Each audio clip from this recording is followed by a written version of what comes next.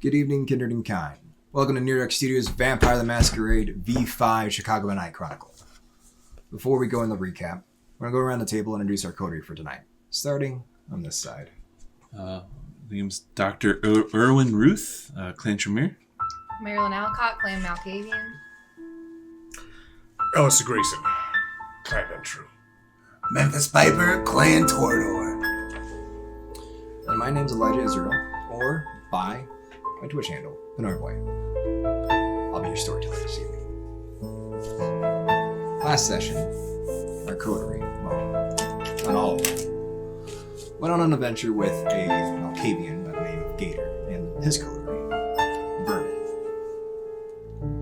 During the confrontation with the unknown priest and his SWAT team members, and in a daring attempt to rescue Clyde, an old friend of Alistair's, Memphis made a run for it.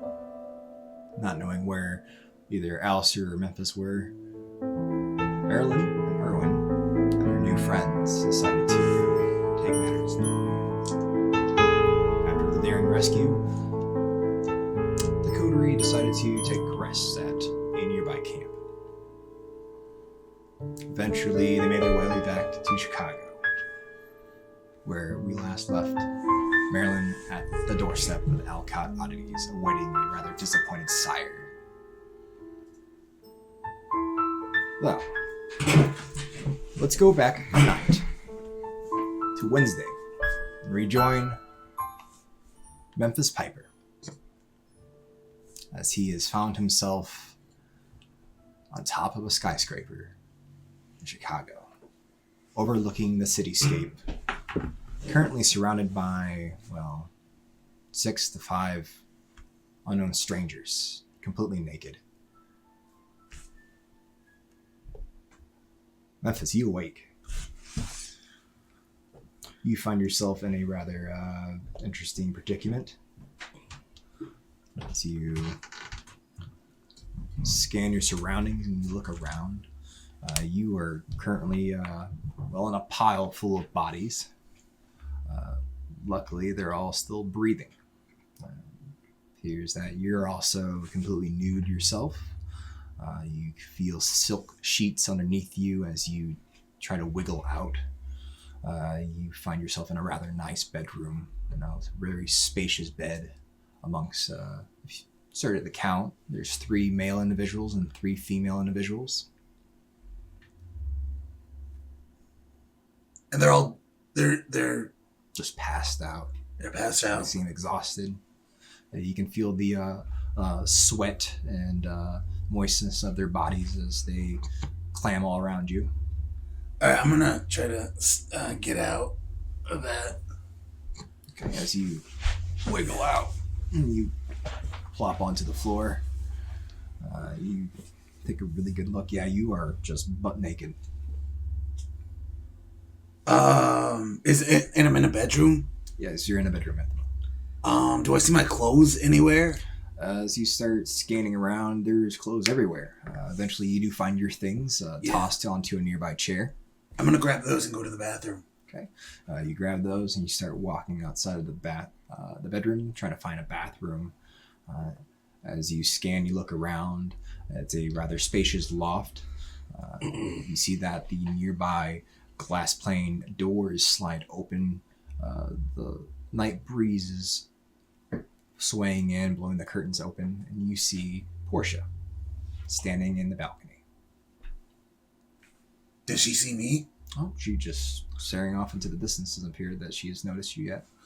I'm gonna try to put on my pants real quick and go out there and see what she's up to. Okay, as you jostle your pants on and you start heading your way towards Portia. You know she's wearing a rather nice silken gown. It's a light blue. Her hair is undone, draping over her shoulders. Notice she's not currently wearing anything underneath. The wind's kind of just blowing it open as she's staring out to the night sky. Portia, where are we? Oh, you awakened. You tired yourself out there. Yeah, how did I get here? You don't remember? I gave you a call. Oh, no. No, I don't. I don't remember a lot. Oh, it's just fried from all the fun we had. Yeah, I guess. But why? Just have fun? I haven't seen you in a while. You've been rather busy. We haven't had Oh, yeah. You our know. usual fun. Right. You know me, I'm pretty independent, so... Independent. Right. But I mean, like, I can always make time for you. You know what I mean? That's good to know, Memphis. Yeah. Come outside with me. Alright. She leads you out to the balcony. It's rather spacious. It's very similar to where you got torqued by Kevin. You see that there's a bonfire pit. The architecture is rather similar, but not identical. She leads you to a railing overlooking the cityscape. You begin scanning and trying to find any markings that seems familiar to you. And underneath the building, you overlook the Succubus Club. You see the purple and pink lights flash as it appears that it's still within business hours. She rests her elbows on the railing overlooking the city.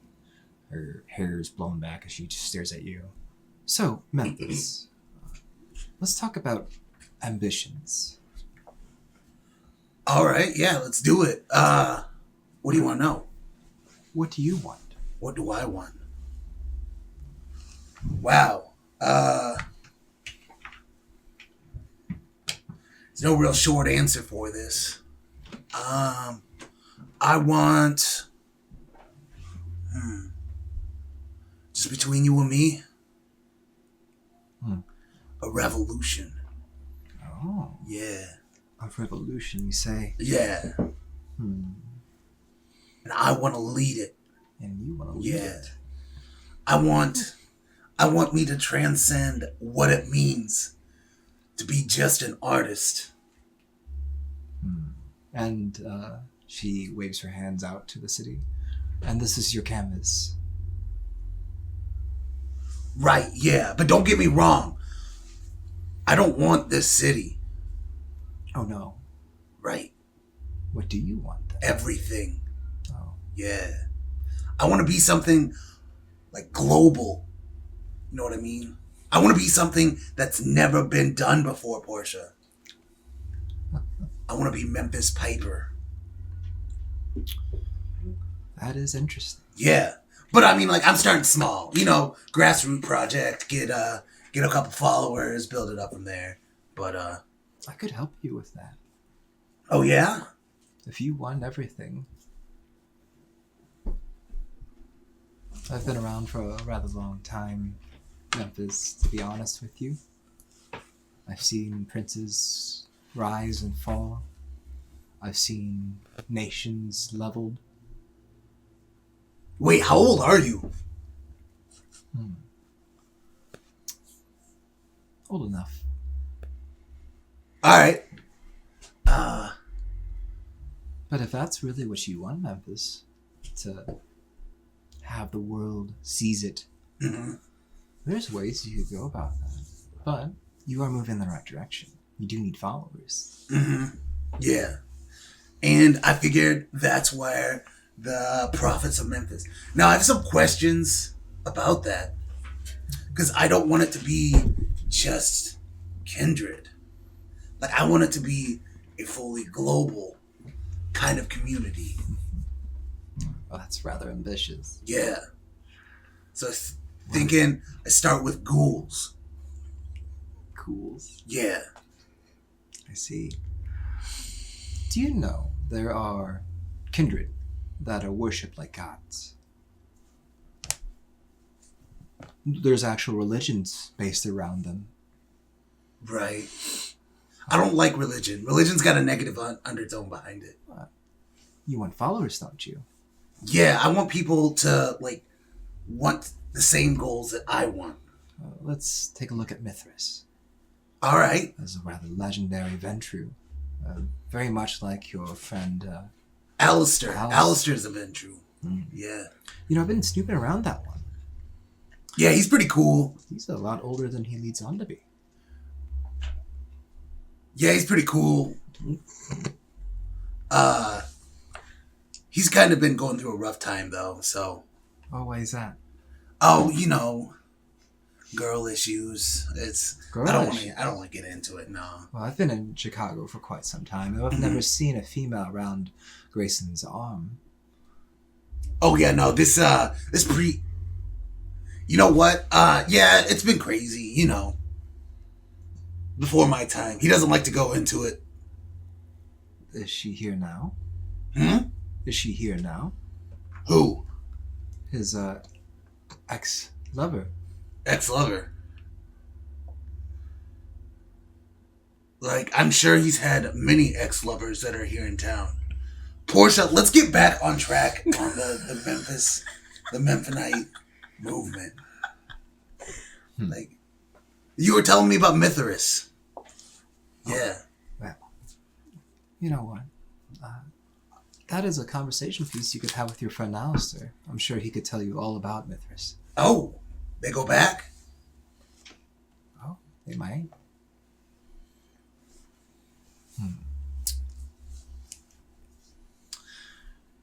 Memphis. Yeah. What you need to do is, well, become stronger. Your blood's, not to be mean, rather weak. Right. And do you know there is a way for us to ascend in potency? Are you speaking of demontation? No, not demontation. Demon. It's something. We eat them. We eat each other. Yes. Vampire cannibalism. Yes. Yeah. Diabolic. Yeah, no, that's not allowed unless we're on a blood hunt. Well, it's not allowed. Right. But it's only bad if you're caught. Hmm? It's only bad if you're caught. Well, how many kindred do you think live in the city? A lot. A lot. Yeah. Give me a number. 20,000. That's a rather high number, but... Oh! Well, you said a lot. I didn't know. I figured since we live forever, like, the numbers would accumulate. I can tell you this. If there was like 20,000 kindred in this city, we would probably starve. Okay. But, I mean, like, there's 3 million people around here. Well, Plus, probably. like, people could be like me. I only eat from animals. Boom. I figure... You see, this is why I need to be in charge. Like, I could make a functional system where we didn't have to eat barbarically anymore. You know what I mean? Oh, how's that? What's your system? Oh, like a barter and trade system with total transparency. That still doesn't elaborate on what's your system. What do you mean? You remember when I said everything living together in harmony? In harmony. Yeah. What if I would tell you there are kindred in the city that commit that act quite frequently? Are they on blood hunts? No. Because I thought about taking up blood hunting to be able to eat without... Well, that's a rather sufficient way to do it. Most sheriffs and, well, hounds... Yeah, those. They hide behind their loyalty to the Camarilla or whatever baronship that they serve to, well, sate that thirst. Wait a minute. There is a way to get stronger. Oh? Now hear me out. Troll's blood. God damn it. Excuse me? Troll's blood. Elaborate. Alright, so there's these things called trolls. Trolls. Yes, and they have blood. And when we drink it, we get wicked strong. Like, Portia, I'm talking about so strong. Like stronger than Alistair strong. You tell me if you've met a troll and drank its blood. No, I've bought troll blood. From where? Fay Market. Fay Market. Yeah. Are you telling me that there's Fay in Chicago? Is that not known? Yeah, there's Fay in Chicago. Really? Yeah. I did not know that. Oh. Maybe we should keep that between you and me, then. Maybe that's supposed to be one of the secret things. She glides around you. So, these Fae, do they hide out anywhere particular, or? Like, I thought you said you've been in the city for a long time. Why am I having to explain everything to you, Portia? Like... Well, I didn't realize Fae were a thing. Yeah, you remember Morgan? Morgan? Yeah, she was a Fae. The Tremere? Yeah. She was half Fae, half vampire. Oh. Yeah, but we locked her away. I did hear a rumor of that. Yeah. Supposedly there was a Fae that was turned to kindred, and I thought that was just legend. Nope, we got her. Does Abraham know about this? I don't know. I'm not really keen on the Tremere. Outside of the doctor. So, where did Morgan go? You said she got locked in a scroll. Oh. So, Yeah, she tried to team up with Capula. I see. So your coterie is the ones responsible for Morgan's disappearance? Yeah. I mean, yeah. Yeah. Yeah, we are. As you carry on your conversation with Portia on this rooftop, that's when we're going to take a second. Thank Damn you. it, Memphis! And go over. You just get Memphis around anyone. God, For 30 seconds, he'll tell you damn it. everything. He'll tell you everything he has seen and touched in like 24 hours. No torture required. Is this why, Sit him down for is a this why you minute. don't want to go around Prince Kevin Jackson? Fuck. I didn't know this is secret. I thought this is common knowledge. Everything in Vampire is a secret. Oh. Fucking facts. That's a shirt. So, we go over to our coteries leader, Alistair Grayson. All right. You find yourself in a rather alien setting. As Mockmaw made his appearance, he quickly vanished, along with the rest of the Garou and yourself. Police sirens started to go off and head in your direction, so the Garou called retreat. Hope began leading your way to a nearby bar. It's called the Ivory Hearth. It looks like a rather mundane biker bar from the outside. But on the inside, it's rather well polished, a lot of woodwork, very, I would say, Germanic architecture. There's actually some steins in the corner that are hung up. As you begin looking around, you notice that a lot of individuals that were currently naked or in their war forms have went upstairs and got themselves dressed. All right.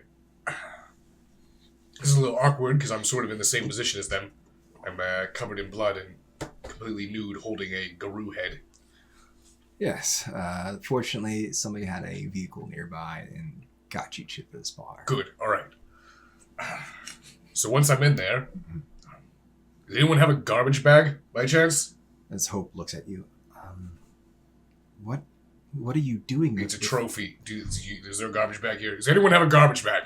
They're all kind of looking at you on shifting. Still rather awkward as a lot of them are still half nude or fully nude. I'm fully nude too, all right? Who hasn't seen a naked person before? I don't think that's the issue, Alistair. All right, I understand. I'm not really welcome here, and this is unusual. But I think once we all get dressed and we can sit down and have a conversation about this. You hear footsteps coming down a flight of stairs. As you look to see who it is, you notice that it's the bald individual. He's clothed himself. He appears to be holding a wad of clothing, and he tosses it down to you. Why don't you get dressed? What the hell happened out there, Hope? I I didn't think he was real. I didn't think he was going to actually show up. Right behind him, you notice that a rather elderly-looking Garou, or individual, comes down. He has long gray hair, very unkept. You notice that he has one clouded eye that appears to have scarring around it. He has a rather long, unkept, peppered beard. He's wearing a denim cut, and underneath he has a plain white shirt and jeans. On the back of both the younger-looking individual with the bald head and the older individual, they appear to have some sort of crown on the back of their vests. It's a silver crown with flames around it. All right. Okay, do we have any casualties? I don't know. She begins scanning around the room. Is everyone here? Everyone starts nodding and looking at each other. God damn it. Who the hell is this? As the bald individual speaks up. Mr. Grayson, it's a pleasure to meet you. Okay. Oh, why is there Kindred here? I was not expecting him. Grayson. I wasn't expecting you here either, I hope. Well. Can I talk to you for a second? Sure. Why don't you bring your clothes with you? Well, I already put them on. Okay, you start putting them on? Yep. Okay. She leads you off toward the corner of the room, and the rest of the Garou start speaking amongst themselves. What are you doing here? Hope this area is being claimed by myself as territory. Are you out of your mind? I thought this was sectioned off for the Garou. That was the agreement between Kevin and... Listen, Kevin's doing this, or at least wants me to do this, to put me in a position where I can fail. Now, I'm not here to push them out. I'm asking for them to allow entrance for myself and my coterie only. And I will be the warden to the north of Chicago, making sure that anyone that crosses that line, anyone who doesn't abide by the tribe's rules here, they'll send me to take care of it. I can't tell you how impeccable your timing is. Because there was a dead Garou found in Ventrue territory. This looks bad.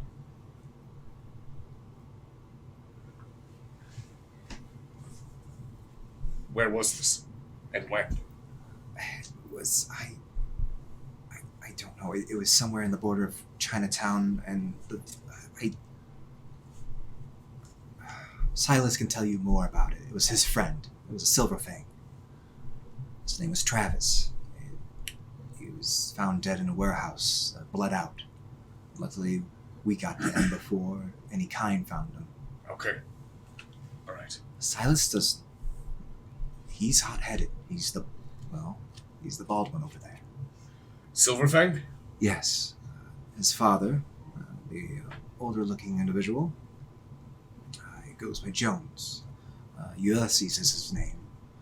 But let me try doing the talking. I can see if I can work something out, but it's... Why are you here, Hope?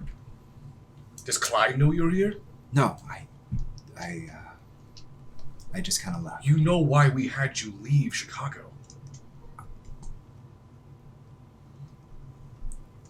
Let me settle them down first, and we can talk about that later. Okay? Okay. As you begin going back towards the rest of the Garou, they are kind of whispering and chatting amongst themselves. See Silas get up from sitting down, bashes his hand against the table. Okay, enough of this. He can't be here. I was just talking to him about that. Apparently, Kevin has signed over this territory to his coterie. They all pause and look at each other with their mouths open. We had an agreement. This is war! You see the older individual grab him by the shoulder and pull him down. That's enough out of you, boy. We don't need a war right now. We got enough on our hands. You said your name's Alistair. Yes. Is this true? It is, but there's a little bit more politics to it than that. This is a little bit personal on my end. You see, Kevin wants this whole situation to go south, fail, personally on me. However, I'm not here to claim your territory. I'm not here to drive you out of Chicago. I'm here to bargain, to avoid war and avoid conflict. What are you, gangrel? No. Very familiar, but I'm not. I was kind of confused why you were naked. Let's just say I feel a little bit more comfortable that way. Okay. Well, I was getting real paranoid there the last time we did have a war. And the gangrel came and, well, they struck a truce with us, and I vowed, that they weren't going to be involved. I don't know if you remember the war. I do. I was here. If Kevin's smart, he would, Oh, Kevin's smart. Don't get me wrong. He's just a cocky ass. well, he doesn't learn from Daddy, because I was personally there when he tossed his ass out the window. Yeah, I got a good front row seat of that from the street side. Now, enough reminiscing about the past that maybe we should worry about the present. I offer you this. Myself and my coterie, we set up a personal base of operations here on the most northern border of your territory. I will act as warden. Anyone who trespasses either way, I will deal with. You have a rogue Garou that doesn't want to listen, that doesn't want to play by the rules, and goes north. You send me. Kindred gets a little too cocky, starts moving too far south, starts fucking with your grounds. You send me.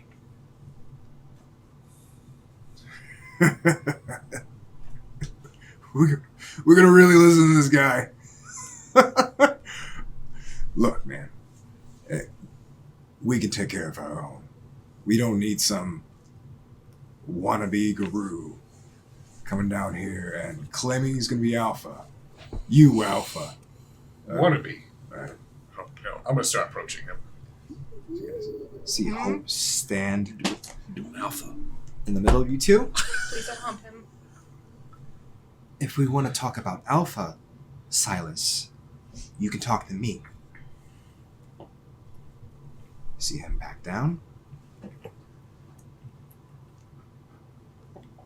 Alistair, I'm Alpha of the Garou of Chicago right now. Well, congratulations. I'm not here to give you an ultimatum. You need time. Take as much time as you want. But I'm taking the head with me.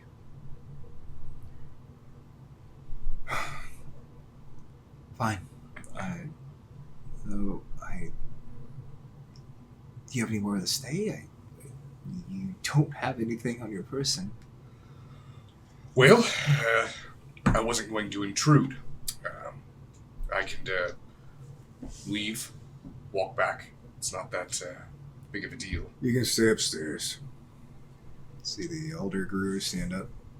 I got a guest room. I'm not gonna have... Boy, you open damn mouth again, I'll put you down myself. This is my house. It's my rules. I I greatly appreciate that. And I'm going to assume that everyone here is a member of the Silverfang tribe then. Some of us are Fianna. Somehow, Numbnuts over here convinced Fergus to get involved. Don't see him. He probably went off in a different direction. There's not a lot of us right now. Get offenders are pretty much non-existent in Chicago. Hell, anywhere in the North American side.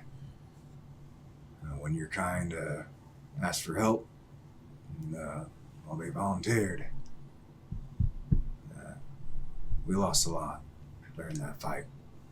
The Get would be the first to accept the role of the Vanguard. I would expect nothing less of them. There's a lot of problems that we're dealing with right now, and I'm not looking to make another enemy.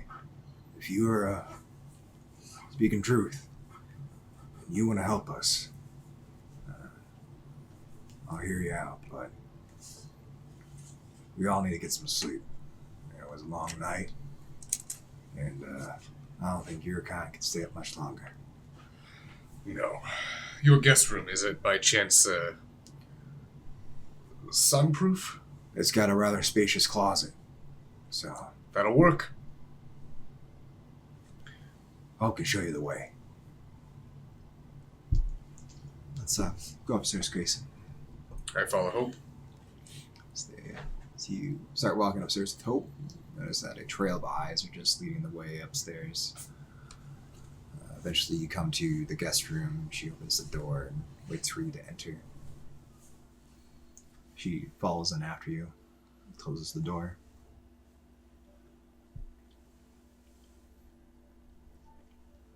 I'm here to find my dad, and Yeah, well, you, pretty sure you just ran into him. yeah, that was him.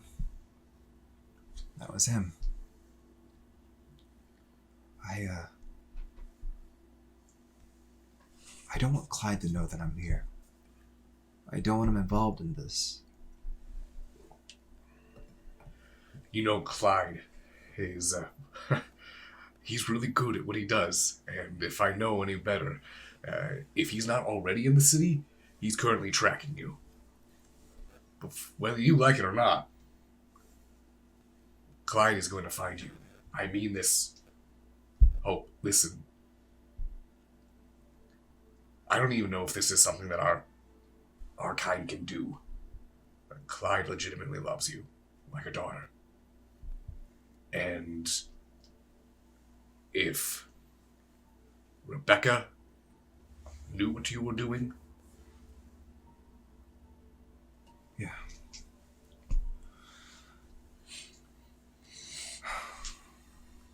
She sits down onto the bed and fumbles with her fingers. There's so many things that aren't answered for me. I was sheltered from all of this all my life, and I can't go on not knowing. I don't even know what you mean when you say he's good at what he does. He doesn't talk about his past. He doesn't talk about... Clyde's never talked about me? He's never talked about what you did together. I'm insulted. Alright, well... Actually, no, I'm not surprised. That's pretty classic Clyde. No. I'm gonna grab a chair. Is there a chair in here I can pull up next to her? Yeah. Sit down next to her. So you don't know anything? He said that you two were some sort of comrades and you had adventures. That's all he would tell me when I was a little girl. No, we did not have adventures. Clyde and I were part of a special task force known as UC6. It was essentially a hit squad created by the Camarilla. We would monitor the affairs of kind society, specifically wars, and we made sure that the victor of the war was in favor of the Camarilla. let's say a particular elder had a lot of resources in a certain country that was at war, well, that country's going to come out winning. Or, for example, in World War II, with the Sabbat heavily backing the Axis, the Camarilla did everything in their power to annihilate them. And I was on that front for several years. Clyde as well. We lost a lot of friends, and we have seen a lot of death in our years. He is the closest thing to a brother that I will ever have. By the time that we even found your mother, we were long out of that life. Both of us had left. He asked for my help. He didn't really have anyone he can trust since he left the Camarilla. So when I went up there and we found what those hunters were doing and the Garou children that they were slaying, the war between our kind has gone on for a millennia. It doesn't need to. Quite frankly, it's childish. But understandable. Many kindred do not share the appreciation for the planet like I do. When you've seen fields burnt and glassed, entire families subjugated to genocide,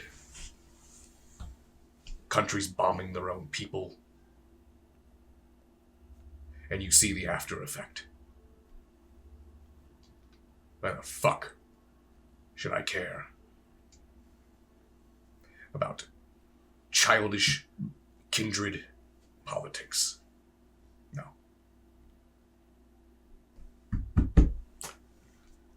You have a lot to learn, Hope. Apparently. Well, it's getting rather early, Grayson. I'm going to stay the night here. That way, Silas doesn't do anything he's going to regret. Oh, I was hoping he would try, but thank you. Well, the guest room's over there. She gestures to the closet. I'm going to open it up, look inside. 5 stars, my favorite. I get inside and close the door. As you close the closet door, we're going to pan back over to our favorite Torador. Picking up right where we left off. Where we left off. It's good. I can't. Make sure you get a good swig of the hamster. Yeah. It's a dot of hunger going down.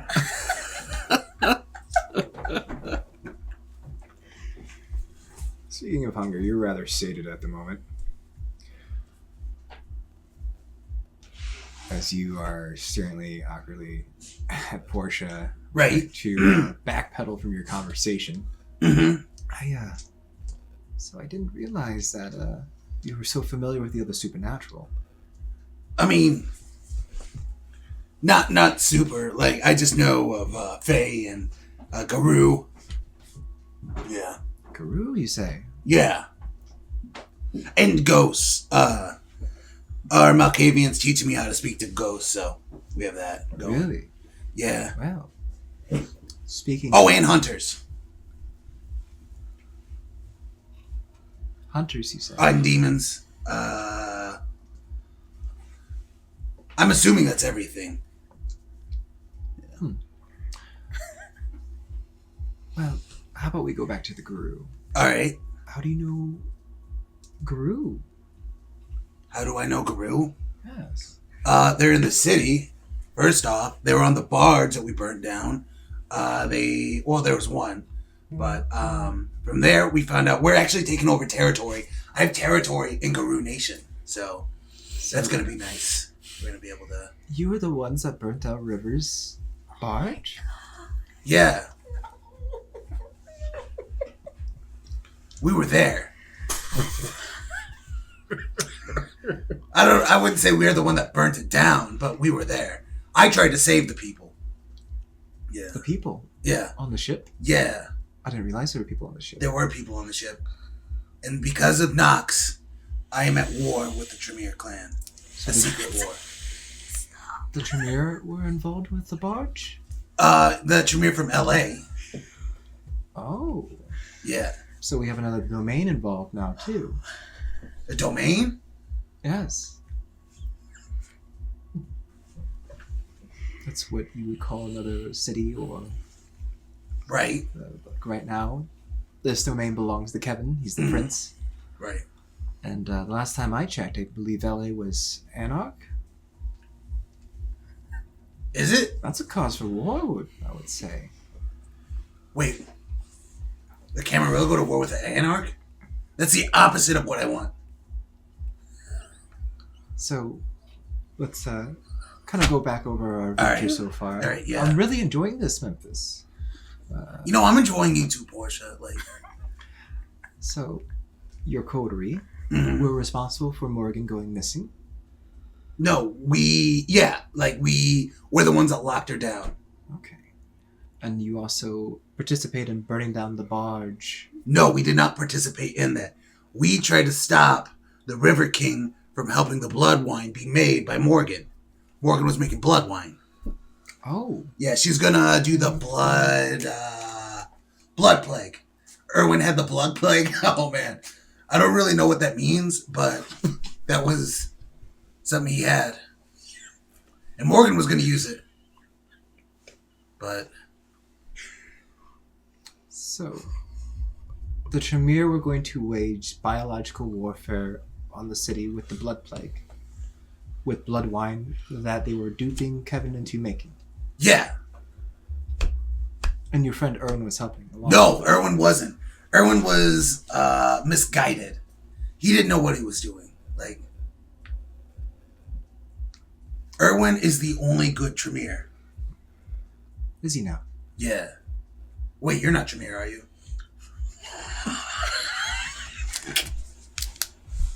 No. No. Memphis. Thank God. Woo. I was gonna say there'd be two. Yeah.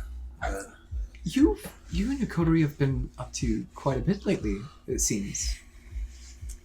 I thought that was normal. God, just Well, fucking stick us now. No, I would say your coterie. I'm astounded. And you said hunters. Please tell me how you know about hunters. Well, where do I start? We hunted one out down at a club.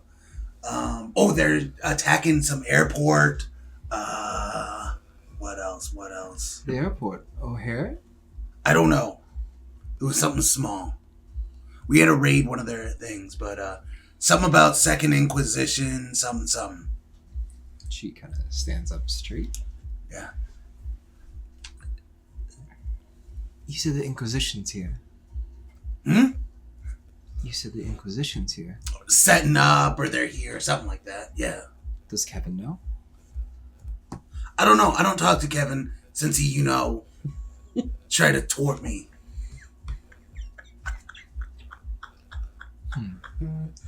This is all news, I think, that would benefit a lot of kindred. But no, hey, I thought everything here is just between you and me. Oh, yes. How that news reaches and how it reaches. Well, no one's gonna tell because I've only told you. In ads. Oh, ads. Yeah. You're working with ads? Yeah, I'm part of the Banana Gang. Oh my fucking god. The Banana Gang. The Jamaican gang. They wear yellow. I'm part of a gang. I'm part of Ad's gang. Yeah. So, you're part of ads. Gang. Yeah, but you work with Ads, right? No, I've never really been involved with that Nosferatu. Oh. So. Oh. Right. How interesting. Yeah. I didn't realize that you had this much potential. Yeah, what I am is a master of espionage. Is what I am, Portia. Yes, you are. Yeah. Yes, you are. We should do this again very soon. Yeah. Absolutely. Maybe you just want to join our coterie. Like everyone thinks Alistair's the leader, but I'm more of kind of the leader than anything else. Maybe I can get you in, like, you know, my +1. That would be something that I would very much like. Maybe Ooh, we can all right. all go out and have a nice time. Yes, because they're trying to tell me you're trying to brainwash me, and I'm not buying it. They're just jealous, Memphis. Exactly. Especially, I would probably assume your friend Alistair is rather jealous that you're in a rather stable relationship. And, his relationship with who did you say again? What was her name? Who's in? Or his old girlfriend. I can't remember. Did I say her name? I don't think I said her name. Did you? Nope. What's her name, if you know it?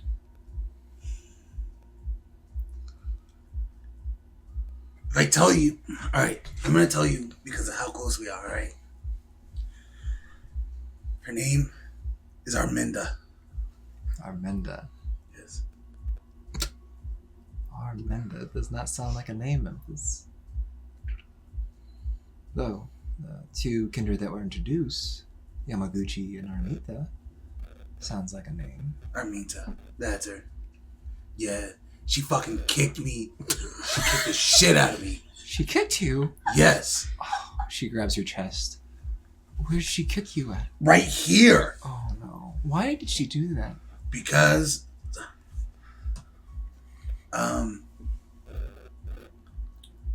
she didn't know it was me. How did she not know it was you? Because I had a mask on.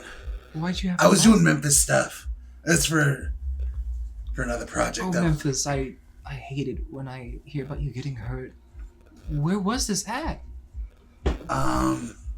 The docks? So your coterie was there too? Where? At the docks. You didn't hear about that? There was a rather large gang fight there. I was... And Armita was involved? Yeah, I was there with the Yardies. And Ads was involved too. No, Ads wasn't there. Ads didn't know. But you told me he owns the gang. Yeah, but Ads didn't know.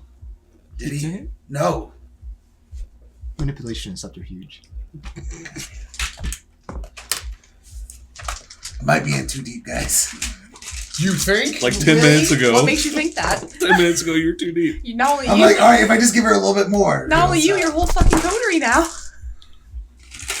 What's more than my coterie? Oh my god. All right, I need a 3 to win, or it's a bestial.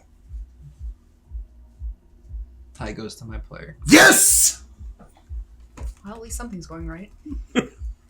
Oh, well. Yeah. I would love to find out. Maybe I should talk to her.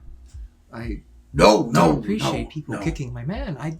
No. No, it's all right. It's all right. What doesn't kill me makes me stronger. So, Well, you know what? Maybe I should just investigate this Amita and see why she's going around kicking people. well, I mean, I did kind of shoot her. You shot her? Yeah, but Why did you shoot her?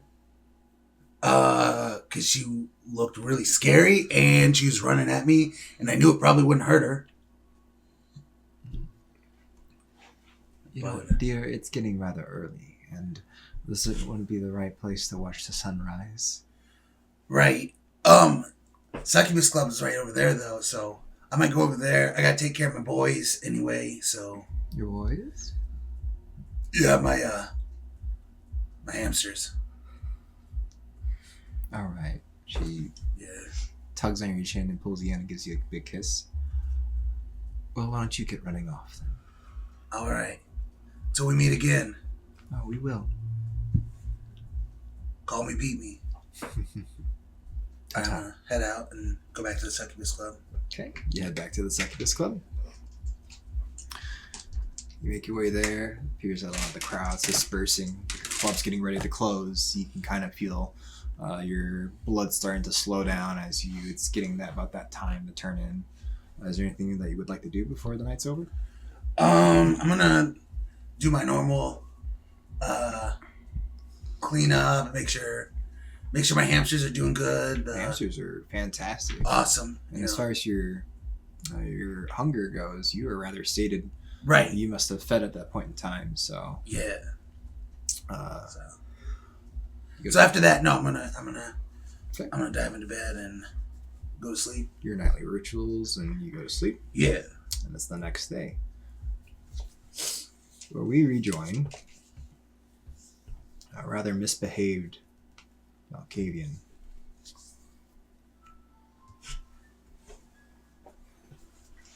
Marilyn, Yes. as we rejoin you in Alcott Oddities, and a rather disappointed Diedrich. You notice that he's the only one in the store right now. You don't even see Frederick. Alright. He's locked the door and closed the blinds and turned the close sign over. What time is it? It's about halfway through the night. It's not quite over It's yet. not closing time. No, it's not. Oh no. Oh, what are you doing, Diedrich? Why closing up already? Fraulein, who was that? Who was that boy that you were, engaging with? I was wondering the same thing. I have no idea who that was, but he's dreamy. Dreamy, you say? Yeah, it's a compliment, Okay, never mind. Well, you've been missing for a night. I was worried. I got kind of caught up in the thing with Memphis and Irwin, and Alistair's out running around fighting werewolves, so we thought we'd do some stuff on the side. And I didn't mean to be gone that long, and it just kind of happened that way. But I'm here now. Well, Fraulein, gestures towards a chair. The store's closed, and we have the rest of the night. Why don't you go into great detail what my child was doing for a whole entire night? I'm kind of tired. I don't really feel like it. Are you tired, child? Why am I tired? I said, are you tired? Oh, I am tired, yeah. You're not lying to your sire right now. No. The sire that gave you unlife, saved you from that wretched home. How about we take a seat, and you tell me where you were? Go sit down. Takes a seat. Rests his arms on the chair. So, how about we start from the beginning? Where were you? I was about 90 minutes outside Chicago at some airport. So going to the airport. Why was you going to? There's no airport that way. Yeah, apparently there is. Memphis had to pick up some band members. I told him I'd go with to help him. Manipulation and subterfuge. Oh God, Jesus, please. I can take it.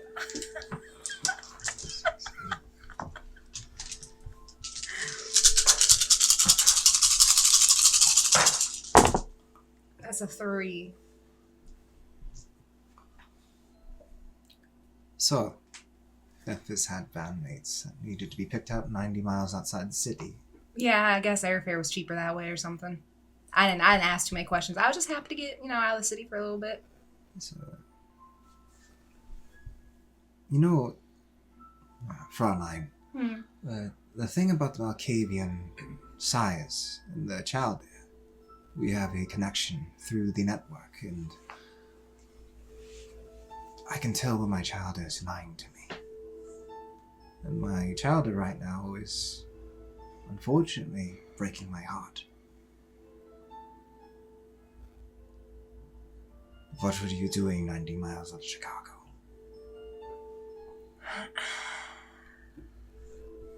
You know, actually, I have a question for you while we're at it, real quick, just a tiny question.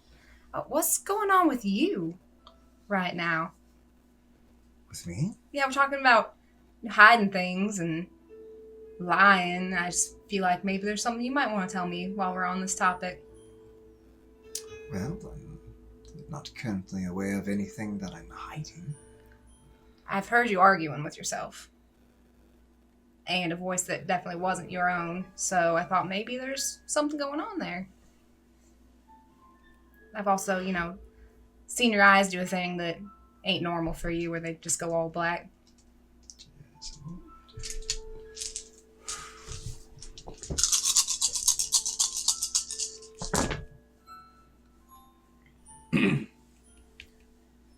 Watch his fingers grab onto the armchair and squeeze. You kind of hear the wood snap on one of the arms.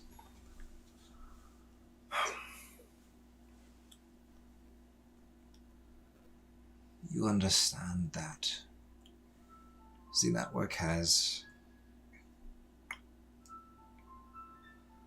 repercussions for what it is. And that's unfortunately a bane our clan has to deal with. And how I deal with it is in a way that I don't like to display in front of my child yet.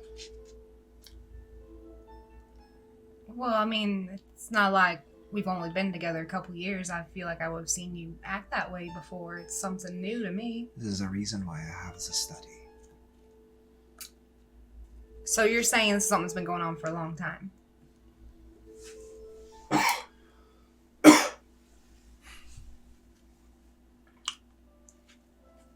Fraulein, I'm just wanting to protect you.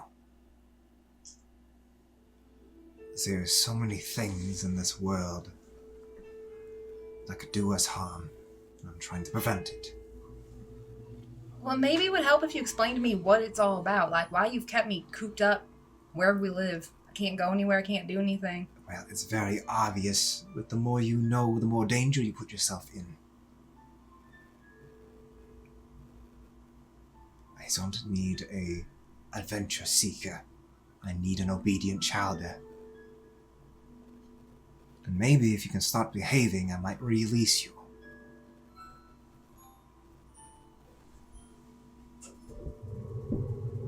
I mean, I don't know how I misbehaved, but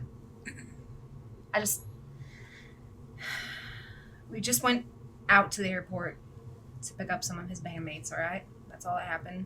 That's why I got caught up. It took longer than it was supposed to. We had to pull off the side and sleep somewhere for the night. Alright, Fraulein. If you want to be honest with me, how do you go to your room and you think about it for the next night? As of right now, you're grounded. I don't think that's fair. I just want to say I don't think that's fair at all. I came back. I didn't get any trouble. I didn't cause any trouble. You are out frolicking with some idiot that's dressed He's like not an idiot. wearing the American flag and, He's a genius. and obviously using disciplines in the city, breaking the Masquerade. He was floating in mid-air. It was incredible. No, it was not. If Kevin would have seen that, he would have, at the very least, had me torp you.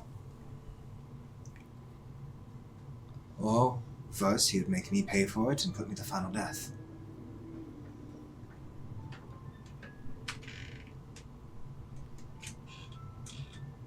How will you go to your room and you think about what you did? I will think about it until the next night, if I'm feeling generous. Good night, Marilyn. She's gonna stand up real fast and kick the chair and go up to her room and slam the door.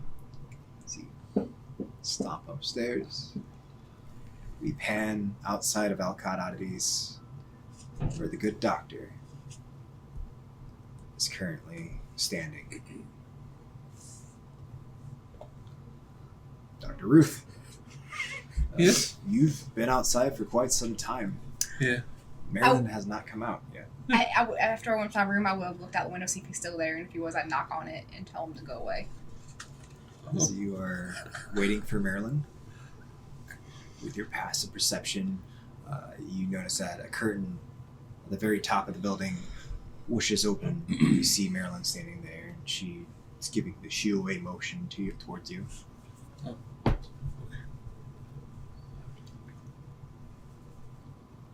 Okay. Yeah. Sir. Is this busy street? Can I get a taxi here? You see taxis pass by. I'll hail a taxi then. I'm gonna hail down a taxi. Like to go to Hyde Park, please. Okay, that's kind of weird. Particular reason when I go to the park in the middle of the night? I'm pretty sure it's closed. It's just I live around there, so like you just drop me off there. I can walk the rest of the All day. right, just be careful, buddy. It's Chicago. Definitely, your type gets mugged pretty frequently. I think I'll be okay. Thank you. All right. Taxi takes off, drives towards Hyde Park. Eventually, it stops a couple of blocks away from the Chantry. All right, here you go. Pay him, and then head to the Chantry. Begin walking towards the Chantry. As you do, could you please give me a stamina composure roll? The difficulty for this is 2.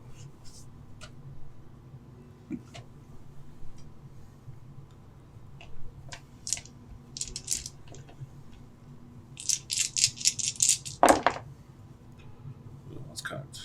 I definitely have 2. I have 2. Okay, it's 2. Feel your arm itch again. Yeah. Same spot it was earlier. You feel around the bump hasn't gotten any bigger, hasn't swollen or anything like that. And you continue to make your way towards the Chantry. Eventually you break into the Chantry and come to a rather familiar setting. It's rather quiet, eerie. You can hear a pin drop. Gonna head my way to Abraham. What time is it exactly? It's a little past halfway tonight, but you still have a sufficient amount of time to do some things. Excellent. I'd like to stop by Abraham's room. Okay. See if he's there. If he's not, it's fine.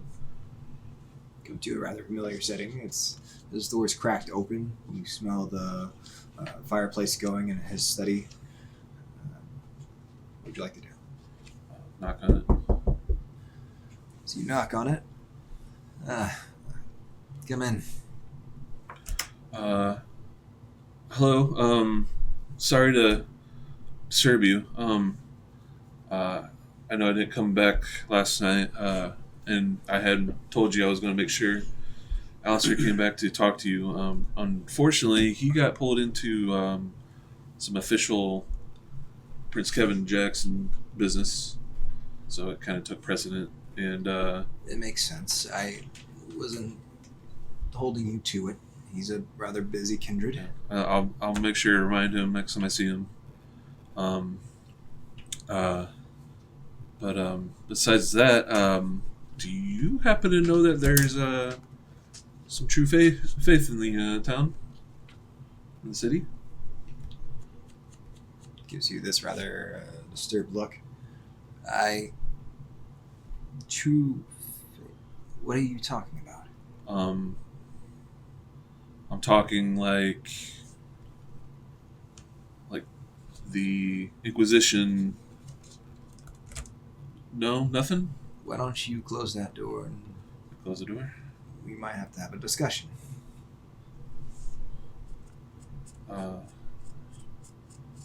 So the reason I didn't come back last night, I was on coterie business, and we ended up running into someone who is just shrugged off bullets, shrugged off disciplines, overpowered someone that I know is very strong. See him get up. Goes towards a window that oversees the courtyard into the chantry. Brushes it to the side, lets moonlight lead into the room. Rests his weight on his cane. Erwin, I need you. What did this individual look like? Did you see where they went? He was dressed like a priest. No, I didn't see where he went. All I saw, or we ran from him. I have no idea what he's doing here. I never ran into one myself until tonight. It was Did you quite feel eye-opening. scared in any way? I felt terrified, yes. You feel compelled to, repent. Yes. You watch him set his cane down on his desk. He raises his hand that's currently gloved. Rings his fist. Erwin, do you know why I was gone for so long out of Chicago? I don't. When my sire had me bide for, be a prince, I was relocated, shipped off to fight in the war. I've seen things I can't unfortunately unsee, and I've done horrible, horrendous acts. When I was called back to Chicago to be the regent, I saw it as a blessing. But during my time overseas, I have first-hand experience with the Second Inquisition. They were picking off our elders that were being called and beckoned. They were taking them out one by one.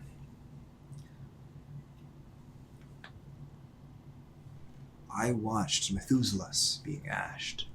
I watched elders just crumble. This is not good, Erwin. What are they doing here? What can we do against that? Obviously, someone was rather reckless. They broke the Masquerade and they led the Inquisition here. For one, Kevin needs to know. Yeah. 2, someone needs to be held accountable for it. And you're looking to, help me raise the clan's status. Sure. We need to find someone to be responsible for this, Erwin. Oh. Do you know anyone reckless that we could pin this on?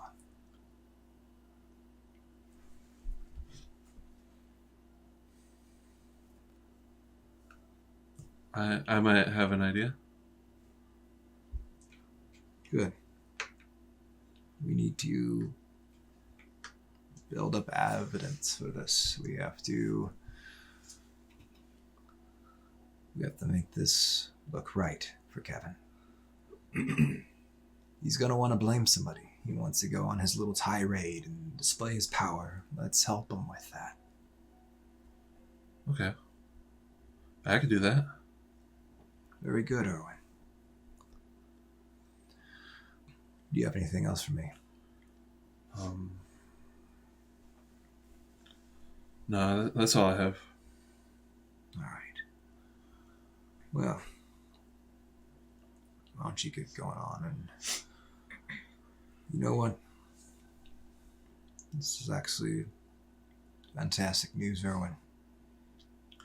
You know, Nikolai, we He taught me quite a bit while he was here. If we have time, we can sit down and go over some of the rituals he's made. But really, yeah, I would love that. Very good, Erwin.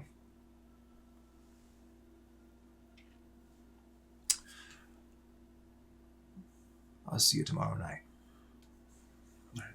Good night, Abraham. Okay. I'm going to retire to my room. All right. Take off my coat. All right. I'm going to take a real good look at my arm. Okay.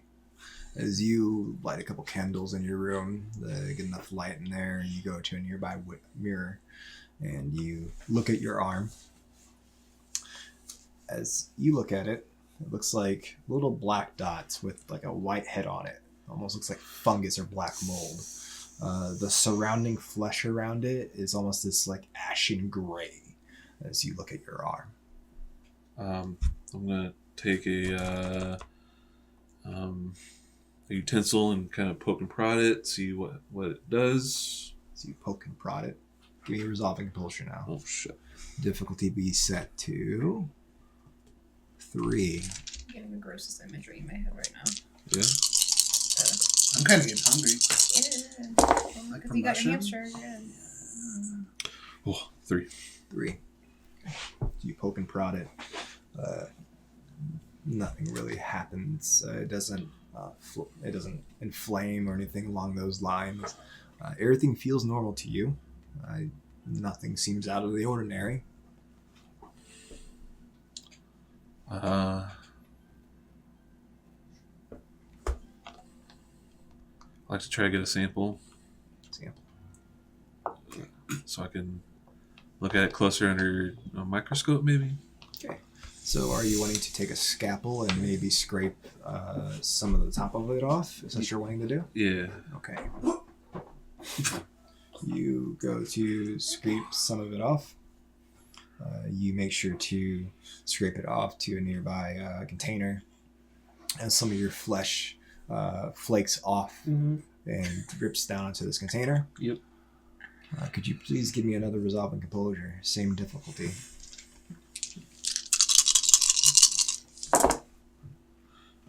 3 again. 3. Okay. You successfully scrape it off. No issue at all whatsoever. Take a look in the microscope. There's just flesh. Is there any blood with it too? Do you want to get blood with it? A little bit. Yeah. Okay. So you're going to have to cut in a little bit to get this. I could maybe use a needle or a syringe. Needle Just get syringe. blood around the area. Why don't you give me a medicine check? I need a pool of intelligence and medicine. The difficulty of this will be set to 2.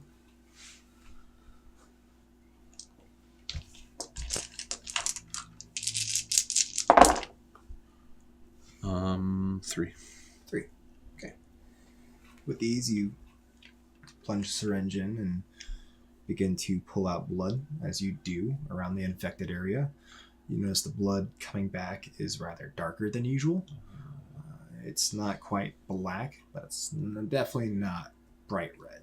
So, Alright, I'll take a look under the microscope for that first, the blood first. as you drop it onto the microscope and you begin examining it, the cell structure and everything looks somewhat normal, as normal as it can be for kindred. As you begin studying it, tell you what, why don't we do an academics roll at this point? You can give me an intelligence and an academics roll. And I'm going to set the difficulty for this to 4. Alright, this is my kind of roll here. 4 and 4. Yeah. No, you allow me. 1, 2, 3, 4, 5. 5. Okay. As you begin examining it, if you had a heartbeat, it would stop right now. You're starting to notice similarities to the blood plague when you were studying it with Jocelyn. Some of the cell structures resemble it, but not exactly identical. Oh god, it's mutated. It's a fucking mutated blood plague. Oh no, get the fuck away from me. Ocean Zero. Okay. All right. I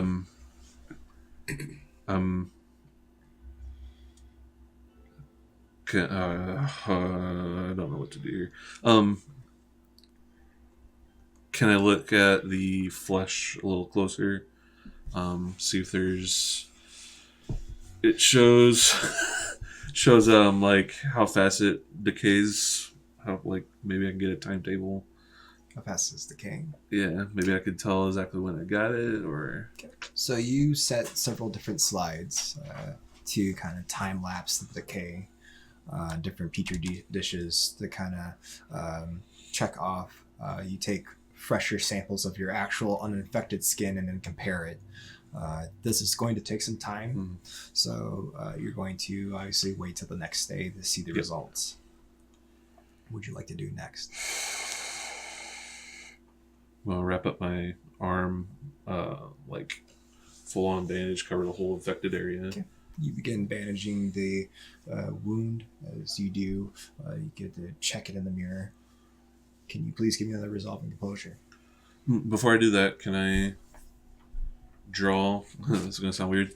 Can I draw with a marker around it so I can also See it spread. see how much it spreads to over the night? 100%. All right, and then I'll see. So resolve and composure. Yes, this time it can be set to 4. Oh boy.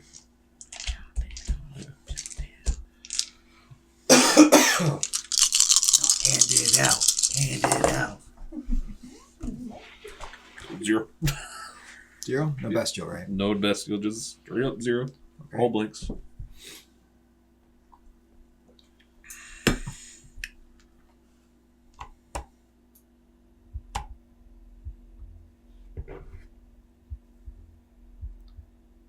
Isn't that the web music?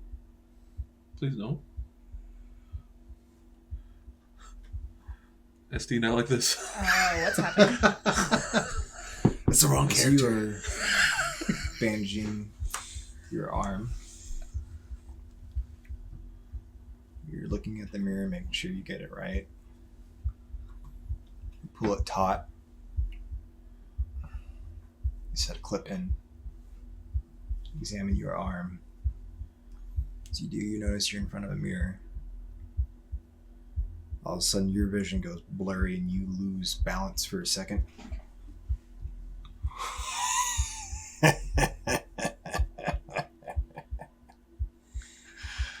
My. Good doctor. Dr. Ruth. Oh, wait. How about I try a different voice? There's a familiar one. Ah.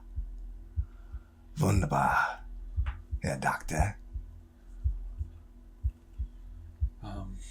You stare around your room and you notice that these candles start to go out. For some reason, your reflection is just staring right at you, bright as day. You notice that it drops its arms and begins pacing around your room, pulling bookshelves off, tossing books onto the ground. This isn't real. You're dead. This is not real. Really? Tosses a book at you and hits you across the face. It's not real. Oh, for the doctor. What ails you? Huh? Did you just... The aches? Oh, is it the plague? What was her name? Jocelyn? Oh, yes, Jocelyn, brother. And you notice that 2 Irwins are now resting on your shoulders.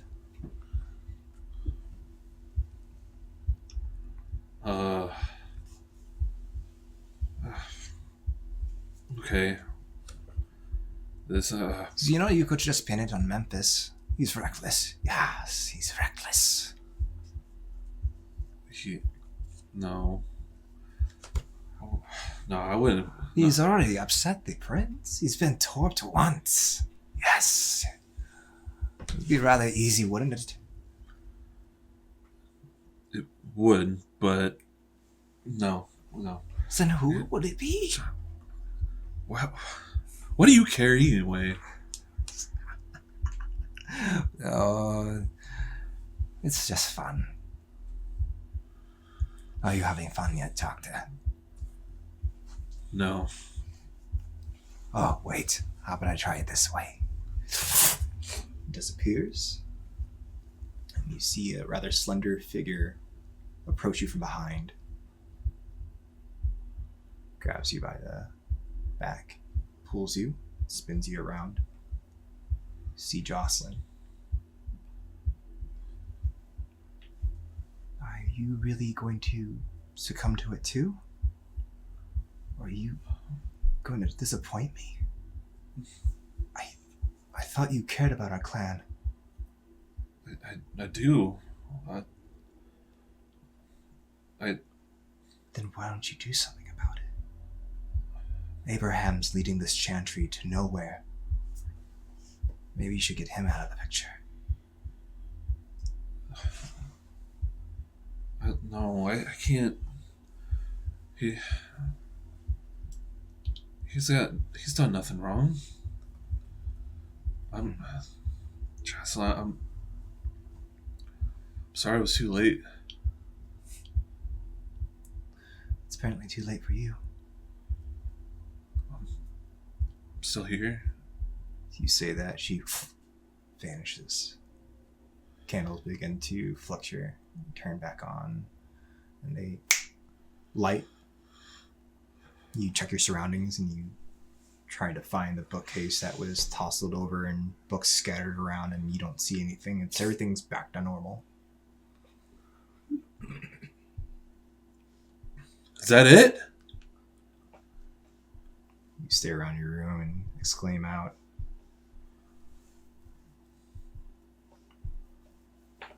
Oh my god.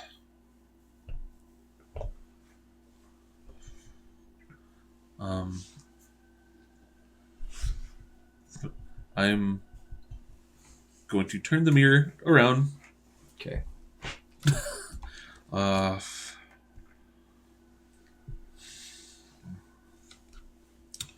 I'm gonna try to get some sleep. So you turn in for the night. Yeah. Let's see what Alistair's doing with his night. Mr. Grayson, Yes.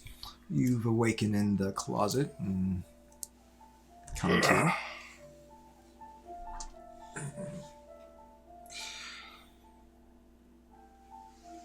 Open up the closet, walk out. So you open up the closet and walk out. See Hope's fully dressed. She's standing, waiting for you to awake. See if you get some sleep. Yeah, I slept just fine. Thank you, Hope.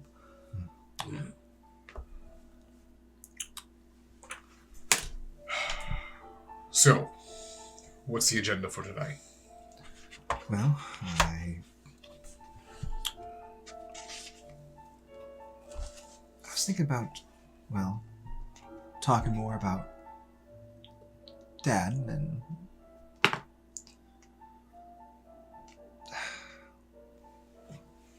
maybe you could go into a little bit more detail with what you two did. I would like to get to know about you more, if I'm honest. Okay. I feel like we will be working together for quite some time. With me, well, being Alpha. Have a seat.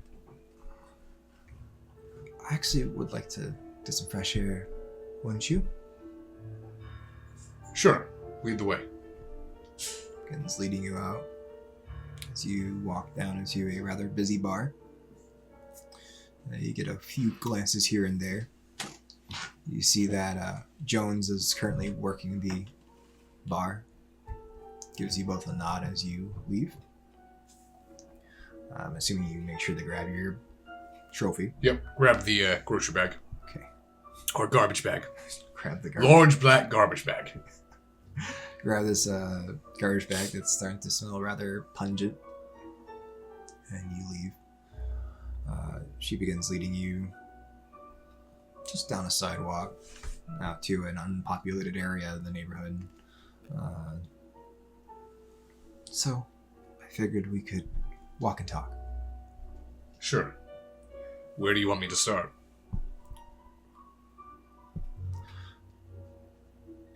Who formed the UC6? It was formed by the inner circle of the Camarilla. They needed a team of highly trained, highly skilled kindred that could obey orders, and they didn't have to babysit. There was a lot of times where we were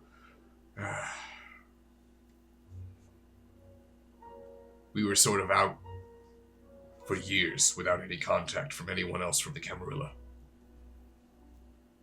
Living on the lam, you could say.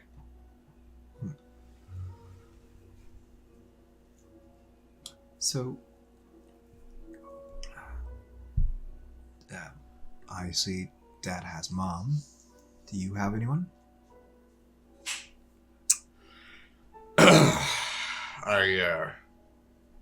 I did at one point, yes. However, we had a hard separation. This was before the UC6, though.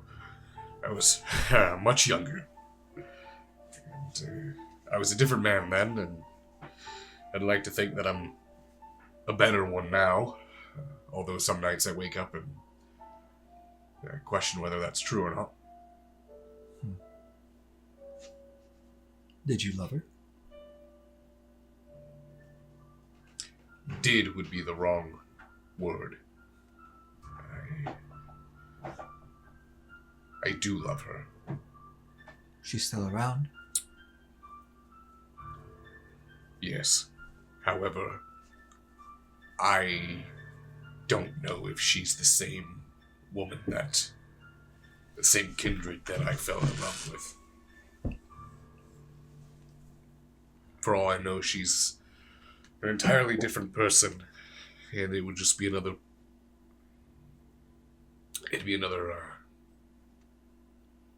one on my list of people I've lost. But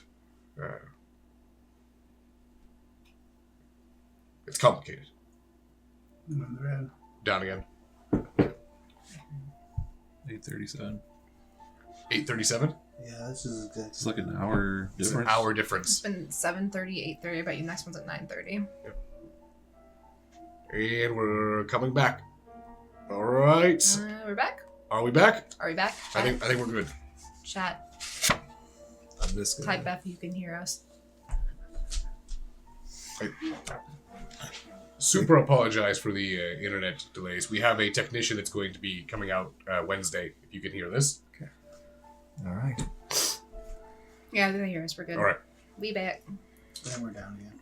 Oh, all right. Great. Is it? Fred. Yeah. Yeah, we're frozen. All right. It's probably going to take again. Oh, yeah, we're back to green.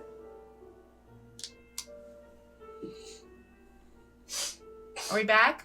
All right. Oh my god, I think we're we're back back again. again. Okay. As we were. Yes. Yeah, hopefully that's not the case. Hopefully she hasn't changed. I miss her. I miss her. I miss her very much. Well, she is mid-sentence. You notice her phone goes off. That's weird. Reaches in her pocket. Did you call my dad? No, why? Hello? Oh, okay, slow down. Is that Clyde? Yeah. Clyde has a phone? Yeah? I'm gonna try to grab the phone away from her. Grab the phone. Clyde! Grayson? You son of a bitch, you have had a phone this entire time? It's not my phone. Oh. Oh, well. Are you trying to track down Hope? Well, apparently you did that for me. Well, she sort of found me. We sort of found each other. We ran into her father. Well, I've also run into, your coterie. Which ones? The Marilyn, I think. Okay. And then, there was a Memphis, and, for a brief second, I think, and he ran out. Memphis tends to run a lot, that's normal. Is everything alright? Are they okay? Yeah, Erwin, that was the other one, and then, who was your, Gator? I don't have a coterie member remember named Gator, no. Meeting a Gator. Yeah, there was two other individuals, Kenny G and they called him Deucer. None of those names sound familiar to me. Alright. Clyde, where are you? Well, I'm currently walking downtown in Chicago, and I borrowed someone's phone. Okay. Do you see a landmark, anything around you we can maybe meet up? There's this weird-looking bean. A weird bean? Okay, I know where you're at. Just stay by that. At least I myself or someone will be there soon. I'm sorry, it's called the Cloud Gate. Yep. I know where it's at. Thank you, Clyde. Okay. Here's Hope. Okay. All right. Yeah, I will. Okay. I'm sorry. She hangs up the phone. Okay. Well, apparently you were right. I told you. My father is a professional helicopter parent, so let's go see why he flew all the way out here. All right. We go ahead and I'm assuming we'll probably need a ride from where we're at then. Yeah. She gets on her phone and begins ordering an Uber. Is there anything else that you want to talk about before we... No, we can save it. I just kind of have to compose myself to deal with a rather angry Clyde, which doesn't happen often. He can be he's stubborn more than anything else, but he's not irrational. He needs to understand that you are a grown woman. Yes, I am. You can make your own decisions, and knowing him, he's probably still treating you like a little girl. Yes, he does. I have a coterie member who is going through this exact thing. In fact, actually, maybe you and Marilyn would do. Is it, was that your friend that was scared? Yes. I don't even think she's ever spoken to, she's spoken to Bard now, but I don't think she's ever spoken to anyone, long term as far as Garou goes.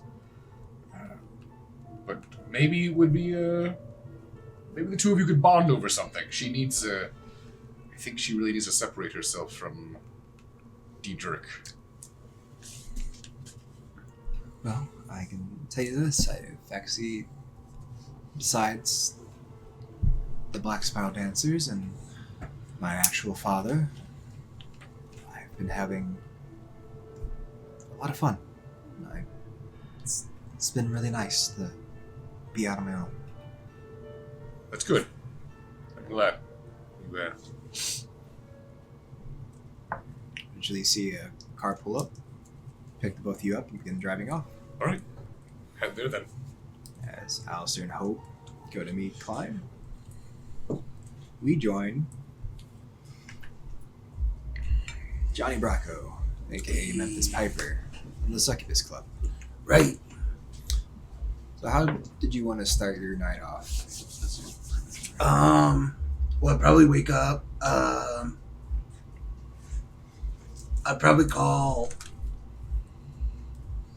Alistair, but I'm guessing no one will pick up. Call Alistair. His phone rings, goes straight to voicemail. That's what I was thinking. All right. Then I would probably call Marilyn. Call Marilyn. Yeah. This one time of night. He's having a rather interesting night. Call, go straight to voicemail. Man, no one's reachable. You know what? I'm gonna go see what Annabelle's up to. As you ascend up the stairs and join the Succubus Club on the dance floor, Mm-hmm. you notice that your phone vibrates. You look at it, and apparently, Ads has been trying to get a hold of you. Oh, snap. All right, well, I'd give him a call then. Call Ads, picks up on the first ring. We're gone, Kindred. Hey, Ads, how you doing today? Tonight? Will I be doing better right now? Oh, good, good. Why don't you stop by the red number 5? The red number 5. Yeah, no problem. I gotta take care of some stuff here, and then I'll head that way. I'll be looking for you.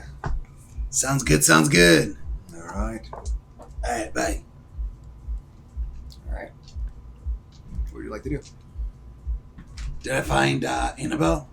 So you begin searching around the dance floor. Eventually, you do find her. Oh yeah, I'm gonna sneak up behind her, and I'm gonna put my hands over her eyes and whisper into her ears, "Guess who?" So you approach Annabelle. You notice that she's currently conversing with either patrons of the Succubus Club or business clients. You come up behind her and you slide your hands in front of her face.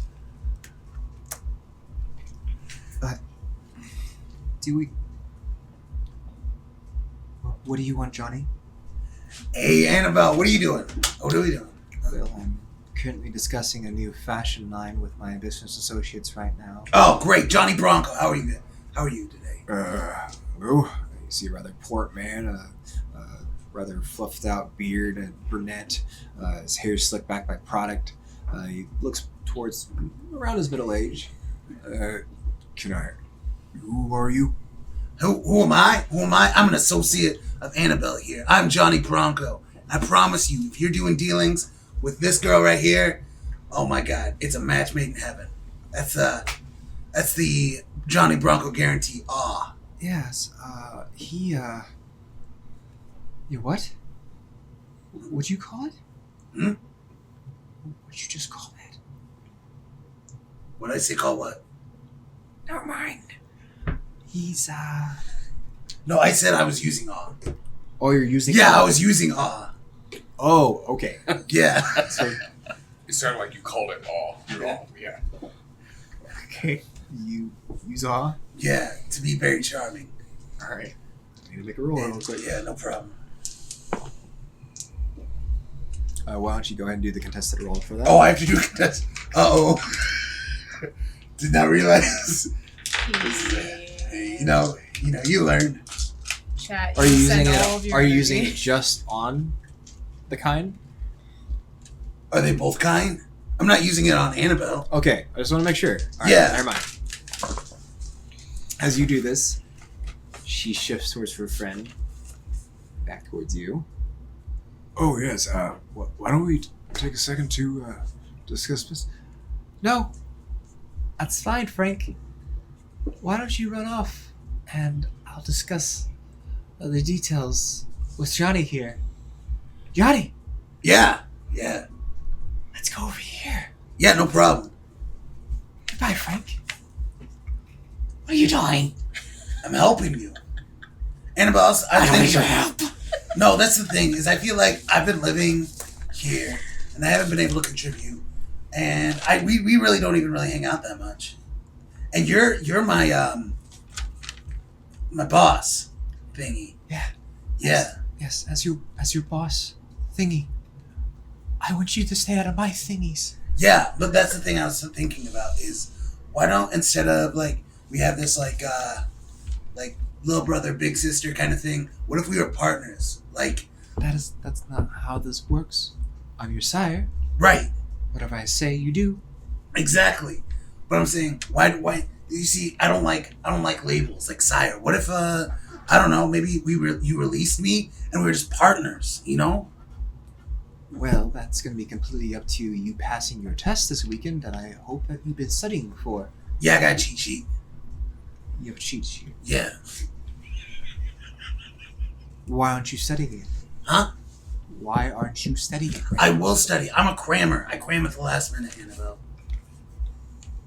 Annabelle, also, like, you haven't really told me, like, you're like the primordial of like us. So like our whole like clan. Maybe Promote? What are you talking about? What is a primordial? like you're in charge of the entire clan. All of us. I'm a primogen. You are going to fail that test. I No. need you to pass it. Yeah, I'm going to pass it. But I'm just saying, from one Torador to another, like maybe you could show me some like how we do. Like I hang out with the Ventru and Malkavian. Okay, so I'm gonna say this right now. Yeah, This, yeah, you entirely, yes. is not how we do.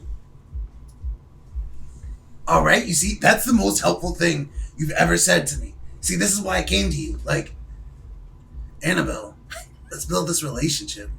Ground up. I don't want to hide in your closet with my tube city.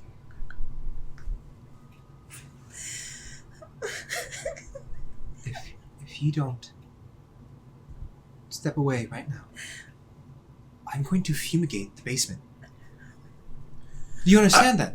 All right, you know what? Good talk. Annabelle, just food for thought. You know, get back to me.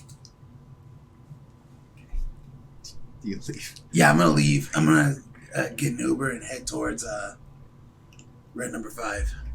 So you get in the Uber, you start heading towards red number 5. That exit doesn't take too long.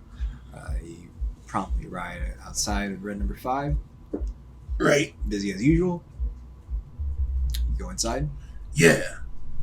And at this point, the bouncers don't even stop you when they see you approach. They just get out of your way and just let you walk right inside.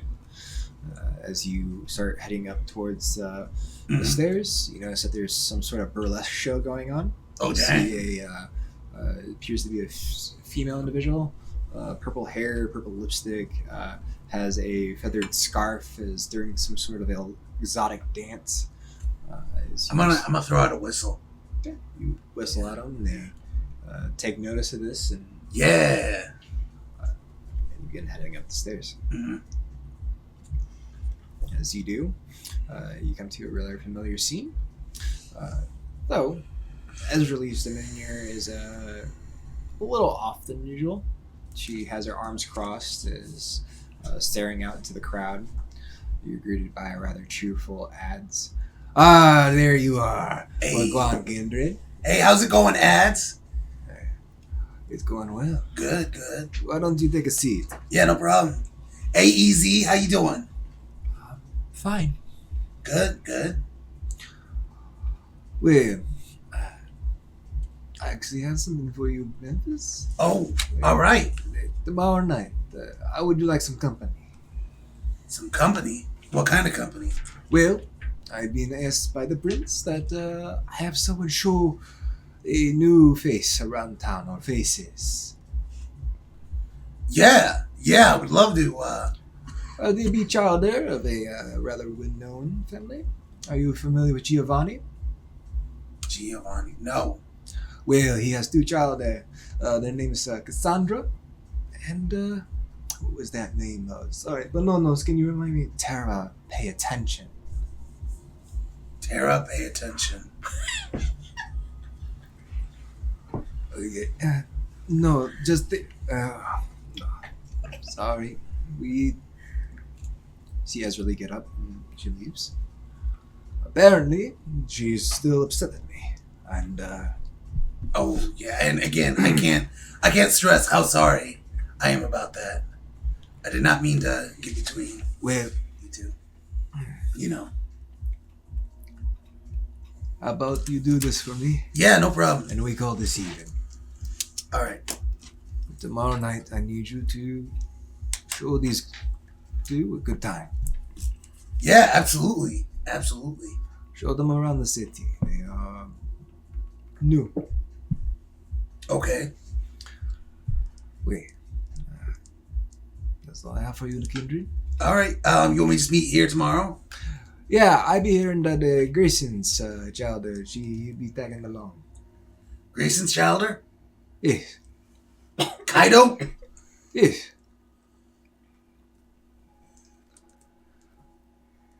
Oh, cool. Good. Don't worry, he's just there to make sure that, you know. Doing hound stuff. Yeah. Yeah. All right, no problem. I can handle that. He's like a little brother to me anyway. All right, Kindred. All right. You have a great night, Ads. Do. All right, I'm going to head out. I'm going to check where Alistair is. As you check the GPS, you see that he is currently at the Black Market Bistro. All right, well, that's where I'm going. As Memphis is en route to the Black Market Bistro, we join Alistair outside of Cloudgate.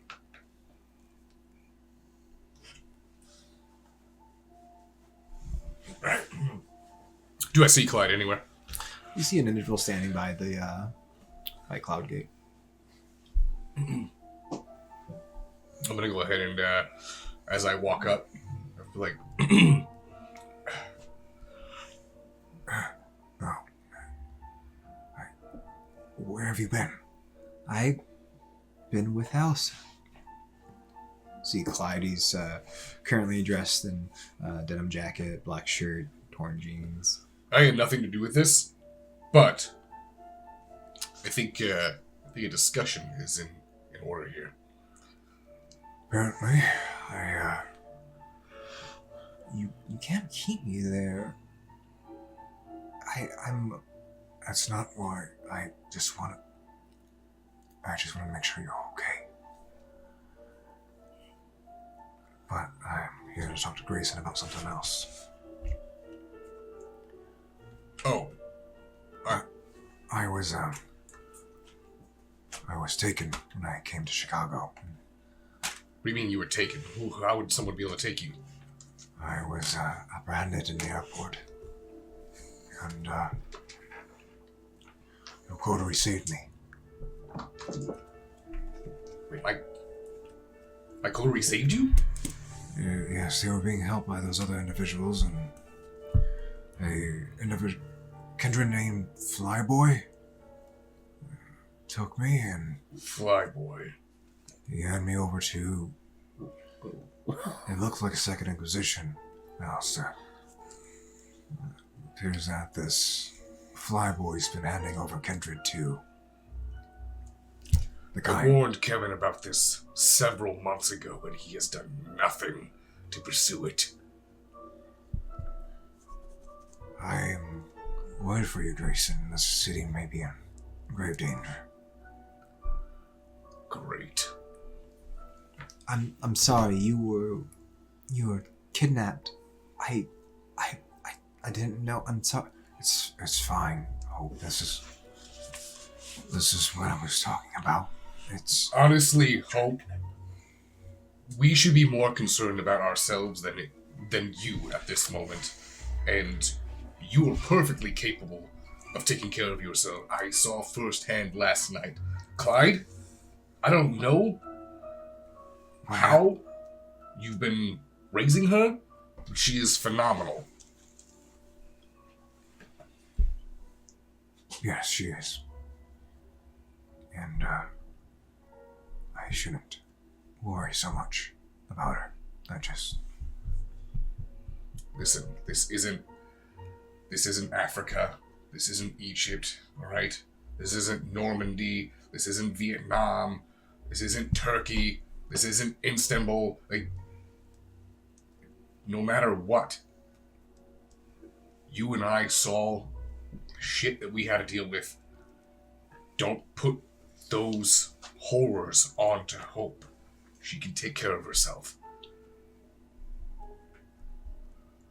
Well, we should alert your friends about this.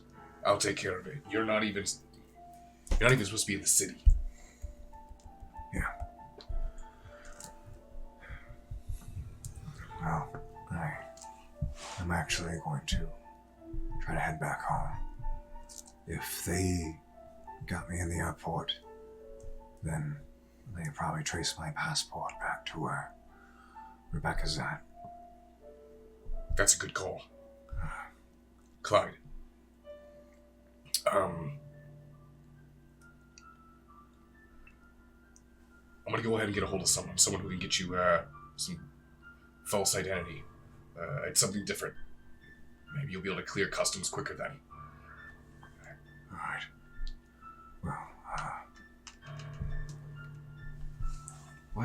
why don't... Dad, why don't you come back with me, and I got a hotel and we can talk. Clyde, Yeah. while I get a hold of Kaido to take care of that for you, maybe you should really talk to Hope and tell her what we did. Yeah. I should have that talk now. Hope.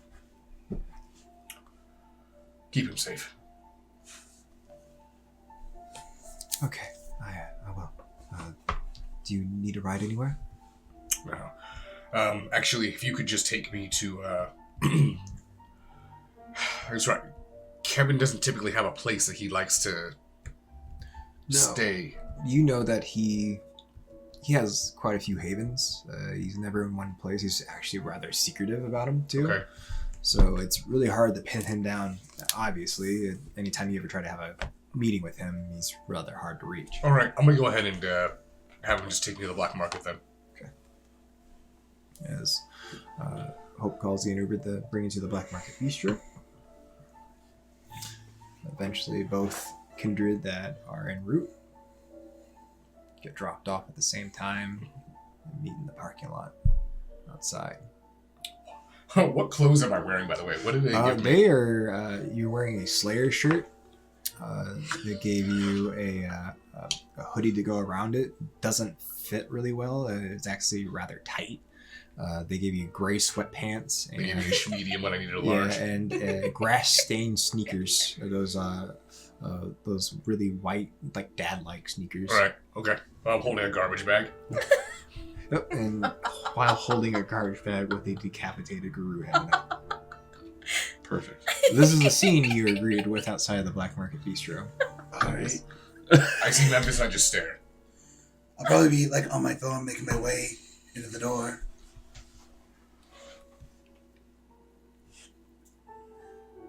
Memphis? No, I don't have any change. Where's Alistair? Memphis? It's me. I didn't know you were a fan of Slayer. Who's Slayer?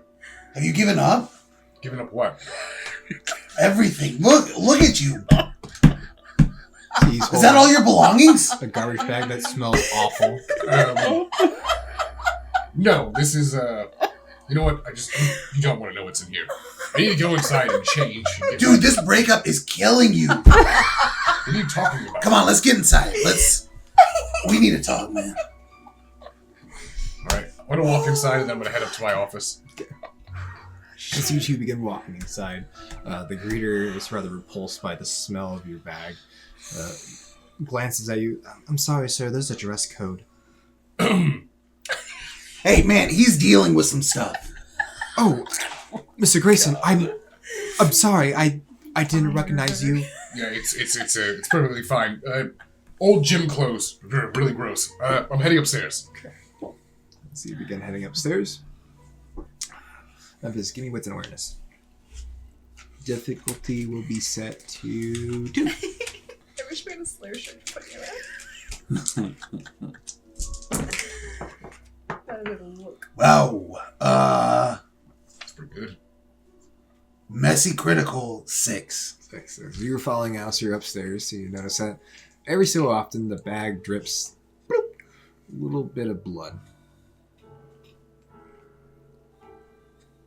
I want to reach down on one of those and taste it. Reach down and taste it. Is it blood? Why It's blood. is that your first reaction? It's rather sour. Has this almost, I would describe it as like a red hot flavor, kind of spicy. Huh. You've ever tasted that before? Hey, Alistair, you're leaking. Yeah, I know. That's why I'm trying to get upstairs. Okay. So you're both ascend upstairs. Is there a particular room you want to go to? I'm just gonna go into my office so I can change, better package up this head, and grab my phone, wallet, my belongings. Go into Alistair's office. Close the door behind you. He begins to shed his clothing. So you have a busy night? Yes, it actually was quite interesting. What happened with you? Follow-up question real quick. Who's in the bag? It's a Garou.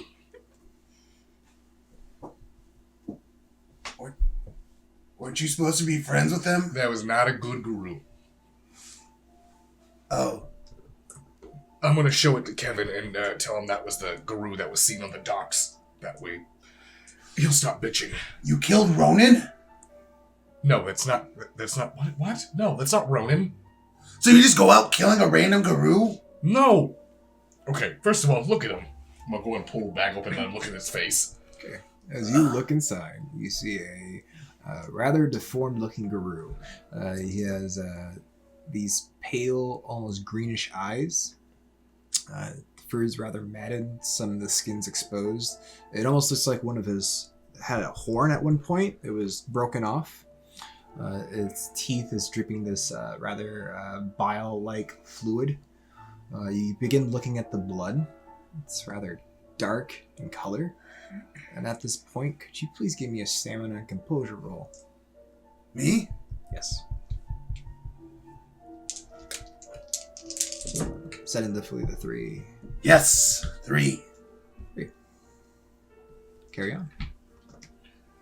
Alright? This is a black spiral dancer, alright? It's a Garou that is typically not ones that are meant for negotiating. Right. Do you remember when we were, wherever the fuck we were, the hedge? Yeah. Remember when we were on that chessboard with the Autumn King? Mm-hmm. Those Garou on the board, the Yeah. ones that worship, or at least have some sort of affiliation with Capula, those are black spirals. That is this. Oh. So, they're in the city. The Garou down south are dealing with them. I'm going to try to help them. Oh. So, I've got many things in the fire. How about you? And thank you, by the way, For what? for saving Clyde. I met with him and he told me about it. Awesome. Yeah, no problem. Glad to help. Who's Clyde? I'll thank Marilyn and Erwin when I see them. Cool. Yeah, I haven't been able to get a hold of Marilyn. And I couldn't get a hold of you. Were you ignoring my calls? No, I left my phone here. All right. Well, I've got some news for you. Okay. Especially with the Garou issue that you're dealing with. I think I might have something that can help you. You ready? You might want to sit down for this. You ready?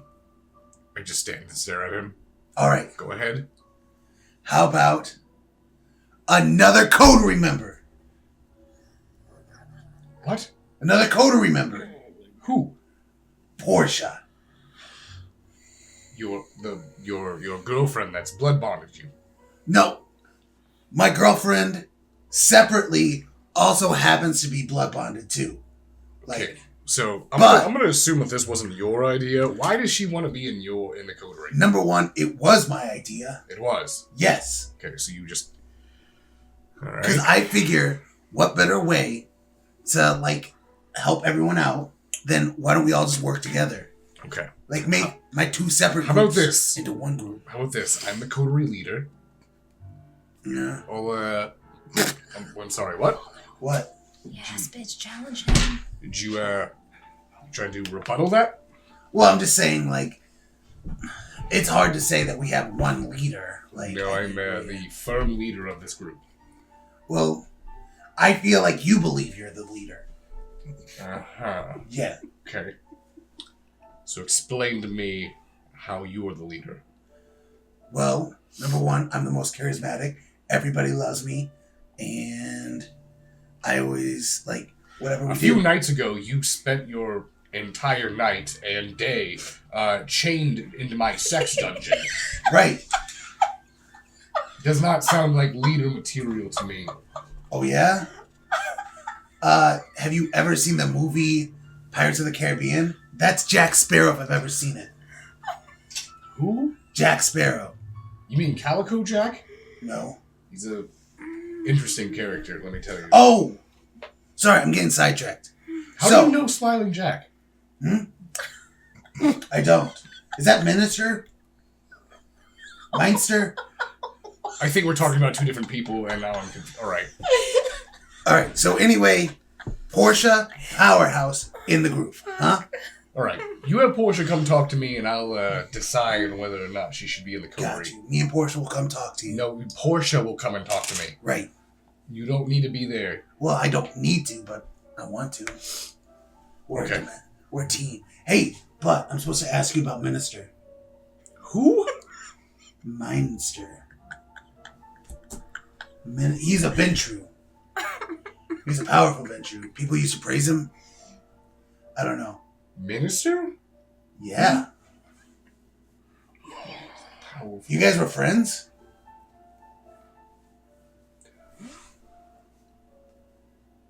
Do you mean Mithras? That, yes. Two things. Yeah. How do you know that name? How do you know I know him? Portia told me to ask you about him. I want to talk to Portia. Portia wants to talk to you when she's part of our group. It just keeps piling on. Yeah, no problem. No. She just keeps piling on. Hey, but I'm pretty sure she's wicked strong. She's like you. I don't know how old she is.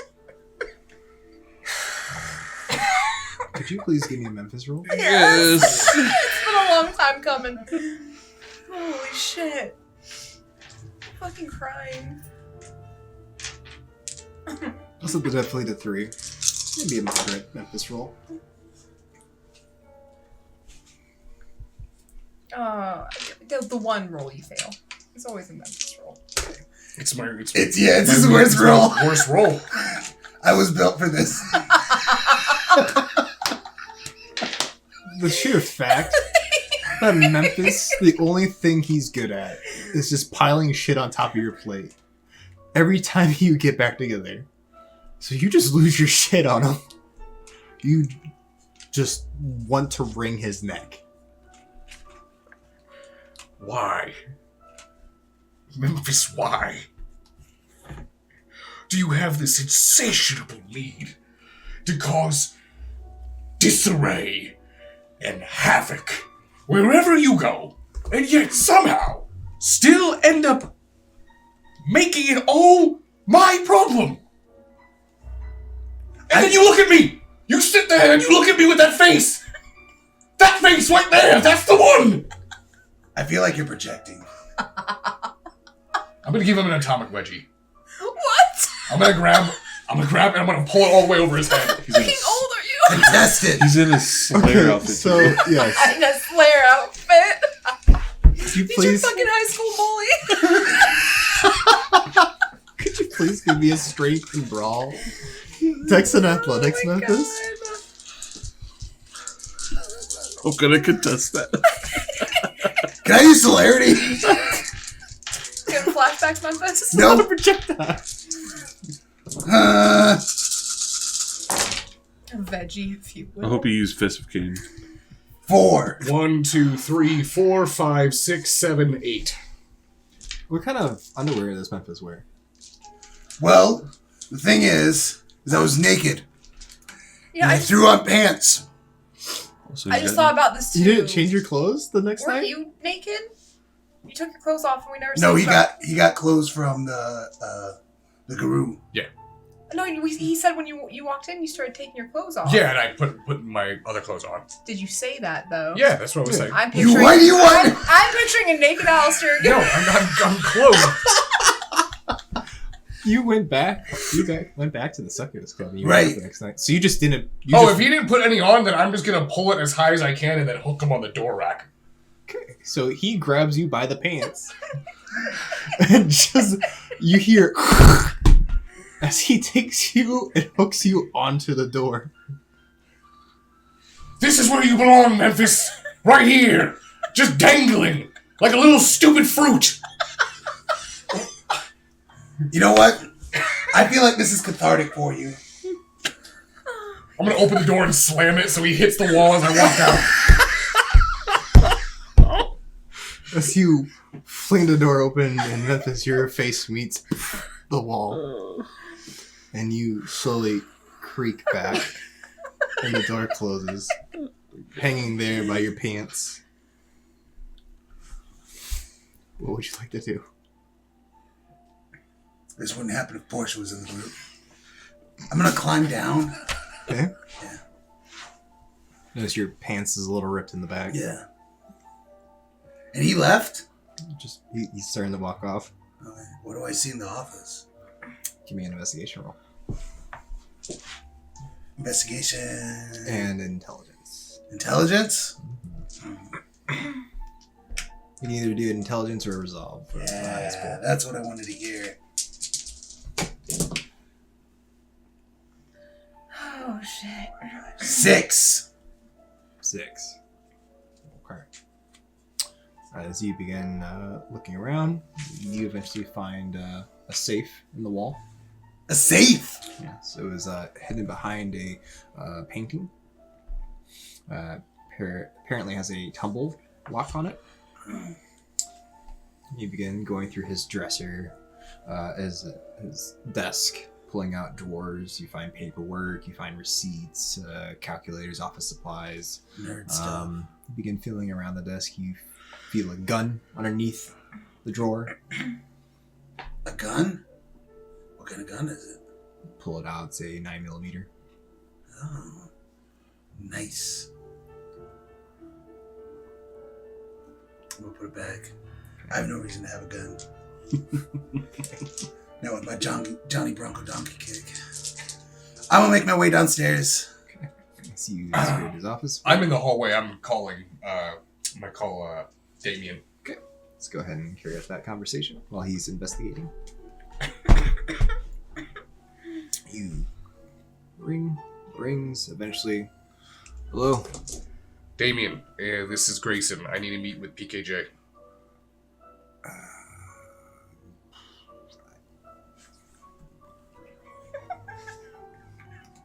Is that really you, Grayson? Top it off. Kaido? No, it's Damien. Oh, I'm sorry. Okay. What do you mean? I What can does try- that really mean? Just we were trying to get a hold of you the other day. You didn't pick up at all. That's because I was taking care of the problem that PKJ set me on. That's what I'm going to go talk to him about. Oh, okay. Well, I can try to rearrange a meeting. He's currently busy right now, actually.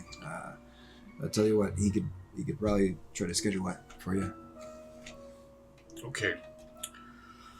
How about this? You reschedule his meeting, and you get me in touch with him within the next 30 minutes. Because there is a problem that he has that needs his attention. Okay. I'll do my best. Hangs up. Wait a few minutes. Eventually, you see Memphis come out of your office. Hey, Did you climb down? You feel better now? at the risk of getting hung again, can I ask you something? Go ahead. You know a guy named Giovani? Giovani? Yeah. No, I don't know anyone named Giovani. It sounds like an ice cream. It sounds like an Italian ice cream. Okay. Well, never mind then. I'm supposed to walk his childer around town tomorrow. I was just wondering if you could give me any information. Okay. New childer. Oh, Kaido's going to be there too. I'm going to assume that you mean,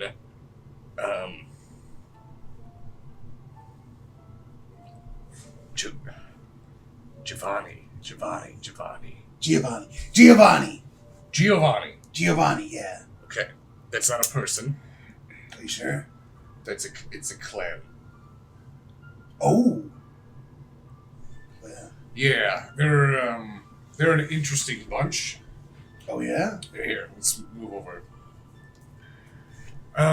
What did, who told you you're escorting them? Oh, ads. I'm doing ads fave. Okay. So. Yeah, I'm gonna apparently take them around. They're not weird looking, are they? Well, they're very close with each other. Really? Yes, they're, the clan is very much about, kinship, you could say. Typically members are are related. And they like to keep it that way. You're saying I can score twins? I suppose it guess. Oh my god, tomorrow just got great. And I'm pretty sure they're kindred too. Or childer. Yeah. Yeah. It should be an interesting night for you. Yeah. To say the least. And Hey, Kaido. We could, don't we could, mention it. I don't want to know about it. I don't want to know about it. It could happen. Oh, so your phone rings. Thank you, Jesus. I answer it. Brothers in bedroom. Grayson, you better make this good. All right, Kevin, you have second light in the city.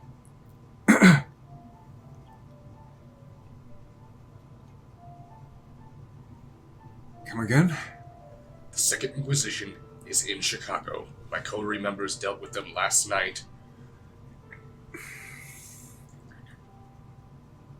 That means someone broke the Masquerade. Someone has caught on, which means that more than likely what I told you months ago was correct. Grayson, my office. Lofts. You know where to go. Hang up. Memphis, I need to go meet with Kevin. I'm assuming you're not going to go since you have a irrational fear of him now. I don't have an irrational fear. When was the last time you've seen him since you've been torped? I've seen him all the time. I saw him just the other day. All right, then come with me. I'd rather not. You're going to come with me. Why? Because he needs a tear from someone who saw the Second Inquisition. Okay, what is that?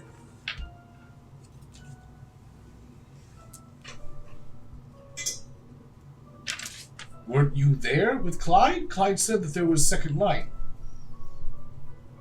Who's Clyde? You saw the exchange. Of what? Of Clyde. I don't think so. You were there. Oh, I saw something happen. I didn't know who Clyde is. I've never met Clyde. Okay. Carry on. Yeah, Do you remember my friend from a few months back? The one that came here with Hope? I remember Hope. Yeah, I'm great. I'm glad you remembered Hope. Think real hard. Okay. Taller, very I remember what Hope looked good like. looking, high cheekbones, long black hair, Native American. Did she have long black hair? No, you're thinking of Hope. Yeah. I'm about ready to turn you into a living dingleberry again. Don't. All right, so your guy, Clyde,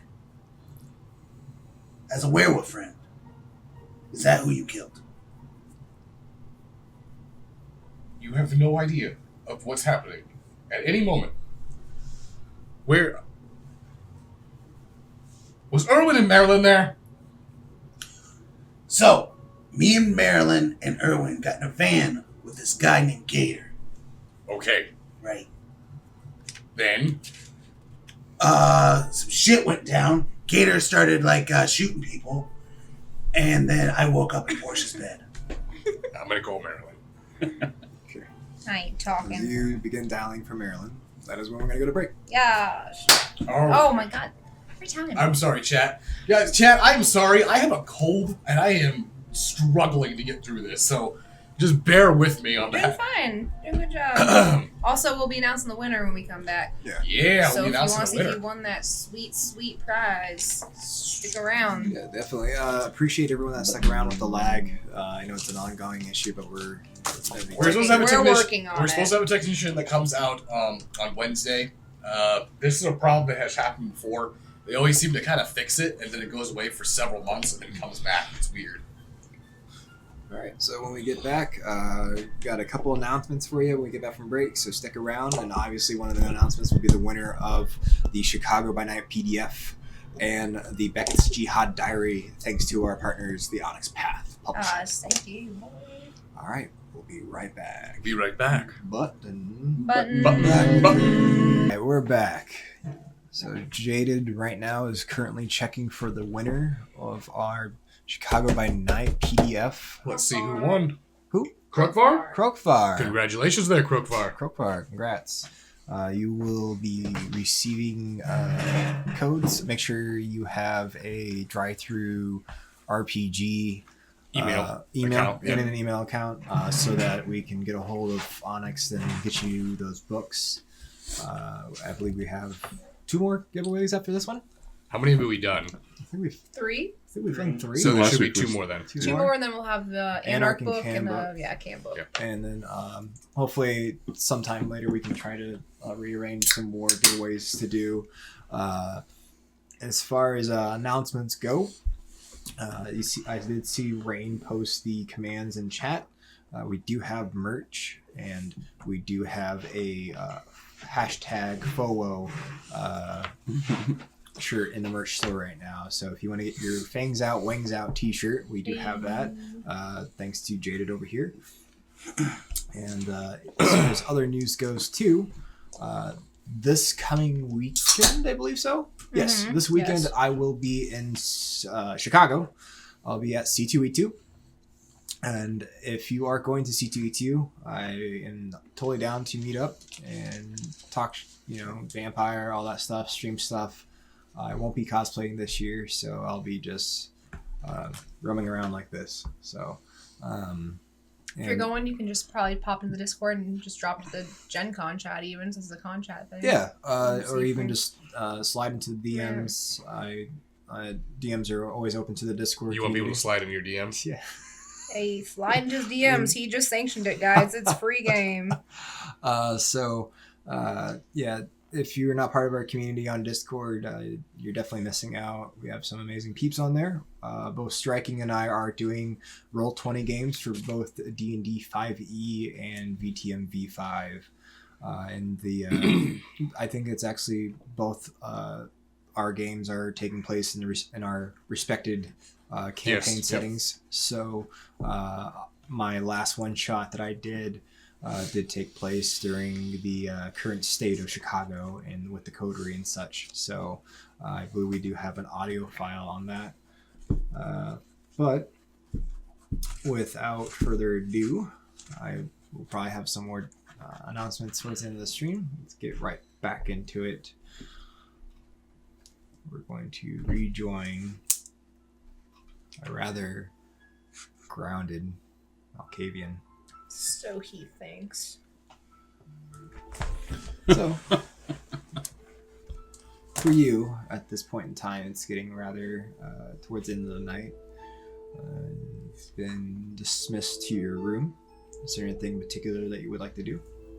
As soon as I get up there and I slam the door shut, I'm gonna lock it. Okay. And I'm gonna get under my bed and pull out my box of romance novels. Pull out And I'm gonna look for one that has a cover that looks the most like Gator. Okay. I'll take anything. Curly hair. So A little you dirty. eventually find a romance novel that takes place back during the it's a cowboy romance novel. So I'm gonna grab that one. I'm gonna step on the windowsill and I'm gonna start reading it. you begin reading your Western romance novel.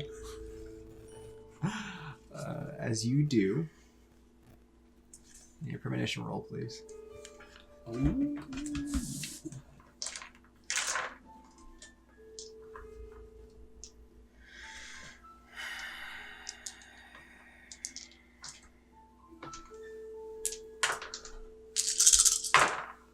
That is a 4. 4.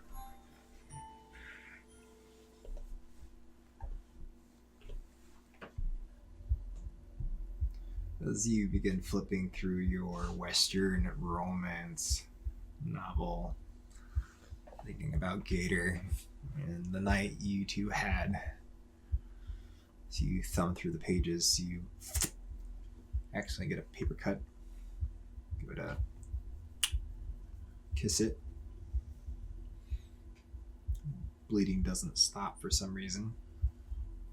It starts to really drip and pour down your hand and bleed onto the page. You notice that the ink begins to bleed.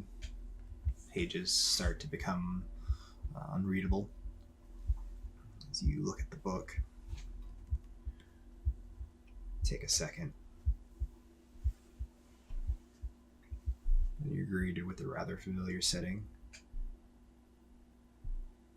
as you stand there with your book, tracing the sky with your eyes, watching the lines flash red, sparks fly.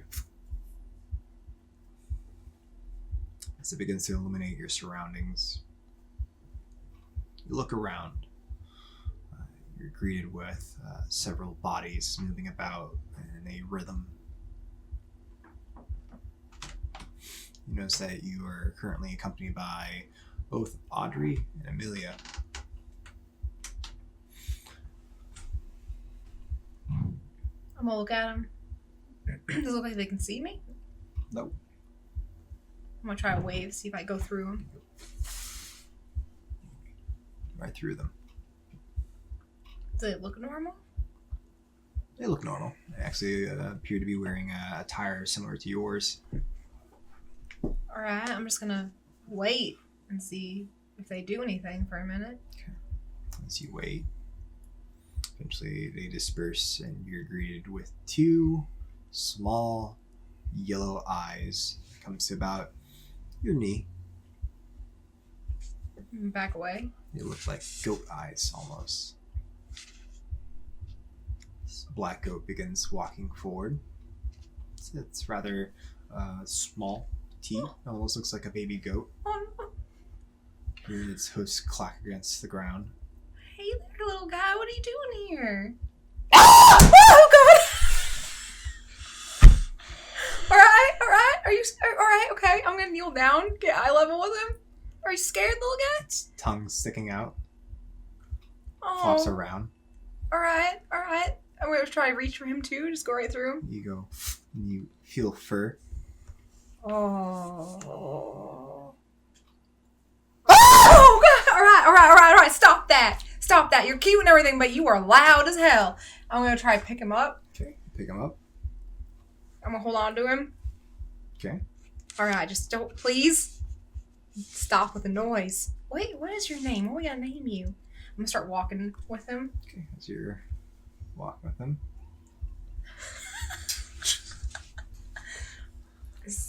I want to look around and see if there's like any sort of path or anything. So you try to find a path. Eventually you come to a door. It materializes. I'm look down a little baby goat. What do you think, baby goat? Ah. Alright, that's a yes. I'm gonna go to reach for the door handle. Okay. To open it. You go to open it. You look down and you appear to be stepping in something now. See that Garou carcass that you found earlier.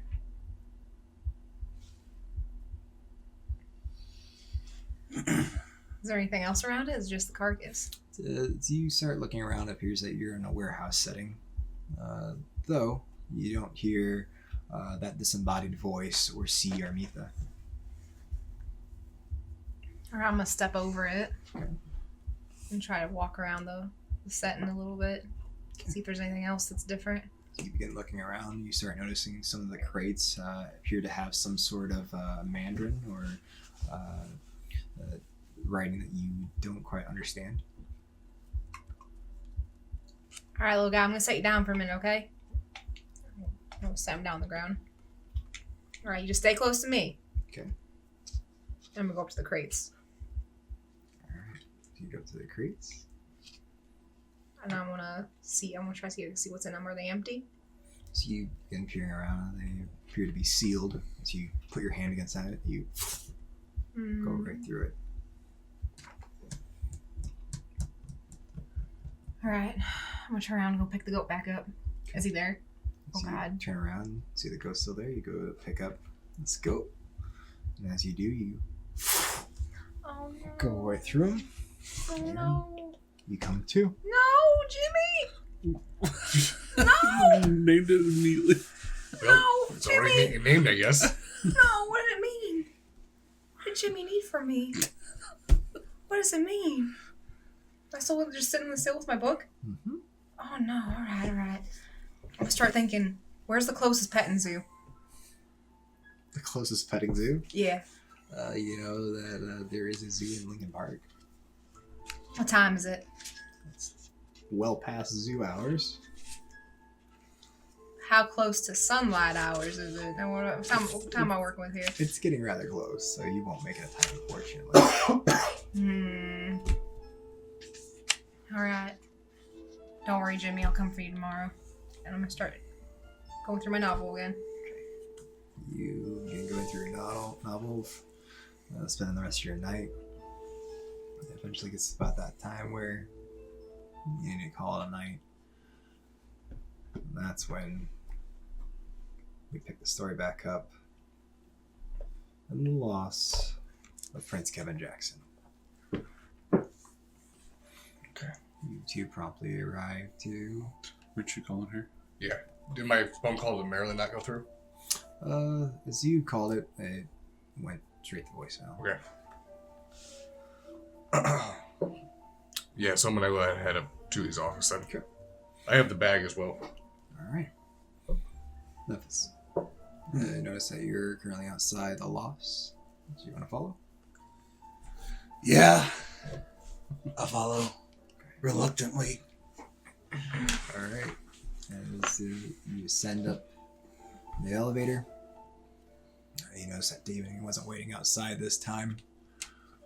You get to Kevin's floor. See Damien's waiting on the other side. He'll see you now. Alright. I walk in. As you two walk in, you notice by his side is Kaido. Ah, there you are. No one can hear you that well, I guess. So I gotta bring your mic closer. Oh. Let's try it this way. Lift your screen up for me. Alright. I'm gonna do it this way. Boom. See if that works. Interesting. Alright, we'll try this. Alright, chat. Is that better sounding for you? The screaming was loud as fuck, but his regular voice is low. Imagine if the mic was closer during that. That's better. Okay, we're good. Alright. Fantastic. That's actually how we used to have it. As you get into Kevin's loft, you notice that Kaido's standing next to him. Ah, there you are. So what's this about? We have Second Inquisition? I'm gonna go ahead and walk over, and is there like a table or anything? In front of him, there's a small coffee table. Alright, well, first thing, here's the Garou that was seen on the dock, and I'm gonna set that on the table. That's the Garou that was on the dock? Pull the bag open. Yeah, take a look at it. Tilts its head back from the stench. Could you please give me manipulation and subterfuge?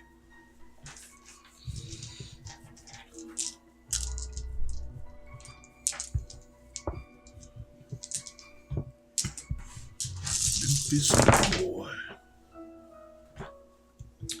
We're going to do willpower. Okay. That's 3 so far, though.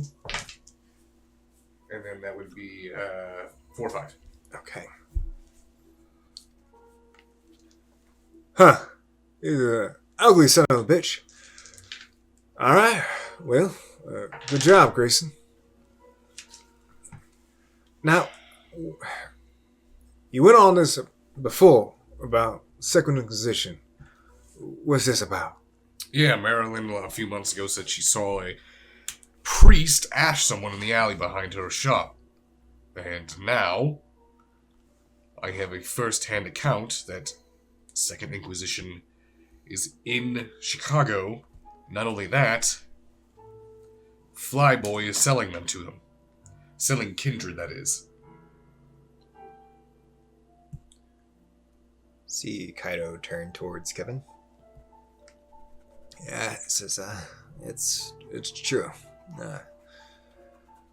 The coterie came to me as soon as it happened and explained that, well, our suspicions about Flyboy it's for certain now. And I just thought Alexa just wanted the O'Hara for herself. See Kevin get up and begin pacing around the room. Memphis. Oh, yeah. Miles. Yeah. Did you see this happen? I did not. Well, I don't know. I saw some guys get in a van with another guy. You care to elaborate? Not gonna lie, it's a little bit fuzzy. But I'm sure that the rest of the coterie could back up those claims.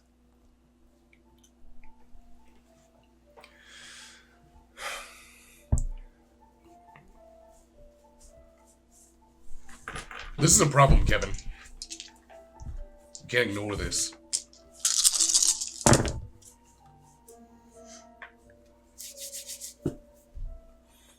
See him take his hand on a nearby counter and just smash a bunch of wine glasses onto the ground.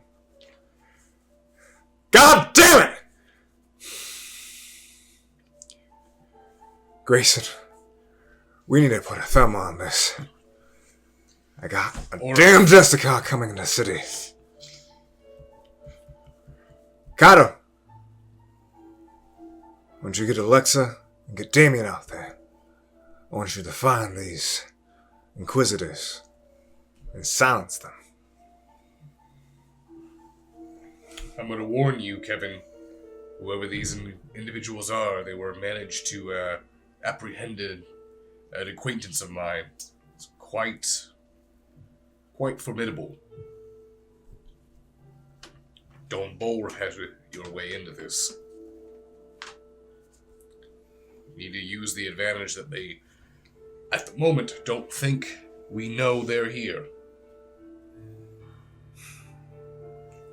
I know who's responsible for this. It was those damn Onyx. I want you to find Genghis. Bring him to me. Genghis. Very well. If that's what you need, I'll go round him up. Tope him if you have to. All right. I want answers, Grayson. And I want them tomorrow. I'll speak with Kaido and get right on that. Prince, if I may. Yeah, Kaido. This is obviously taking precedence to our arrangement that we had yet for tomorrow. I almost forgot about that. I tell you what, I'll have Alexa and Damien take care of the footwork. You worry about Giovani. Yes, I'm supposed to escort this child into the city.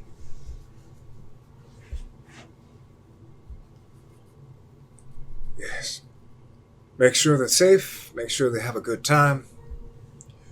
I'm sure this will be fruitful, just like the Sombra.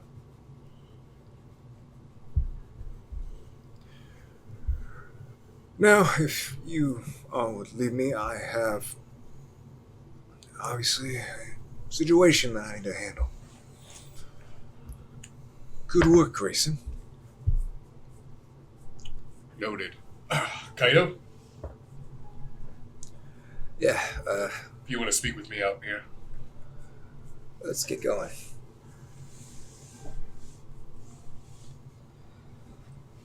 Once we clear the office, that's when I'm going to try to speak with him. You all pile into the elevator? Yeah. Okay. As you all pile into the elevator, Or are you trying to get away from me? No, you're fine. I'm getting away from Kevin. Right. Okay.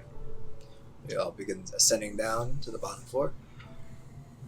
All right, Kaido. So I'm going to assume that last little bit there, does Kevin plan on bringing the Giovani in?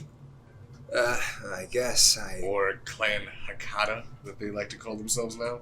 Wait, are they not part of the Camarilla? no. No. Oh.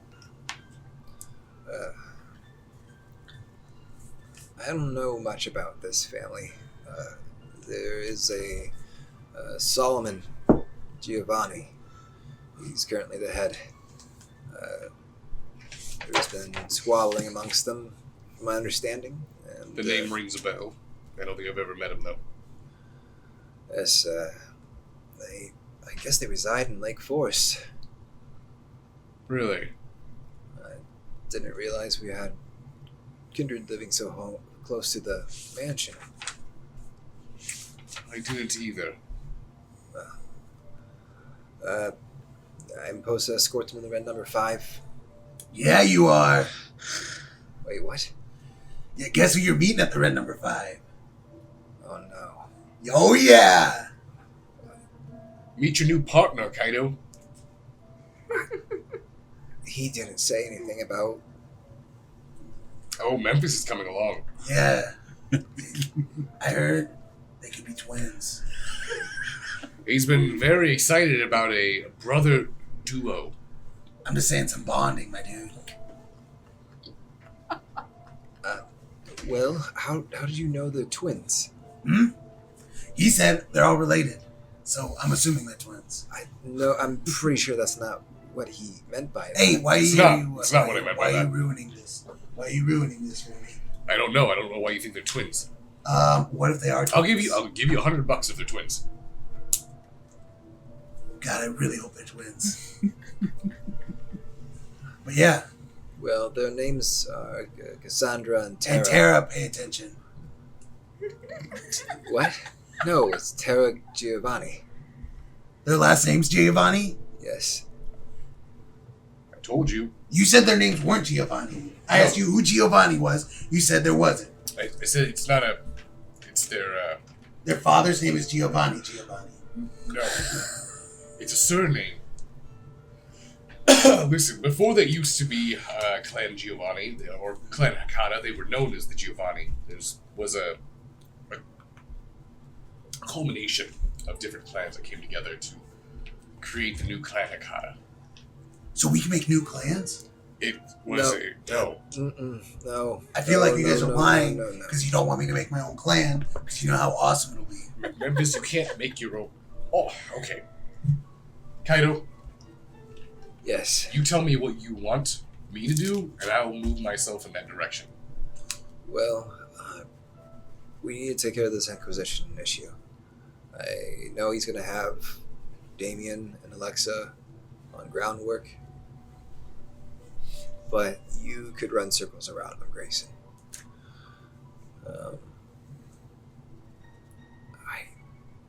Please, tomorrow, be on your best behavior. We're supposed to impress these two. So, Kaido, I'm offended. I plan on showing these beautiful ladies the greatest night of their lives. How are you so sure they're so attractive? Huh? It's also a fair point. Have you ever met a pair of unattractive twins? You don't know they're twins. How do you know they're twins? It's a gut thing. You just gotta know. Well, I tell you what. All right. We'll find out tomorrow when Right. we meet up the red number 5. All right. So I guess I'll go take care of Genghis then. Whoa! No, I want to be part of that. Why? Payback. Okay. So far, I'm 3-0. And if you get the final kill on him, dude, I'm not killing him. I'm bringing him to Kevin. right, but I want to be there. Do you want to torp him? I get to hold him down while you do it. I don't need you to hold me down. I can do it all by myself. All right. Tell you what. Combined with you saving Clyde, Yeah. I'll give you a stake. Yeah. We'll go take care of Genghis, and if you Oh. happen to torp him yourself without me interfering, Exactly. I will go and talk to Annabelle. Amazing. That's going to be the perfect day ever. I'm going to get released. I'm going to bang twins. I'm going to torp Genghis. Oh my God. No. No. It's been like this all night, kind of, all night.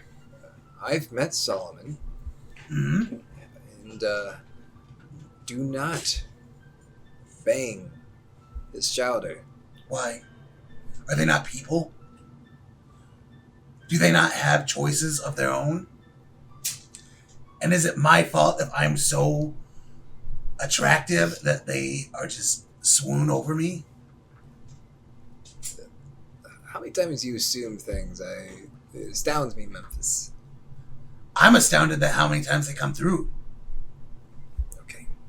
Well, it's getting rather early. Right. I'll tell you what, I'll shoot you a message to meet me up at the red number 5. Okay. We'll talk. Oh, also, ads don't know we work together, so What do you mean? like he doesn't know that we're super close, like BFFs. Because you're a hound and I'm a yardie. I don't think that really matters. Mm. Ads is a keeper of Elysium, so Right. Yeah, I'm just saying. See, I'm playing on multiple fronts. You see, I can't just be like part of the coterie. I'm playing that front. I'm with Portia. I'm in the yardies. I've got so many hats and so many different rings. I just don't want you to get confused. Memphis.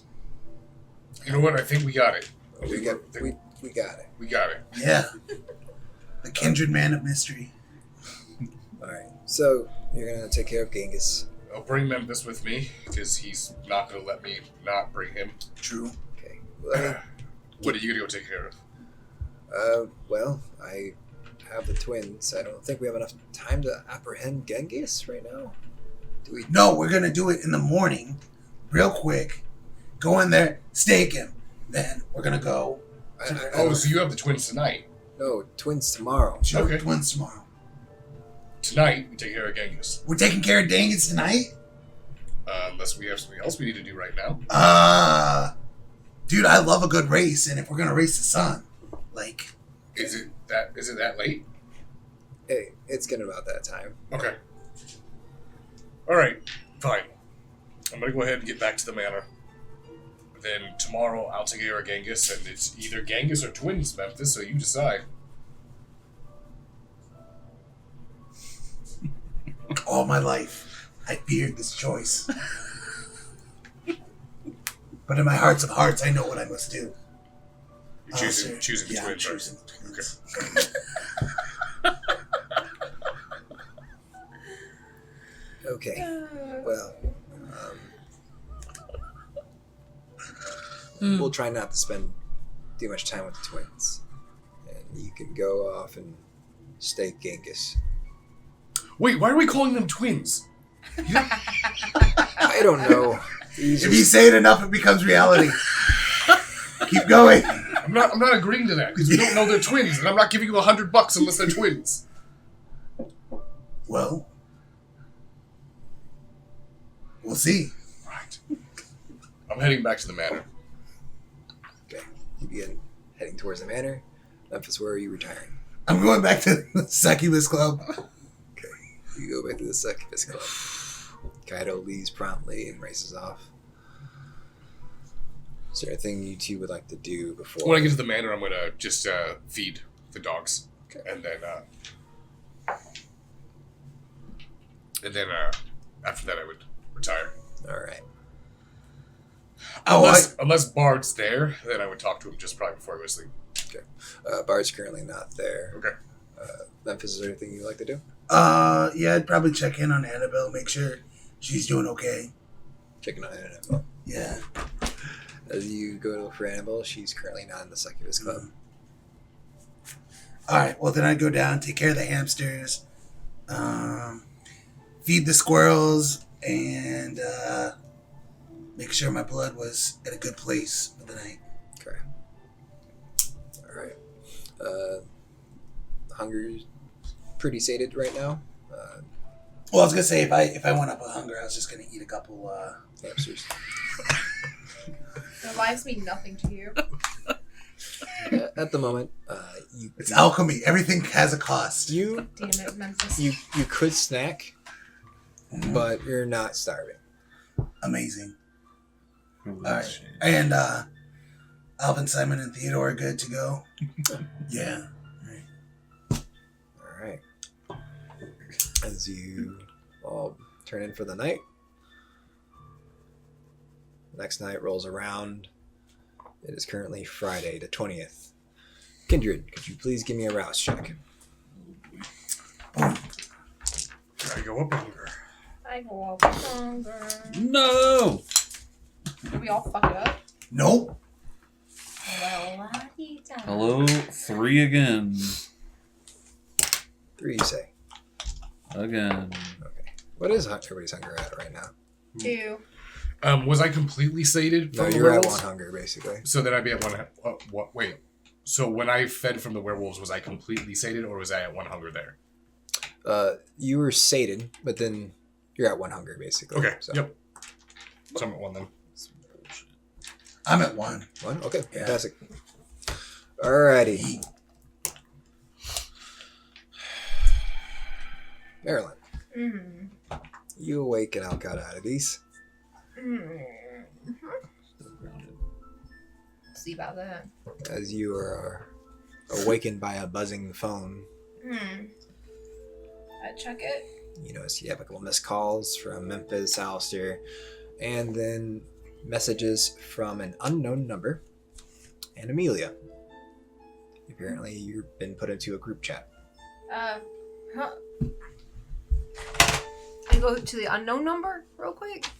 What's going on there? You get a hey. Hey? Question mark? Send? You ready for tonight? Question mark. I'm ready for night. What's tonight? What's tonight? I checked the message from Amelia. Hey, you ready for girls' night? Question mark. Oh shit. I forgot about girls' night. Oh no. Alright. Yeah, of course. I've been waiting for you to text me, so I'm just waiting on you now. I'm gonna send. As you hit send, you hear a loud honking from outside Alcott Oddities. Fuck, don't honk. Send. Okay. Shit. After you send that, you notice that the honking has stopped. Okay, alright. I'm gonna quietly unlock my door, Okay. quietly open it, and poke my head out and see if I can hear or see Diedrich anywhere. Sure. I'll tell you what. Why don't you give me a dex and stealth?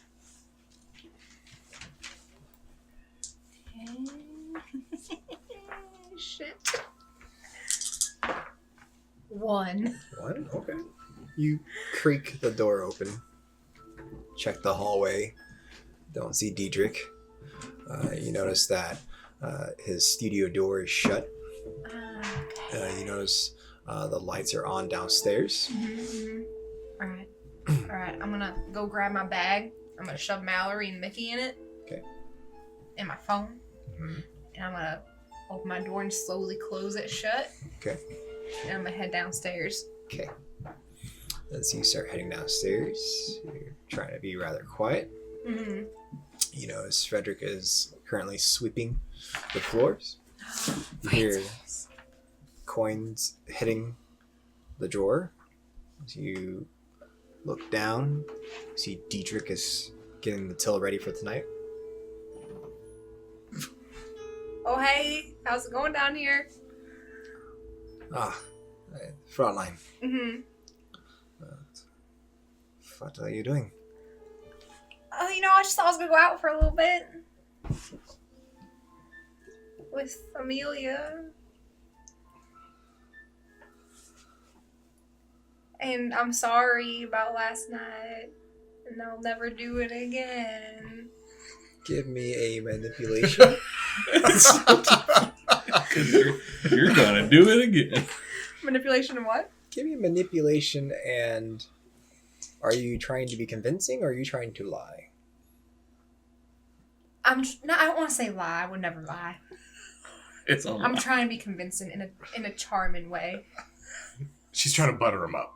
Okay, so why don't you give me manipulation and leadership? Well,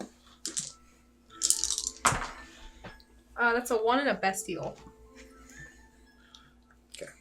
Got you, fam.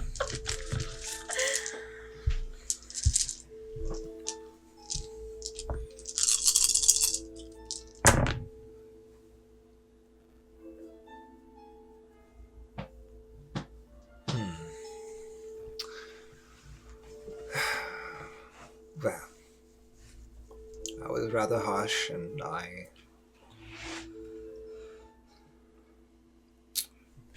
just want you to be safe, Fräulein. I know, and I'm sorry for the way I reacted last night. So where are you going tonight? I think it's the Pink Lotus with Amelia. It's okay. Well, I'll tell you what. You can go. You have to call me within, let's say, midnight and check in. Okay, yeah, I will, I promise. Pinky swear. Also, I forbade you from seeing that Rascallion. I have the Freedom Mask. His name's Freedom. What was his name? His name's Freedom Mask. Well, this Freedom Mask. I don't want you seen with him. He's rather Daring. Bold. he's rather colorful in the wrong way. Oh. Alright. I don't think I'll be seeing him anyway. I feel like he has better things to do than to come check up on me, so. Alright, well, he approaches you, extends his arms out.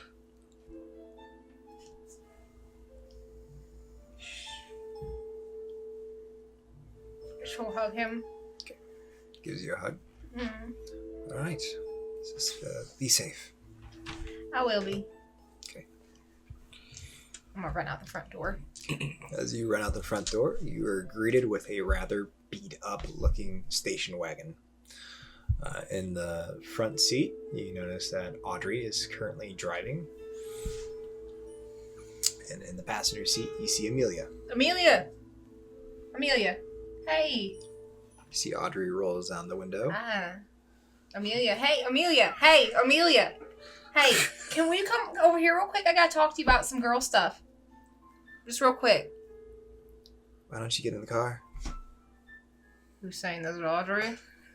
Audrey. I will get in the car, Audrey, alright? I just need to talk to Amelia real quick. It's private. Well, Estefan's getting rather lonely. What? Who? See that she pulls a lever and leans her seat back and begins rolling down the back window. As she does, give me wits and awareness. Ah, fuck. Who the fuck is the weirdo in the back? Esteban. Esteban. Oh my god. 2, 3. 2, 3. So you look. It's rather hard to see because it's dark. Her car light's not on. Eventually, see a figure break through the darkness and pop its head out. Ugh. See 2 beady yellow eyes, small goat face. Jimmy? Jimmy, is that you? Hey, don't go naming my goat. Oh my god, alright. Amelia, never mind, I'm getting in the car right now. I'm sliding in the back with Jimmy. Okay. As you slide back there, this rather petite goat sitting back in the back seat. Jimmy, I knew I would find you. See her take the rearview mirror and shift it. His name's Esteban. Nah, it's Jimmy. See Amelia look back towards you. Let the goat decide, alright? What are you doing? What's your name? Alright, I'll tell you what. If your name's Jimmy, you come on my lap. If your name's Esteban, you go up front. God, Jimmy, stop doing that. Alright, he's stressed out right now. He doesn't want to choose. Let's just drive. Let's go. See her take her seat and go back up. Start the ignition. Begins to drive off. Jimmy. Everything's okay in the world. Erwin. You awake in the chantry. Mm-hmm. How would you like to start your night? I'm gonna look at the slides real quick. See what especially the ones with the flesh on it. See if the level of decay. Oh shoot! First, I'm gonna look at my arm. You gonna look at your arm? Yeah. Okay. You begin unwrapping your arm. And as you do, please give me a stamina and composure roll. Difficulty be set to 3.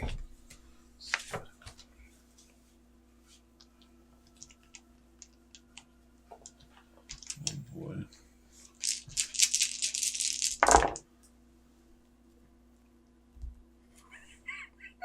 So we have a 1 and a bestial.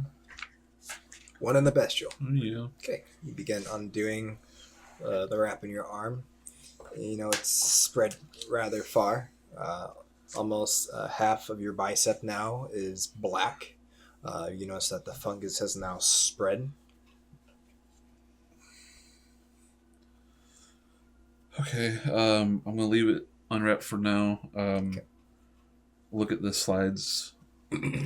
You start looking through the slides, and you've noticed that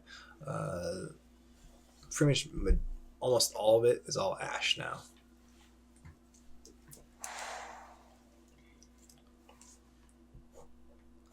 All right. Really wish I had my notes, but they were taken from me. So, from what I can try to remember from when I worked on the Blood Plague, okay, I'd like to apply any type of knowledge I got from that to possibly researching or treating this. So I like to take off a little bit more. Okay. Put it in a test tube this time. Okay. And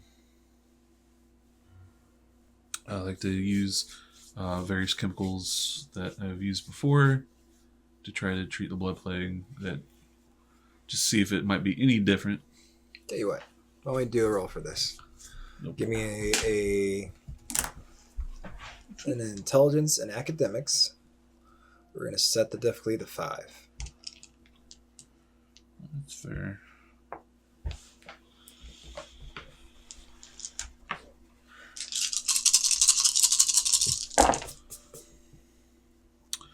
Well, I was rolling really well earlier in the game. I am no longer. I got 1. 1? Yes. Just please the dice gods. Okay. Yes.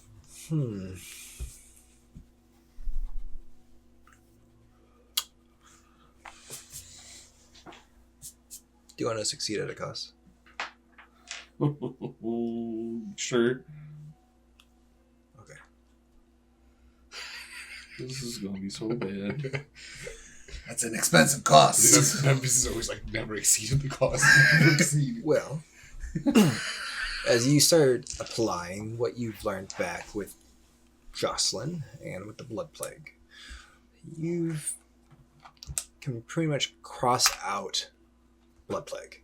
It is not the blood plague. It looks very similar because there's really no other contagion that you know of that Kindred can contract. The blood plague was it. That was the only contagion that you can think of that has ever decimated domains and that was contagious. So my initial thought, if no one else has contracted this, then it's something I've done personally. My immediate thought is the priest somehow did this. As you're sitting there pondering, you completely lose track of yourself and you accidentally set your hand on top of one of your petri dishes and you smash it, piercing your palm. You begin to bleed profusely as you look at it and try to mend it and take care of it. You've noticed that your blood is completely black now as it begins dripping down your arm. Ooh. Okay, that's not good. That's right, it's not good, is it, Owen? God damn it, not you again.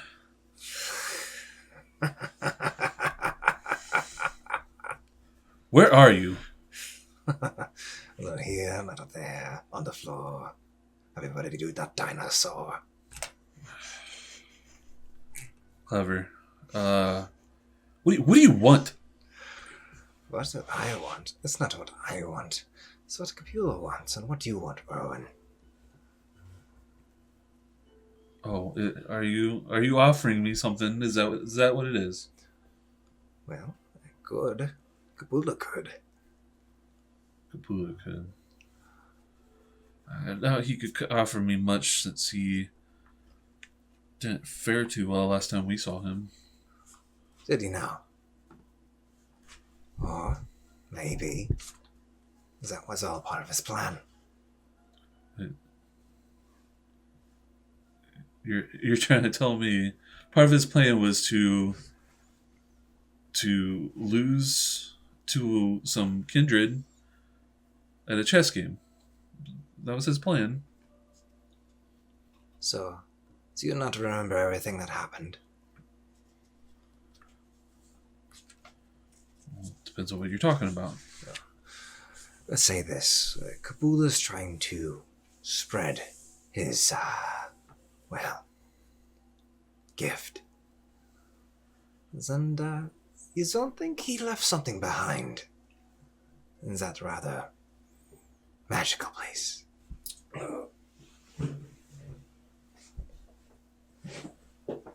And what would that be?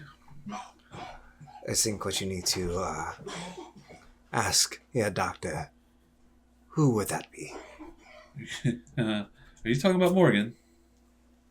So you stand there talking to yourself. Hello?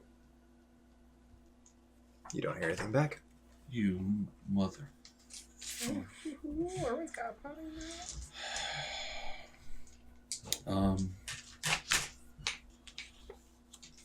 I like to. Is my hand healing at all? Or I like to try to mend it. Okay. As you go to mend it, it heals. You don't need to do a rouse check or anything. It was barely any superficial at all. You mend it. I clean up. I'm gonna write down my thoughts and notes on this, and then rewrap my arm. Okay. Shit. Well, then, what time is it? It's rather early in the night, so you're just starting your night off. So. Okay. Is this a weekday? Do I have class? No, break started actually. Oh, all right. Wonderful. All right. So, I'm going to go by Abraham's, see if he's there. Okay. As you ascend to the stairs and the chantry, begin heading towards Abraham's office. That is when we are going to pan over to the Succubus Club. Memphis. Yeah. You awaken in your room in the Succubus Club. Right. What would you like to do? Well, I'm gonna make sure I look sharp. I'm smelling good. Take care of myself. Okay. Grab Freckles.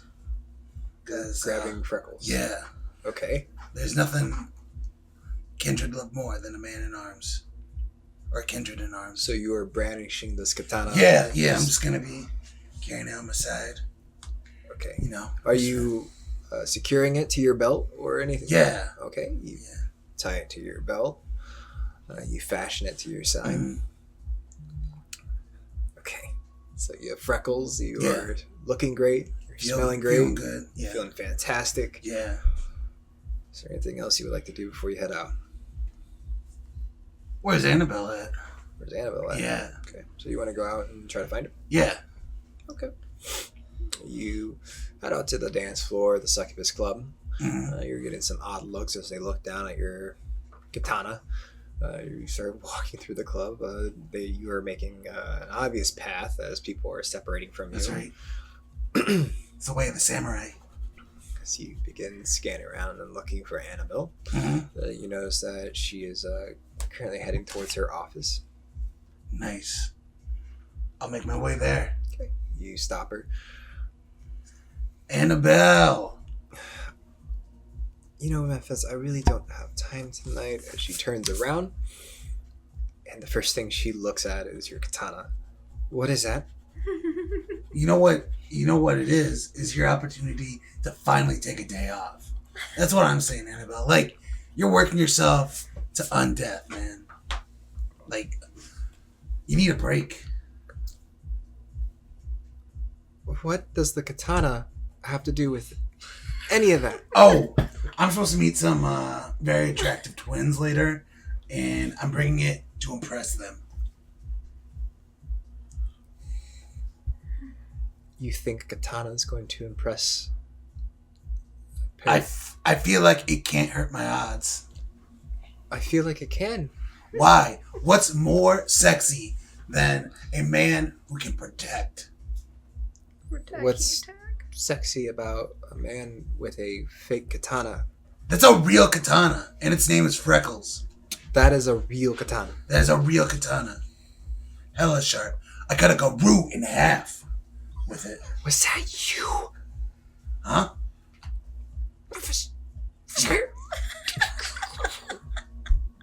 Yeah, but it was in the Feywild, so it didn't count. Oh, you in trouble, Beach? You get a Memphis roll. You get a Memphis roll. She grabs you by the jacket. What? Please tell me that wasn't you. Okay, that wasn't me. You're not the one responsible for the dead Garou. Well, I mean, he didn't get back up after I caught him, no.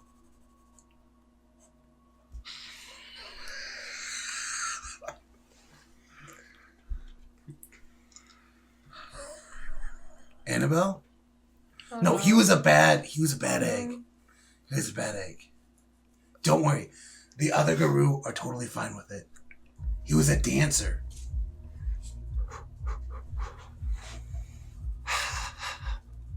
Just go. All right. Go away. Hey, but seriously, Just don't come take back. a personal day. Just go. Just. And think about it. Think about it. Releasing. Just go away. all right. Love you. I'm gonna head to red number 5. As you begin heading How are towards you not dead? red number 5, you notice that Kaido has messaged you and that he's currently en route with the twins. Okay. Well, then I'm gonna hurry up and get there. Okay. As you head towards the red number 5, All right. you make your way and begin to wait for Kaido. It doesn't take very long, and he shows up with 2 females by his side. They are currently arm in arm with him. He looks rather annoyed.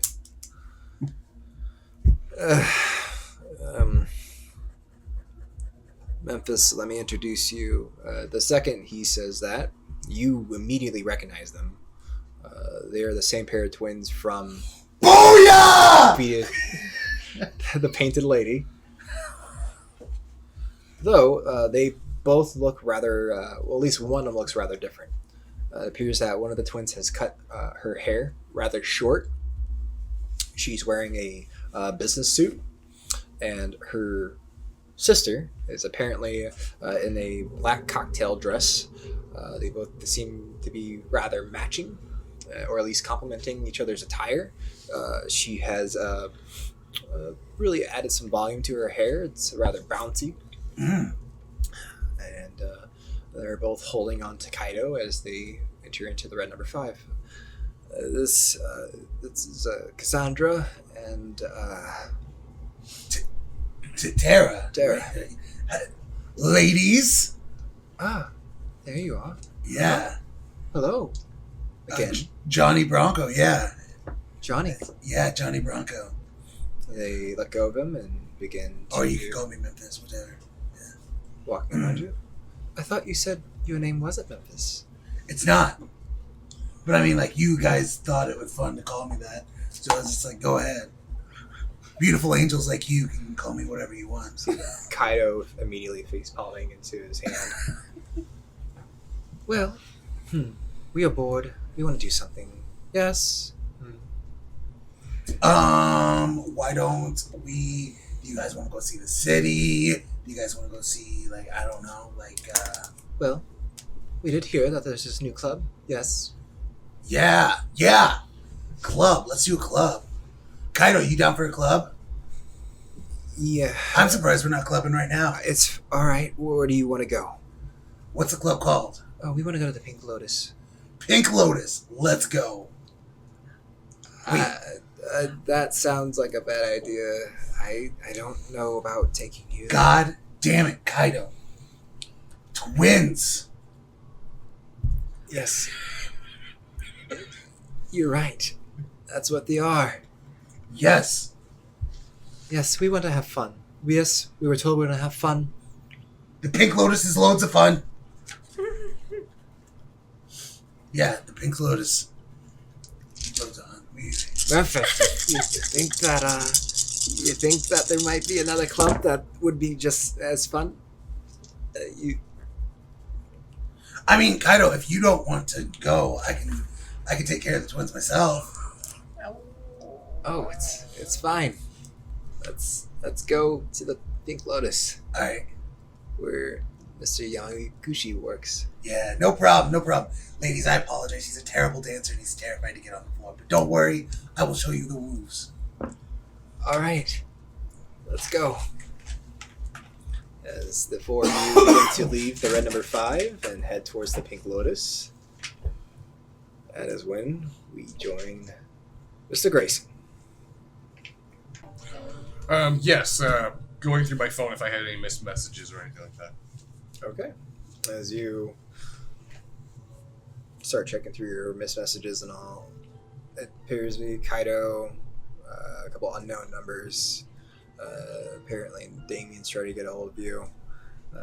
It's everything from the past couple days that you weren't by your So I'm just phone. going to go ahead and clear it then, if Okay. it's nothing prior or present.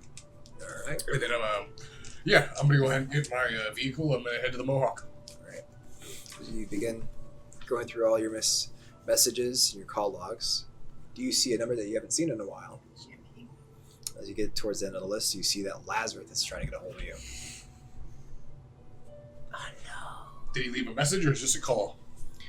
Just a missed call. It's about to be a rectangle. I'll go ahead and I'll message him back. And I'll message... Okay. As you message him, you immediately get a message back. Give me a call when you need a second. Okay, I'll go ahead and just call him then. Call Lazarus. It's been a while since I've heard from you. How have you been, Lazarus? Well, I do have to say, It's been rather busy. And I found your friend. You found Ramsey? Yeah. I don't like the inflection you used there. Well, Do you have anywhere to meet? Yes, you can meet at my restaurant where we met the last time. Alright. Black Market Bistro it is.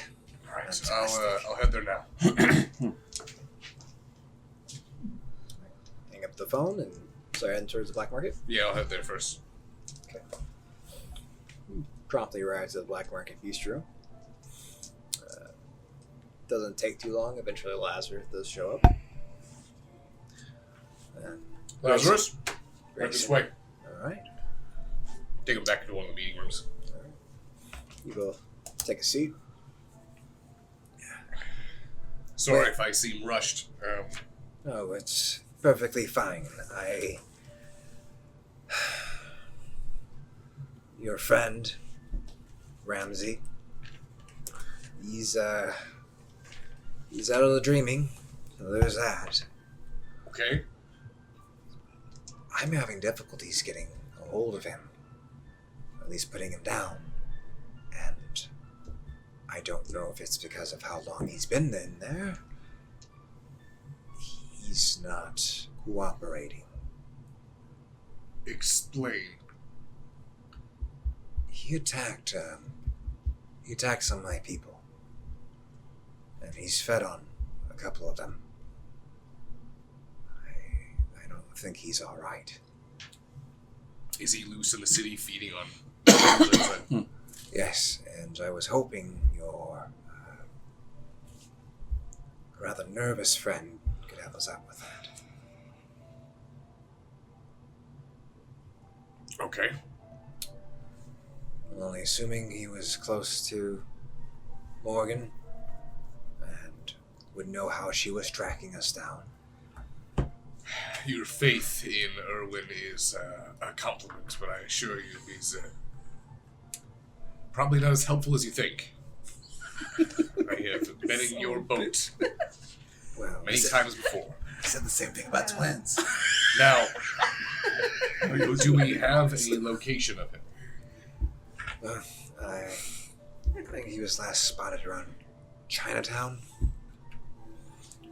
Why is everything keep focusing on there? Any accomplices or acquaintances he's had since he came back? Because as far as I know, how long has he been back?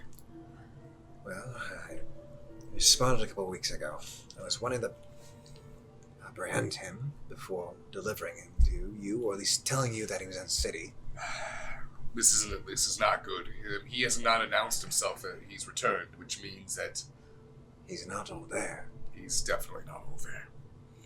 Fuck. Alright. Okay. I'll tell you what, I will follow through with your lead. I'll see if Erwin has any way of tracking.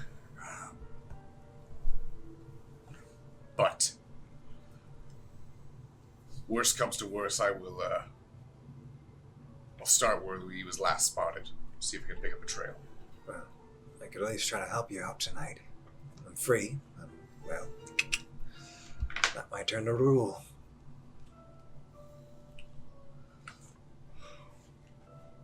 How would you help? I do have ways to, somewhat track him. The fact that he's a kindred, though, it's making it rather difficult. So what do you need? Well, hopefully your friend's got some sort of insight, some way of dealing with this. Alright. Let's go ahead and get in my car. We'll drive down to the Chantry. I'm sure he's cloistered up there like normal. Alright. Do you mind if I get a drink while... Oh, feel free. He snags a drink from the bar and slams it back quickly. And promptly leaves the Black Market Bistro. And, as we are driving there, Lazarus, Again, not trying to seem rushed, but if Irwin can't help you with this, I might leave you in his hands while I take care of something else. That's fine. I could use some fun. You know, well, I'm trying to find an associate of mine. She's been missing for quite some time. What's her name? Well, she tells people her name's Audrey, but she's a bit of a prankster. She tends to, well, cause problems for me. Really? Alright. Audrey, what's she look like? Oh, well, her mask, she has a rather ugly haircut. That's weird widow's peak. I guess you could say it's a bit of a goth aesthetic. Ah, okay. Alright, so, she's a changeling then? Oh, yes. Very well. Believe it or not, ever since we've left the hedge, our time in there, I've noticed that if I concentrate enough, I can see your kind. Oh, that's fantastic. I was actually hoping that your friend could do something similar, but if you have that gift, then, well, you obviously have something going on tonight. Yes, there's, well, I went on about talking about trust between the two of our kind, so I feel like I probably should say this. You heard of Second Light, Second Inquisition? Can't say I have. Think of them as, apex hunters.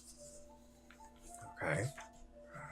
They hunt down our kind, exterminate them, and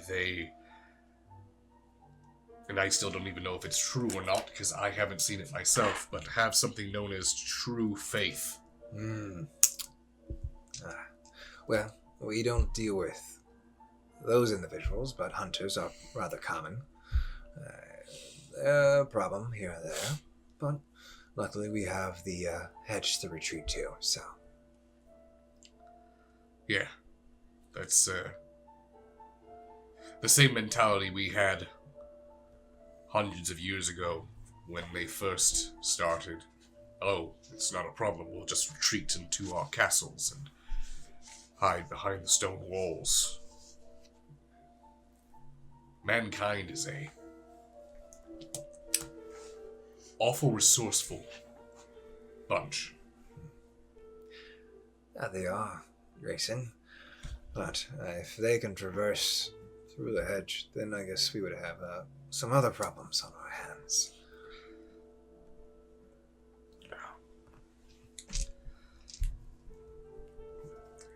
I'm guessing you're right.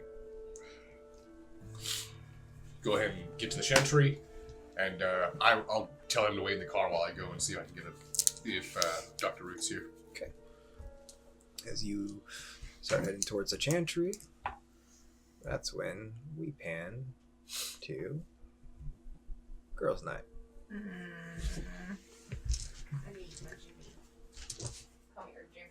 Oh my god. This side of the table is just quickly filling up with stuffed animals and dolls. Hey, it's starting to come over to this side too. As the three of you begin heading towards the Pink Lotus. So I'm kind of nervous about tonight. I've never really been to this club. Yeah, like I hear it's really cool. Alright, I gotta ask. It's gonna be awkward and everything, and I wasn't gonna do it, but I gotta do it because I just gotta know. Audrey, why are you here? What are you doing? What? We're not friends. You came in for one interview. Well, And to be quite honest, you freaked me out a little bit, and that's hard to do. So, oh, Jimmy, I'm sorry. I'm gonna pet Jimmy. start petting Jimmy.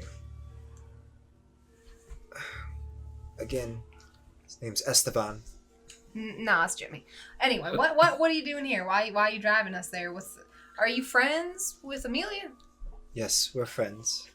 Amelia, are you guys friends or she kidnapped you? You can be honest with me right now. We're friends. How long have you been friends? A couple of years now. From like college friends or? Well, she just kind of showed up at one of my classes. Like she wasn't supposed to be in it? She just showed up and sat down? Because that's weird as hell. Yeah, it kinda. I don't know who. Okay, you know what? I'm digging this vibe we got going on right here. We're like a really, really odd trio, and I can get behind that. As long as Jimmy gets to come with to the club. So you start analyzing the two of them. They appear to be wearing rather similar matching outfits to yours. It almost complements. It's not exactly identical, but they're both wearing leather jackets. You notice that Amelia is wearing a leather jacket that's all blue, and that Audrey is currently wearing an all red leather jacket. Oh, wait a minute. They got spikes on them too? No. Just leather? Just leather. Why are we all wearing leather jackets? Did we coordinate this? And I don't remember? What's happening? She looks towards Amelia. Maybe. Amelia, what's going on? Why are we all wearing... Well, she asked what you like to wear, and I describe. Oh my god, is this a cult? What are you guys doing? Are you gonna kill me? Did you tell her? What? Alright, I gotta get out. I gotta get out. She's just messing with you. I don't like... Alright. She's just messing with you. You know what? You know what? It's fine. You know what? Just pull over. Pull over. We're gonna sort this out real quick. Why? Are you gonna use your vampire powers on us? See, that's why you're weird. You asked me in the interview. An interview. You went to a job interview. You asked if I was a vampire. That's why you can get hired. That's why you're getting hired, Audrey. Did you ever get a job, Audrey? You got a job now? No, because I'm a vampire hunter. Pull the car over. You don't joke about that. She just keeps driving. I'm grabbing her shoulder. Okay. And I'll use premonition. Use premonition. Okay. Go ahead and roll. Figure you out, you bitch. You do not joke about that. That's like something you're joking about. You played yourself.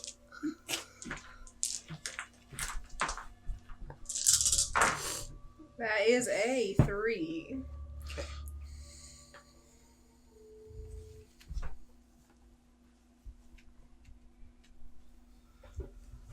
You hold on to Audrey while she drives. You use premonition. You notice around your surroundings that all the trees begin to shift and turn. All their leaves grow back to an autumn, reds, yellows, and browns. They begin to fall to the ground and swirl and whirlwind into the middle of the street as she drives. They quickly cover the windshield, blinding and skewing your vision. You notice the windshield wipers kick on.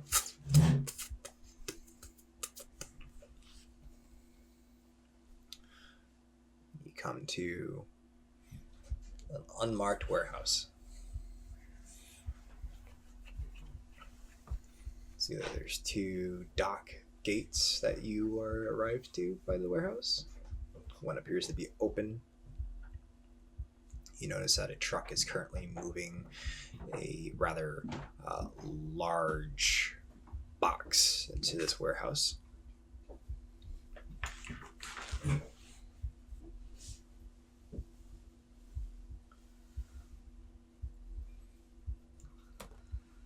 You currently see an individual standing by this truck. Give me wits and awareness. The difficulty to this is going to be set to a 4. Boy. 2. It's rather dark and it's hard to see. Try to lean forward in the seats, and as you do, you come to, and you're currently towards the front of the seat. All right, this is where we die. Whoa, what? Whoa, what? Audrey, the hell? see that she's currently pulling up to the Pink Lotus and parking the car. What is wrong with you, Audrey? What is wrong with you? Well, maybe you should wear your seatbelt. Oh, I'm grabbing Jimmy. I'm getting out of the car. Wait, what are you... Amelia, come on. Amelia, let's go. What are you doing? Put her coat down. You can't bring the coat in the club. Watch me. You can't bring a coat in the club. Jimmy's a person too, Amelia. Yeah, Amelia. Esteban can come in the club. Get out of the car, Audrey. See Audrey slither out. So tense. I'm gonna start circling her like a vulture. With Walking Esteban her up and down. in tow. Okay, as you circle I'm around. petting Jimmy while I'm doing As it. you pet Jimmy. I know, Jimmy. I don't trust her either. Put your arms out, Audrey. She puts her arms out. Setting Jimmy down on the ground. I'm gonna start frisking her. Okay. You start frisking her. Alright, do I feel any weapons? Any stakes? So you begin frisking her. You feel a couple rather bulbous, almost rod-like items in her pockets. What's this, Audrey? What's this right here? It's my vampire killing stick. I'm gonna try to grab it. Okay. See as what it you is. Pull it Pull out. it out. You pull out a pair of nunchucks. Audrey, you can't kill nothing with this. You can give him a concussion. This isn't a stake at all. What do you think you're gonna do with this? I'm a master karate. I'm gonna throw it across the street. You chuck the nunchucks. You can't get in the club with this stuff, Audrey. See Amelia picking up Esteban. We also can't get in the club with Esteban. He needs to wait in the car. Fine, put the goat in the car. Fine. But he's probably not gonna be happy about it. She puts Esteban Audrey, maybe you should wait in the car too. In fact, you know what? You stay in the car forever, and I'm not coming back, and I'm gonna start walking to the club. As you start walking towards the club, you see that she's slinking behind you. Stop that. I'm gonna tell you this right now, Audrey. You think you can kill me? She leans over towards your ear. I already did. That's why you're a vampire. You better watch your back, Audrey. What's yours? Oh, Freedom Mask's gonna kick her ass, man. Alright. I'm heading to the club. As the three of you begin heading towards the Pink Lotus, you break inside. It's rather booming and loud. Pink and purple and fuchsia lights bleeding to the atmosphere. See Amelia awkwardly trying to dance and shuffle towards the dance floor. Amelia, what's wrong with you? I don't know. I don't know what to do. I thought you go clubbing. That's why I wanted to do this with you, because I thought you were experienced at clubbing. I don't know how to club either. The only clubs I've been to are like the punk rock ones, and I kick the shit out of somebody. Yeah. I'm gonna kick the shit out of Audrey. She keeps looking at me like that. I'm sorry, I'm hungry. I'm sorry. I need to go find something to eat. I'll be right back. Wait, I know where we can eat. Right here. She grabs Amelia and shoves her in front of you. How's this look? What is your deal, you fucking weirdo? She's waving her arms. How do these look? Who are you really? Your worst nightmare. Oh, Audrey, I swear to God. You let go of her, Audrey. Drop her. What is this? Amelia is just not having any of this. She immediately, Amelia, I'm grabbing her Towards- hand. Come on, Amelia, we're going dancing. Come on. as you two start heading towards the dance floor, hand over to Dr. Irwin first. Amelia. I'm glad I have a Kenny G now. Thanks.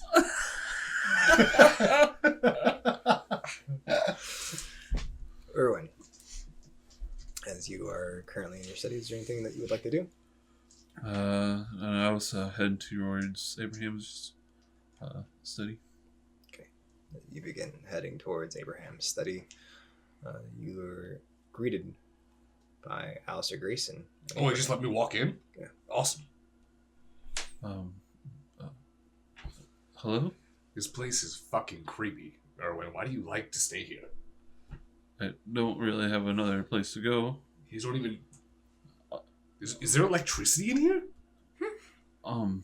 Well, It's like a dark dungeon. It's good to see that you made it through the. Did you take care of the werewolf problem? For now. I have something for you. For me. Yes. So Lazarus is outside. Ramsey's back. But apparently he's not all there right now. He needs your help. My help. Well, yes. You had time spent with Morgan. Sure. And also you were in the hedge like I was. However, I need to go take care of something else that's also happening at the moment. I've got like 5 things. They're just layering up there, Erwin. I really need you to take this one for the team. Okay, I can. Can you do that for me? I could try. Right. I don't like the word try. I just like either doing it or not. So you need to tell me yes or no.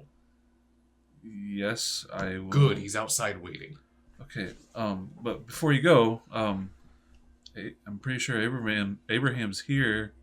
I told you he wanted to speak to you. Erwin, give your wits and awareness. Difficulties 2. Oh boy.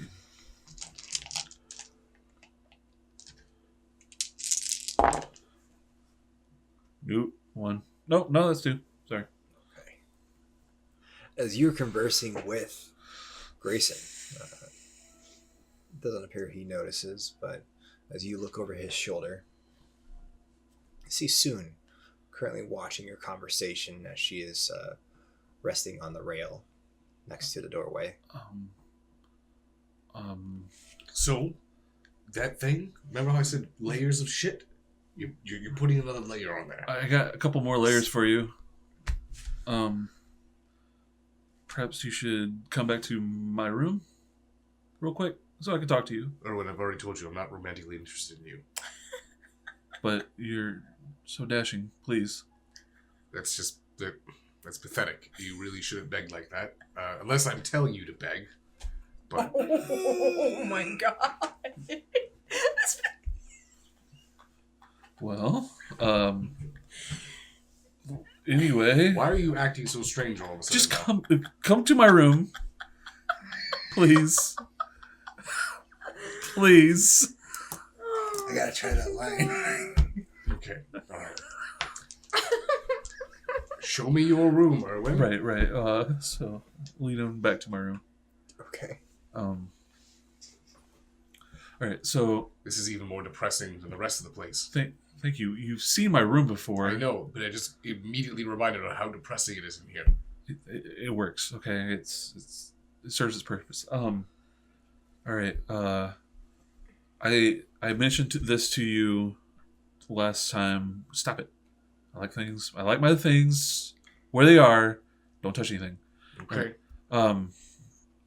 So last time we spoke, I mentioned to you about the possible witness to the barge, correct? Okay. Right. That's why Abraham wants to talk to you. Now, Memphis and I stumbled upon a weird little meeting between Soon and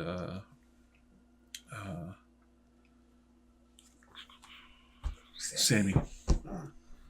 She was there. Now, Isn't Sammy Kaido's girlfriend? yes. Now, Soon, the reason why I called you back here, Soon was just down the hallway watching us. Soon, She was eavesdropping? yes, she cornered me yesterday, or no, 2 days ago, and she knew that I saw what they were doing, and her eyes turned black.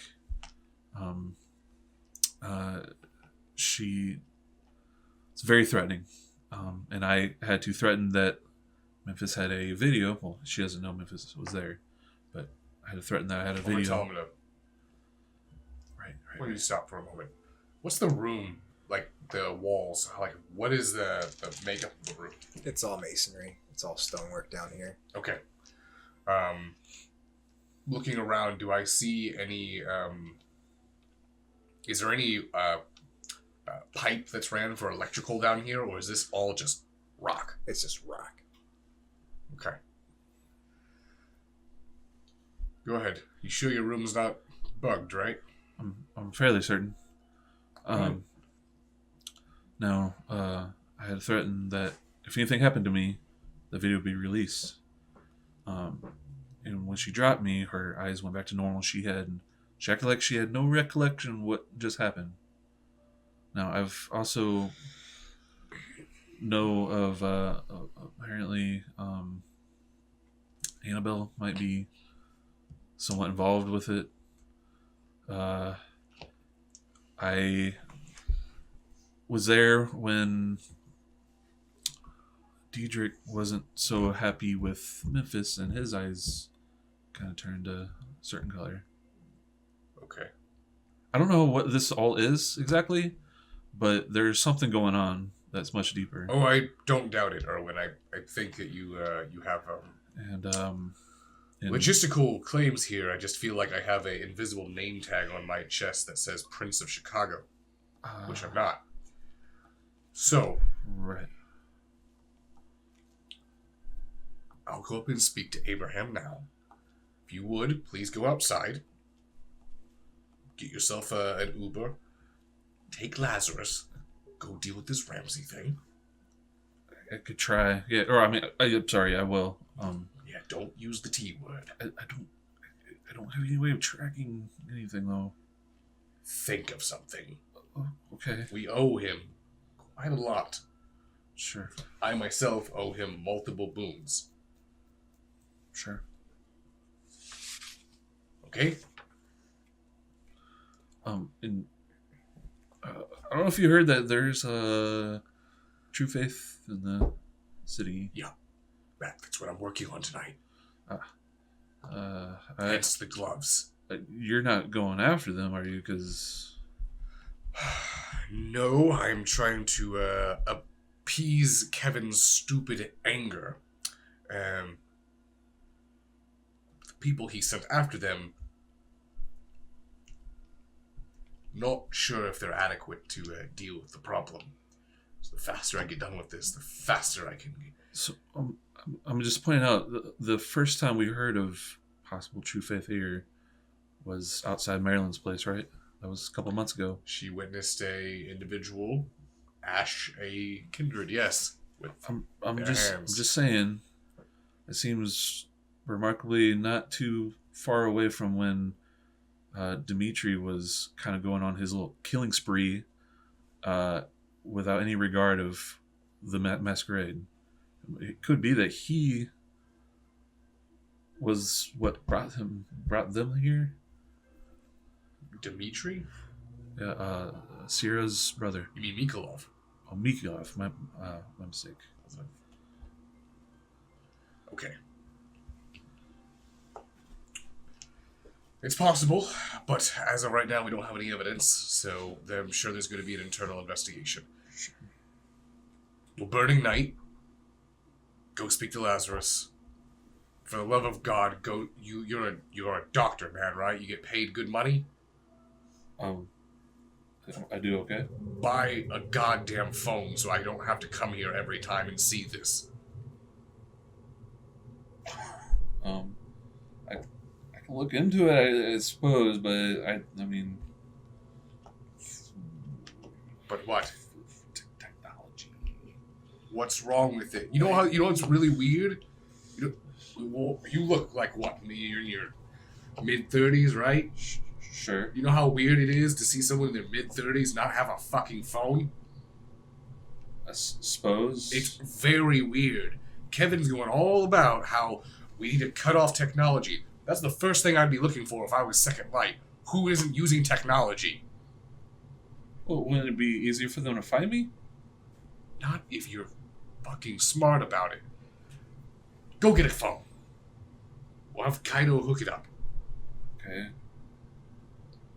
Oh, alright. Sure. Where's Abraham's office? I can Just go ahead and take me there as Yeah. we're on the way out. As you two leave Erwin's room, can you give me resolve and composure? Set the difficulty to 3 on this. Oh boy. Will there be a bestial fail? Well, at 3 hunger, it's very likely. Holy shit. Ooh. Uh, Wow, it's an off day for him. 4. All right. You can go upstairs. You Well done. He must be a lucky promptly jack. arrive outside of Abraham's office. As you go to open the door, that is when Memphis, Kaido, and the twins are currently waiting outside of the Pink Lotus. Snap. Memphis, Yeah. you 4 have promptly arrived inside the Pink Lotus. What?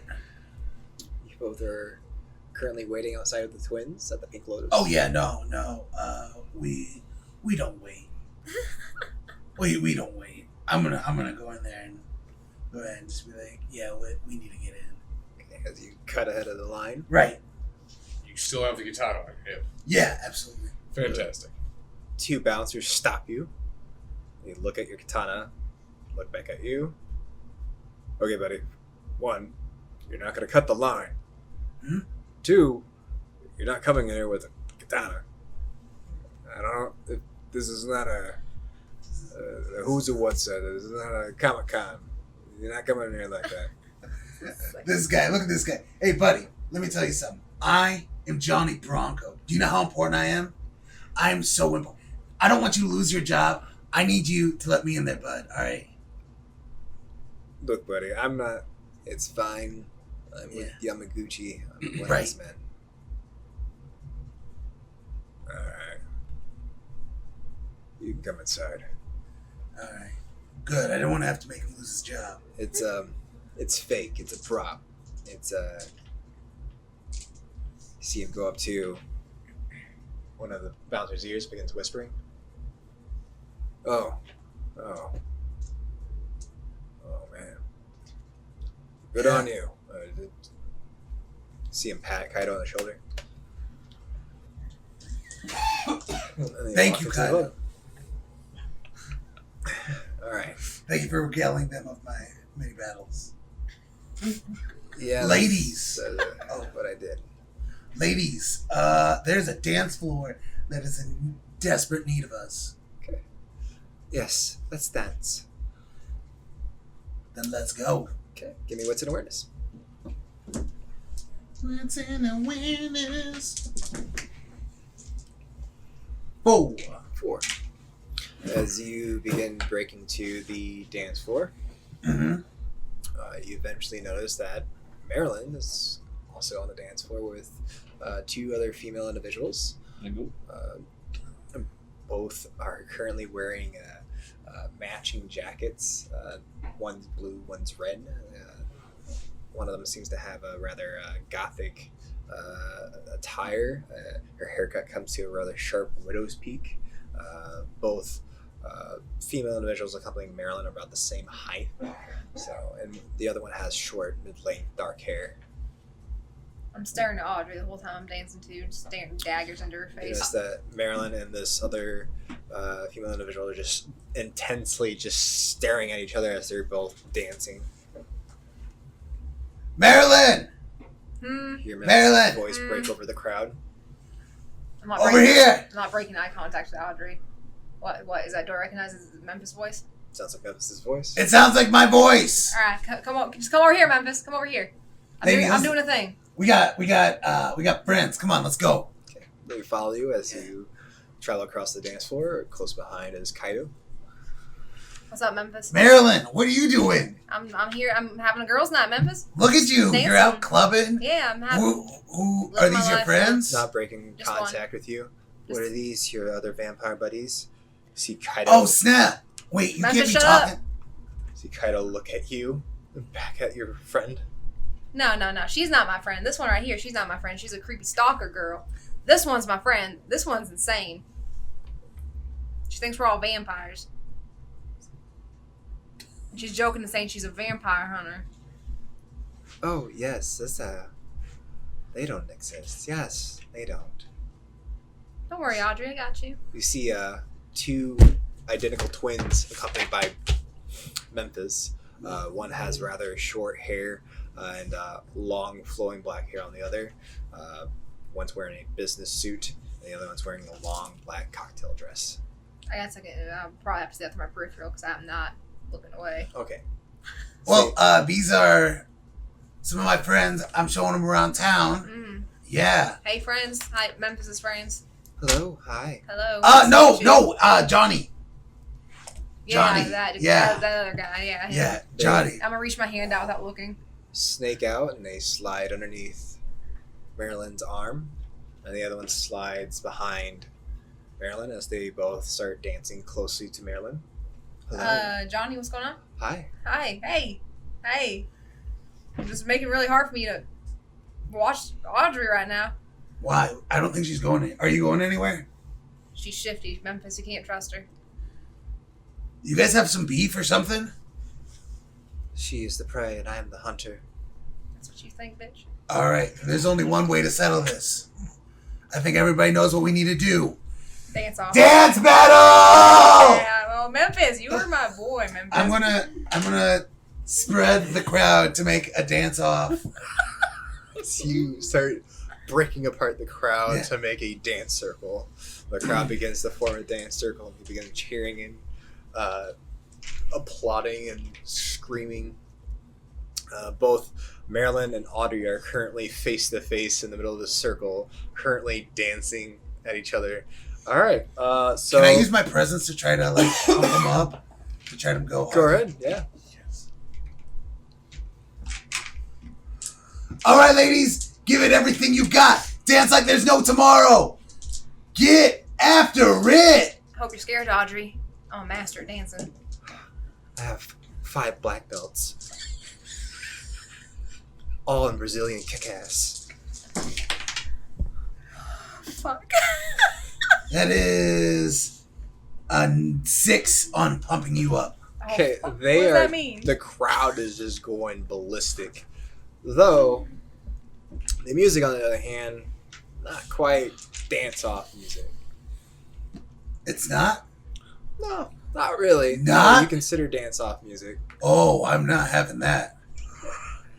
You seeking out where the music's coming from. Yeah. You see a DJ booth up in the ceiling. Going there. And you make your way towards a DJ booth. You Yeah. see a DJ currently doing his thing. Buddy, you know what you want to do? You want to let me play some tracks because I'm going to make these people move. I think I know what I'm doing. Presents. All right. It's an automatic success. Let's get a hum real quick. Okay. All right. You know what? I need a smoke break anyway. Just don't break anything. Absolutely not. Hey. So, you notice that That's just me getting in trouble. Memphis currently gets on the. All right, everybody. Johnny Bronco here. There's not enough dancing out here. Let's get this pumping up. Let's go, go, go, go. The crowd goes Hey, crazy. hey. All right. Go ahead and give me a Dexter performance. Oh, God. This is about to get ugly. Because I don't have... Nope. Wow. That's 4. 4. With 2 dice. With a Holy mess, fuck. it's a messy critical. So you want to demolish Audrey. If anything, you want to take Esteban from her. Jimmy's gonna be mine, bitch. Your fangs pop as you really get into it. You start just busting a move on this dance floor. You actually start doing this breakdance move where you actually trip her up and you kick her legs out from underneath her and she hits the floor. Holy shit. I want to step on her face. Shit. You step on her face. Alright. Your move, Audrey. Okay. See her get back up, almost spider-like. Give me wits and awareness.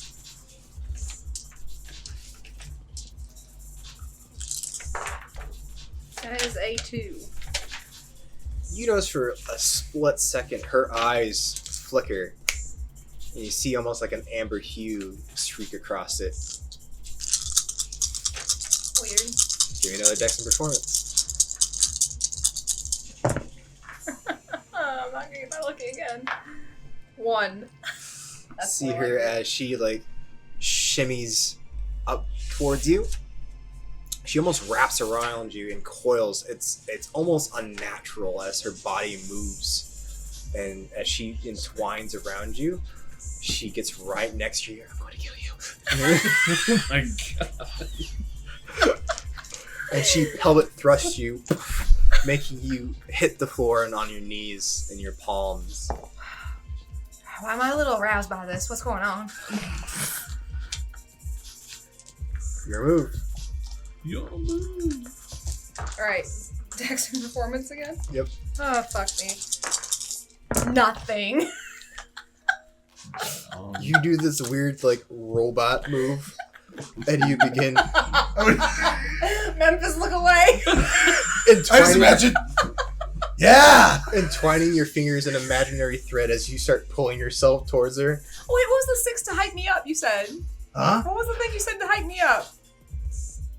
That was my presence. Oh. Yeah, he was just trying to hype the crowd up. Gotcha. Okay. No, I was trying to hype them up too. Yeah, can he hype her up to give her better rolls? Inspiration. Bard me. Vampire barter. Can I? Let's resolve this roll to, you know what, I'll allow it. You begin pulling yourself towards Audrey. As you do, Oh, God. you notice the crowd's kind of like booing you at this moment. You don't boo her, because she's about to come out! Marilyn, unleash your ultimate form! Okay, go ahead and give me a charisma and leadership roll. Oh, God, I've seen this in Sailor Moon. I'm I going can to do this. set the difficulty to 2, but anything past 2 will be bonus die towards Marilyn. You ready for a bonus? Yeah. Alright, Please, there's God. a bonus. 1, 2, 3, 4, 5, 6. Okay, so you're going to add 6 die to your pool. This is amazing. We need to go out clubbing more often. Alright, that is a 1, 2, 3, 4. 4 and a bestie. Aww. Okay. As she goes to fire back with her move, she actually starts doing the worm. And as she does, she just falls flat and prone, almost into a plank. And you begin spinning her around on the ground. And you actually pick up so much momentum, you actually pick her off the ground and start propelling her above your head. I watched a lot of ice skating. Marilyn, spin that shit! Alright, is there a ledge I can throw her over now? There's a crowd of people around you. You know what? No, I'm just gonna drop her on the ground. Just drop her right down next to me. You're gonna drop her on the ground. Oh! Okay. Give me a strength of brawl now. Oh, Jesus, this is only good. Wait, what happened? Are they actually fighting? I don't know. I think they are. I think it turned into a wrestling match. Get 1 die for strength and brawl. Nothing. Okay. As you go to toss her, she actually expertly lands on her feet, almost cat-like, as she stares at you. Now you can visibly see these almost amber-like eyes glow in the dark. And they quickly dissipate as she stands Nice moves, back up. Audrey. The crowd is going ballistic. They're clapping and they're cheering. Hopefully ready for more robot. And they all stare up towards the DJ booth to declare a winner. All right, everybody. Let's see. All right, we're gonna have the audience help us decide who it is. I'm gonna point towards Audrey. All right, if you think she's the winner, let me hear it. It's a rather loud roar. It's a rather mild. Now, if you believe that the true champion in the rose-colored glasses in all of her glory was that one, let me really hear it. The crowd erupts and it disperses throughout the club. It's just an enormous applause for Marilyn as they get up and they cheer. It looks like we have a winner then. Everybody give it up. See Audrey crossing her arms. You know what that means, Audrey? Jimmy's mine now. You're not having Esteban. We'll see about that. Whatever. This is stupid. This is all stupid. This is dumb. When her eyes flash that color, did that look like anything that I've ever seen before? It doesn't look. It didn't look natural. That's for sure. I was gonna say, would it have looked Trying to weird from where I was at? Well, I mean, that's why you... No, actually, it looks like she was just rather acrobatic. Fair enough. I don't know. It's up to you. I don't know if that's meta or not. I would make my way back down to find the twins. Okay. As you make your way back down, they're actually lingering around Marilyn. I'm just now noticing them. Hello. Hi. Hi. You You're- look fun. I'm trying. I'm trying to be fun. Have Yeah. a good time. Minus her. Don't talk to her. She'll kill you. Why don't you just go home, Audrey? No one wants you here. Amelia wants me here. No, Amelia, where's she at? Where's she at? See Amelia currently just cowering towards the back of the group. Amelia, come here. Yeah. Do you want her here? Did she kidnap you? There's no way you're actually friends with the girl. She's my friend. Yeah. We're like friends. Great. Be friends then. Best friends. Great. Good for you. All right, Memphis. Yeah, dude, What's that was going on here? crazy. Who are your friends? These are Tara and Cassandra. Cassandra. Sandra. Pretty names. Very, very pretty names. Thank you. For pretty ladies. Thank you. Yeah. We're bored. You're bored? We're bored. God's sake. Oh, There's this really nice party that we know about. Yes. Very nice party. nice party. Very underground. Yes. Private. Yes, let's do that. We don't want to go with you. We want to go with her. With who? With her? Yes. Memphis, I'm finally becoming cool. No, Oh my God, but it's happening. Twins! Well, you know what? I will gladly go with you as long as Memphis can come along because I'm not very well versed in the music and party scene, so I kind of need him. Yeah, me go too. Okay, fine. That's fine. Yay. Yes. Yeah. In it. Still in this. All right, hey, Audrey, Yeah. I'm leaving. I'm coming with. No, you're not. Yes, we like your friend too. She's rather acrobatic. Yes, rather flexible. Is it okay for her to come to an underground party? Yes. Okay, they said it's okay, so it's okay. Sorry, where are we going? Amelia, speak up. Oh, Amelia. We're going to a party, a special party, like a invite-only kind of party. Wait, she can't come? I don't know, can she? You're gonna kick one of your friends No, out? I didn't say she couldn't. It's up to them. It's their party that they know She can about. come. Yes. Oh, she can come. Right. Feel like we're forgetting somebody. See Kaido pushing through the crowd. All right, there you are. What was that? What was what? What Oh, I'm sorry. That was a dance It was a battle. dance off. I had to assert my dominance over her back there. The loud one. That's not very loud. And the DJ was not playing good songs. You know you can't do that anymore, right? Yeah, I can. I went as Johnny Bronco. This guy. I don't see the problem. You know your voice hasn't quite changed. This is a very common when you voice. get on a speaker system, Right. and people hear your voice, Yeah. they can put two and two together. There's such a thing as impersonators, Kaido. Come on now. Boom. I even know that. Like, honestly, I'm in a band called the Prophets of Memphis, and no one's figured that out yet. Except for your bandmates. I don't understand this. You're so self-absorbed. You are in a band named the Prophets of Memphis. I am not self-absorbed. I'm absorbed with my art. My art is separate from me and so much greater. So, like, you're telling me you're a zombie?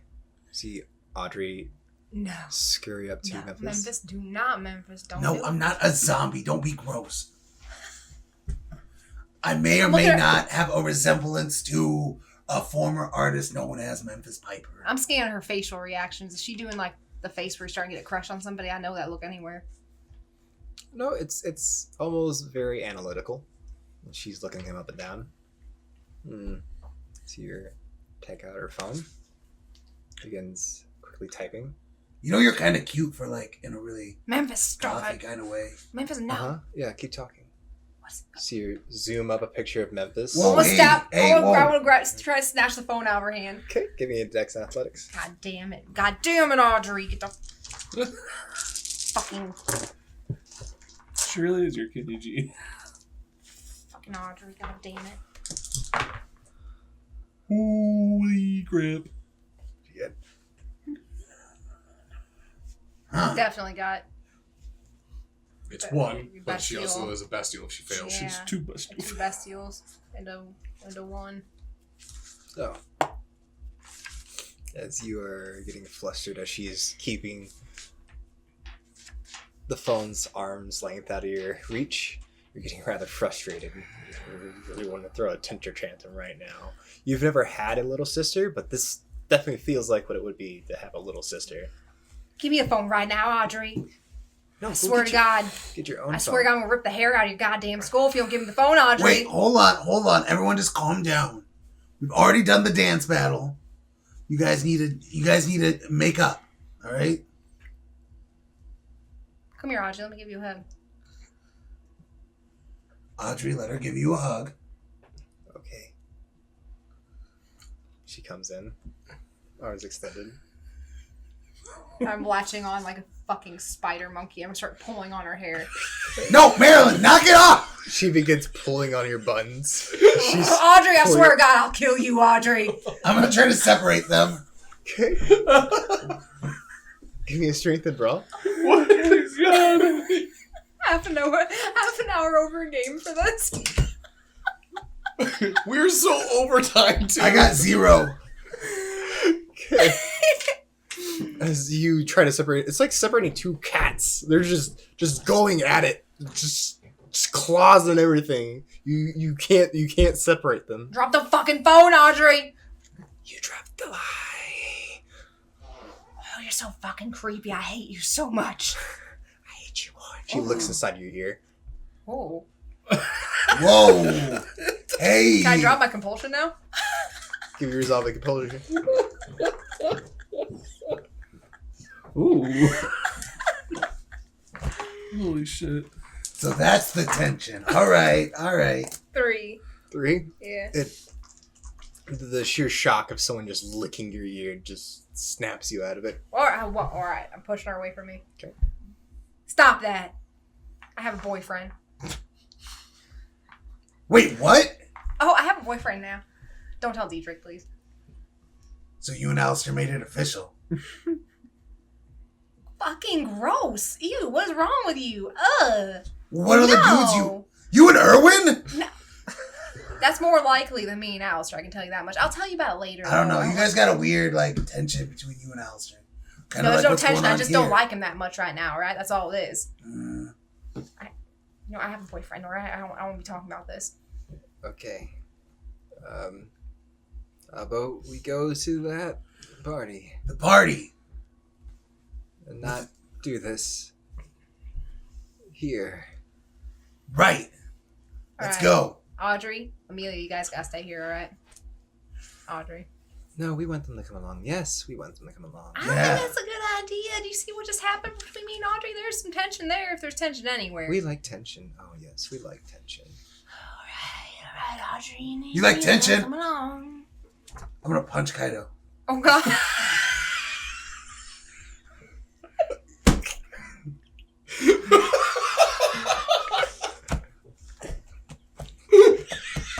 Roll strength and brawl. God damn it. Johnny Bronco. Love me. Johnny Bronco sucker punch. It's a 3.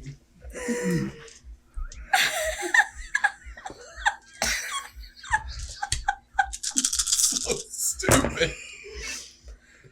watch his Fucking hand come up God. and not even looking at you, just catch the fist. Break it. You feel his grip tighten. I'm gonna look back at the twins. Tension. I need to do a rouse check. Okay. The game gets Can you down please like give me a below. strength and brawl?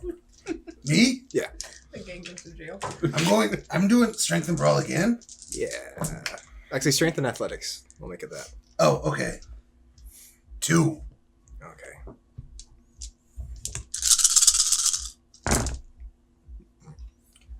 Feel your hand compressing as you feel tendons starting to bend. Now, please excuse my associate here. And, ow. I just think he got a little ahead of himself. Too much tension.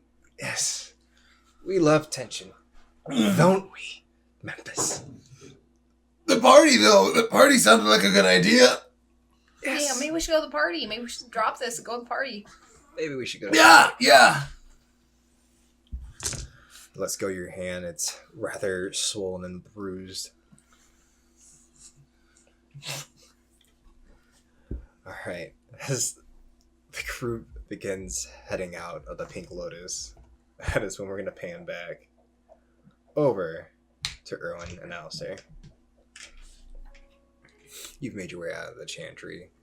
Or you're wanting to talk to Abraham, correct? I'm gonna talk to Abraham real quick, and I told him to go outside with Lazarus and leave. Okay. As you go outside, Erwin, you notice that Lazarus is currently sitting in a parked car. The driver is currently idle. Oh, did you take your car? We drove my car, but I figured that Erwin would just get an Uber, and they would just go Okay. the other. You see he's currently parked outside in the Wraith, waiting for you and Alistair to return. I wave over. No, I approach the car. See him get out. Sorry, We Was drop this- in. There we go.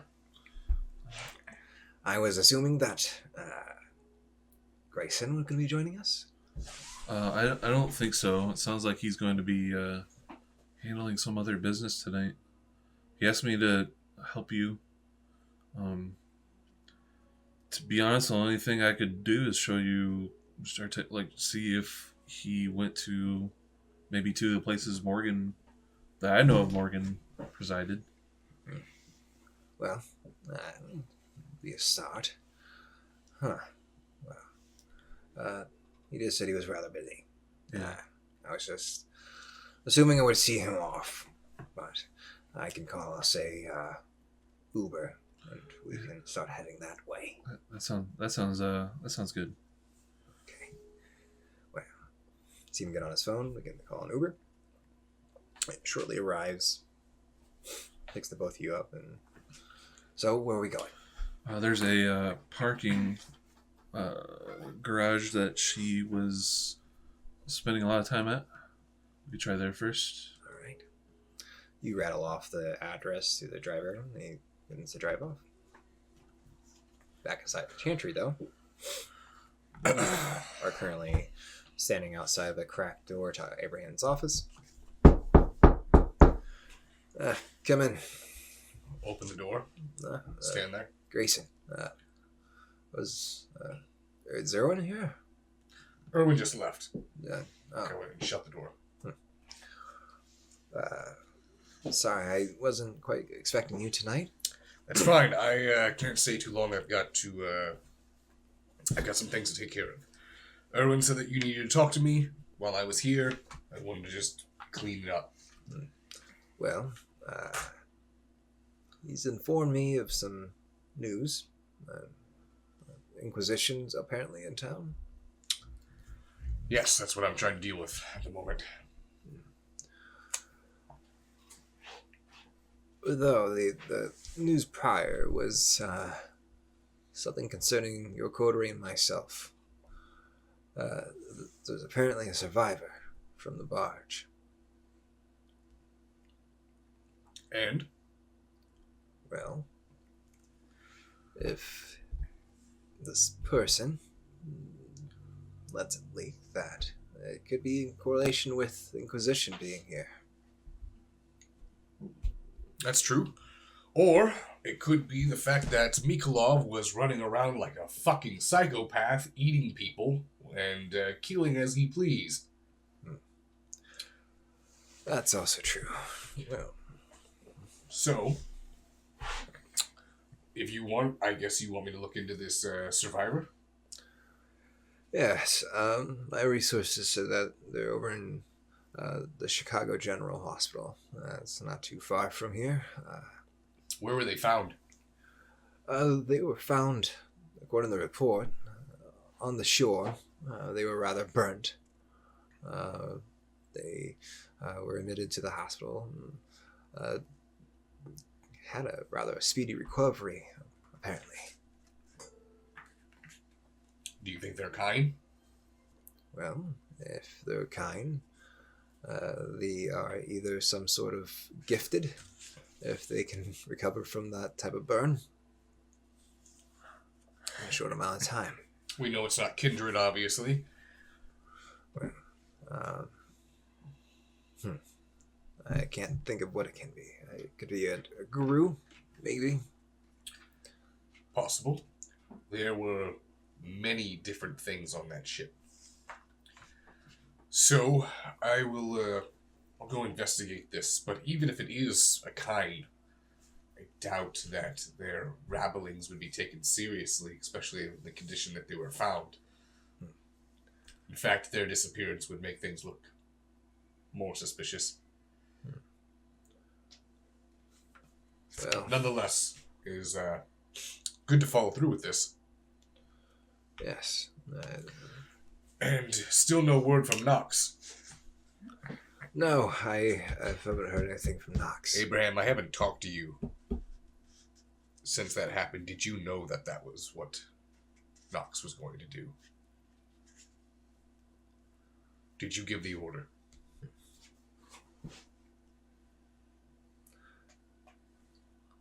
I told him to take care of it, but I didn't think he was going to be so grandiose with it.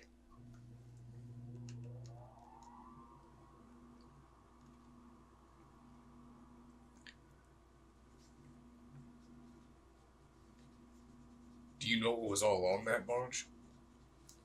Well,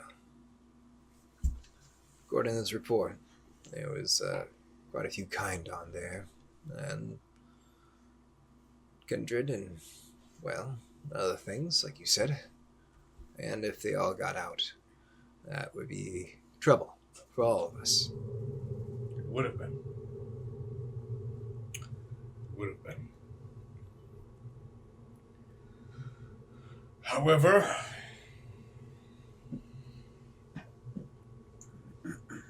there's ways to do things a little bit more tactfully than lighting a signal fire that the whole city can see. It was a rather tough call to make for anyone. On one side of the coin, you have possible blood plague. On the other side, you have a masquerade breach.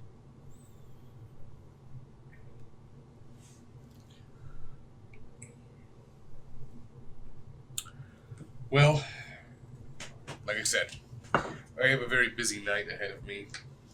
I will take a stop. Do we have a name for this person in the General Hospital? According to the report, he went by, what was it? Hang on, let me get the file. Grabs the file and hands it to you. Starts going through it and see that it's a Caucasian male. It appears to have hazel eyes. They filed him under a John Doe. Couldn't get prints because of the severe burns, but made a rather odd and speedy recovery. Document says that he disappeared from the hospital, that he wasn't admitted to leave. So he disappeared? Yeah. keep going through the file. It says that patient showed ramblings, mentioned the name Roderick a couple times when nurses would speak to him. This is interesting. They didn't have a name for the individual, which either means that he didn't remember it, or they couldn't identify him. Well, It says that his fingerprints were burnt pretty badly, but they could have gotten dental records. If he doesn't have dental records, this is peculiar. well, whatever we're dealing with obviously has some sort of supernatural gift.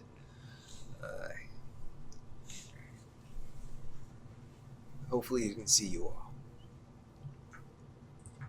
I'll take care of it. All right. Well, Grayson, you have a nice night. All right. And I walk out, close the door, and leave. Now I'm heading to the Mohawk. All right. You again heading towards the Mohawk.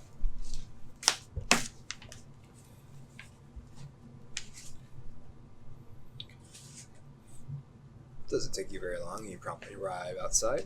It's rather rustling and bustling as it usually is. Several motorcycles parked out front. That black van that you recognize is there. Okay. I'm going to stake the place out. Just going to wait in the car. Okay. Wait to see if I see Genghis coming out at all. I'm assuming that he probably likes to pretend to mingle and smoke cigarettes with the other kind. Okay. Tell you what, why don't you go ahead and give me an investigation roll? We'll make it either intelligence or resolve plus investigation. Based on the amount of successes, I'll let you know what you see.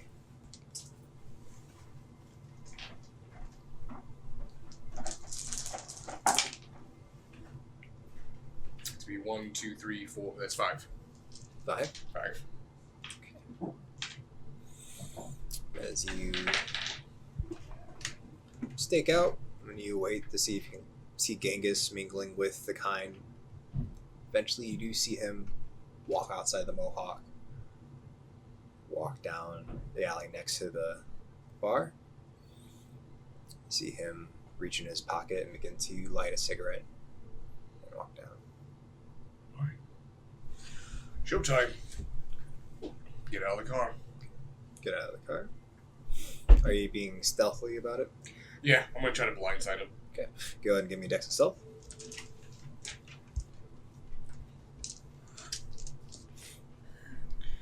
And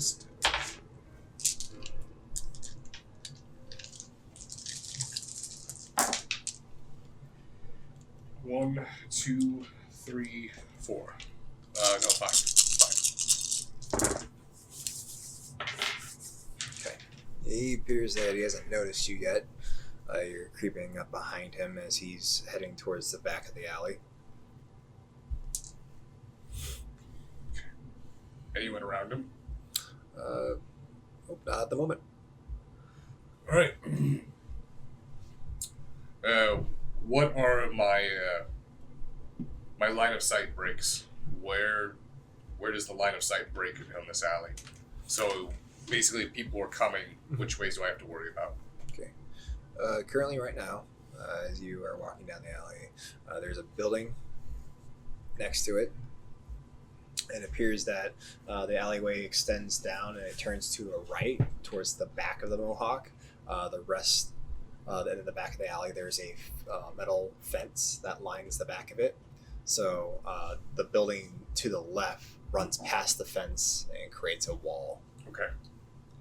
So I'm going to go ahead and just come up behind him. Okay. And I'm going to go ahead and drop the stake out from my sleeve. Okay. And I'm going to pierce through the back, out his chest. Okay. Go ahead and give me a strength and brawl. Right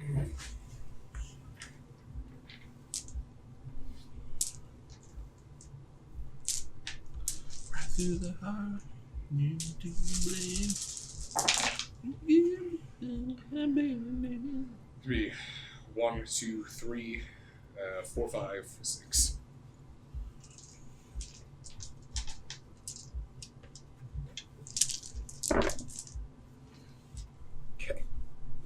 You approach from behind and you through his back, out his chest, through the heart. It's a little better than a pen this time, Genghis. You fuck.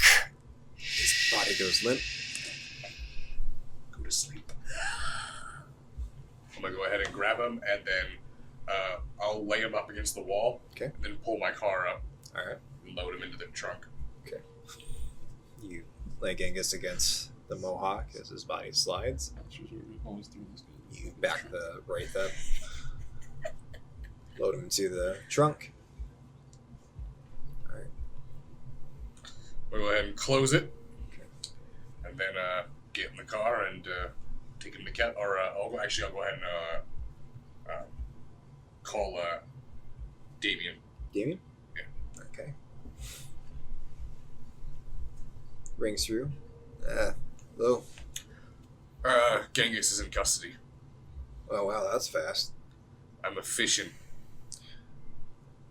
Okay, well, currently me and Alexa are running a couple errands, but I'll let Kevin know that you're en route.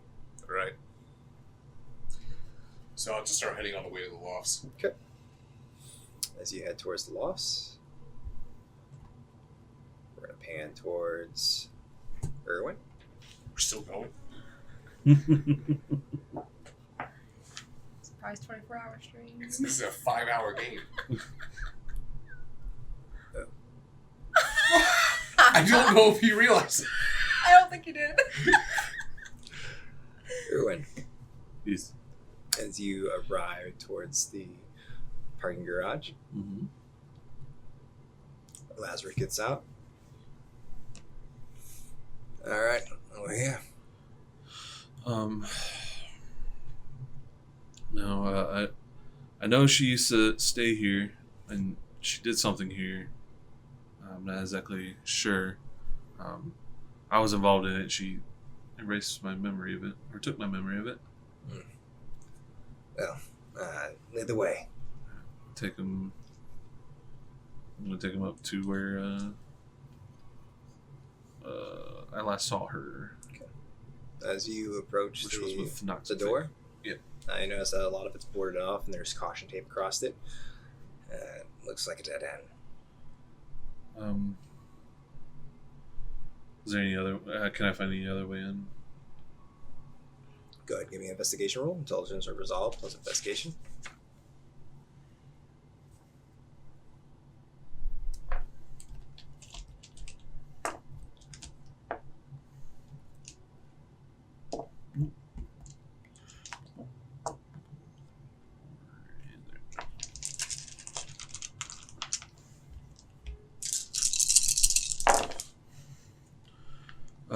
Two. As you begin scanning around the door, trying to find your way in, you start to notice a figure to your right down the alleyway, peeking at you, leering. Give me wits and awareness now.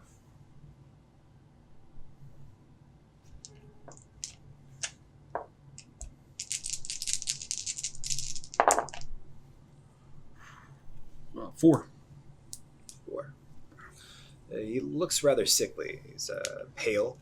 His eyes are almost this piercing green, almost luminescent. He has angular features. Though the vest he's currently dressed in, it almost looks like briar. It looks like woven branches and leaves. You start to analyze. You take a double take for a second, and you draw back as you. It looks like William. Lazarus. Oh, it's taking so long. There's an individual staring at us down the alley. What are you talking about? And I think it might be William. He goes to look. I don't see anything down there. You don't. I'll look again. You look again. Is he still down there? Oh, he's gone. Follow me. I'm gonna go down. You begin falling them down. You feel a hand grab onto your shoulder. She's coming from behind you. Turn around. As you turn around, can you please give me a Dex and Athletics? Ooh, fuck. Someone hit me.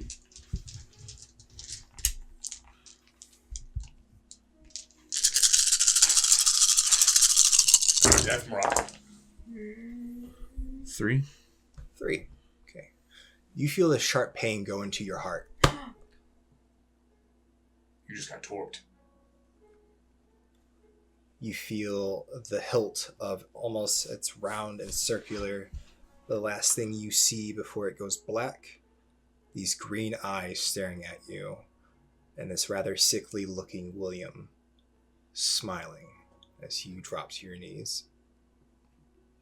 And that's what we call the episode. Oh no! Oh shit! You gotta wait a week to find out what happened to you. I mean, Erwin, I'm sorry. That's Erwin, take care of this for me.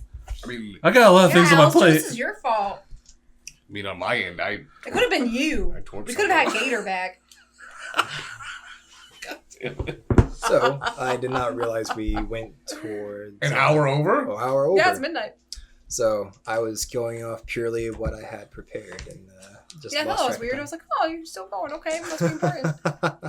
So my phone's pretty much dead. Might be the cause of it. Alrighty. Well, thank you anybody who stuck around. That's gonna be a rather long episode. Oh, And- poor Erwin. Well, hopefully everybody had fun tonight. I had a lot of fun storytelling.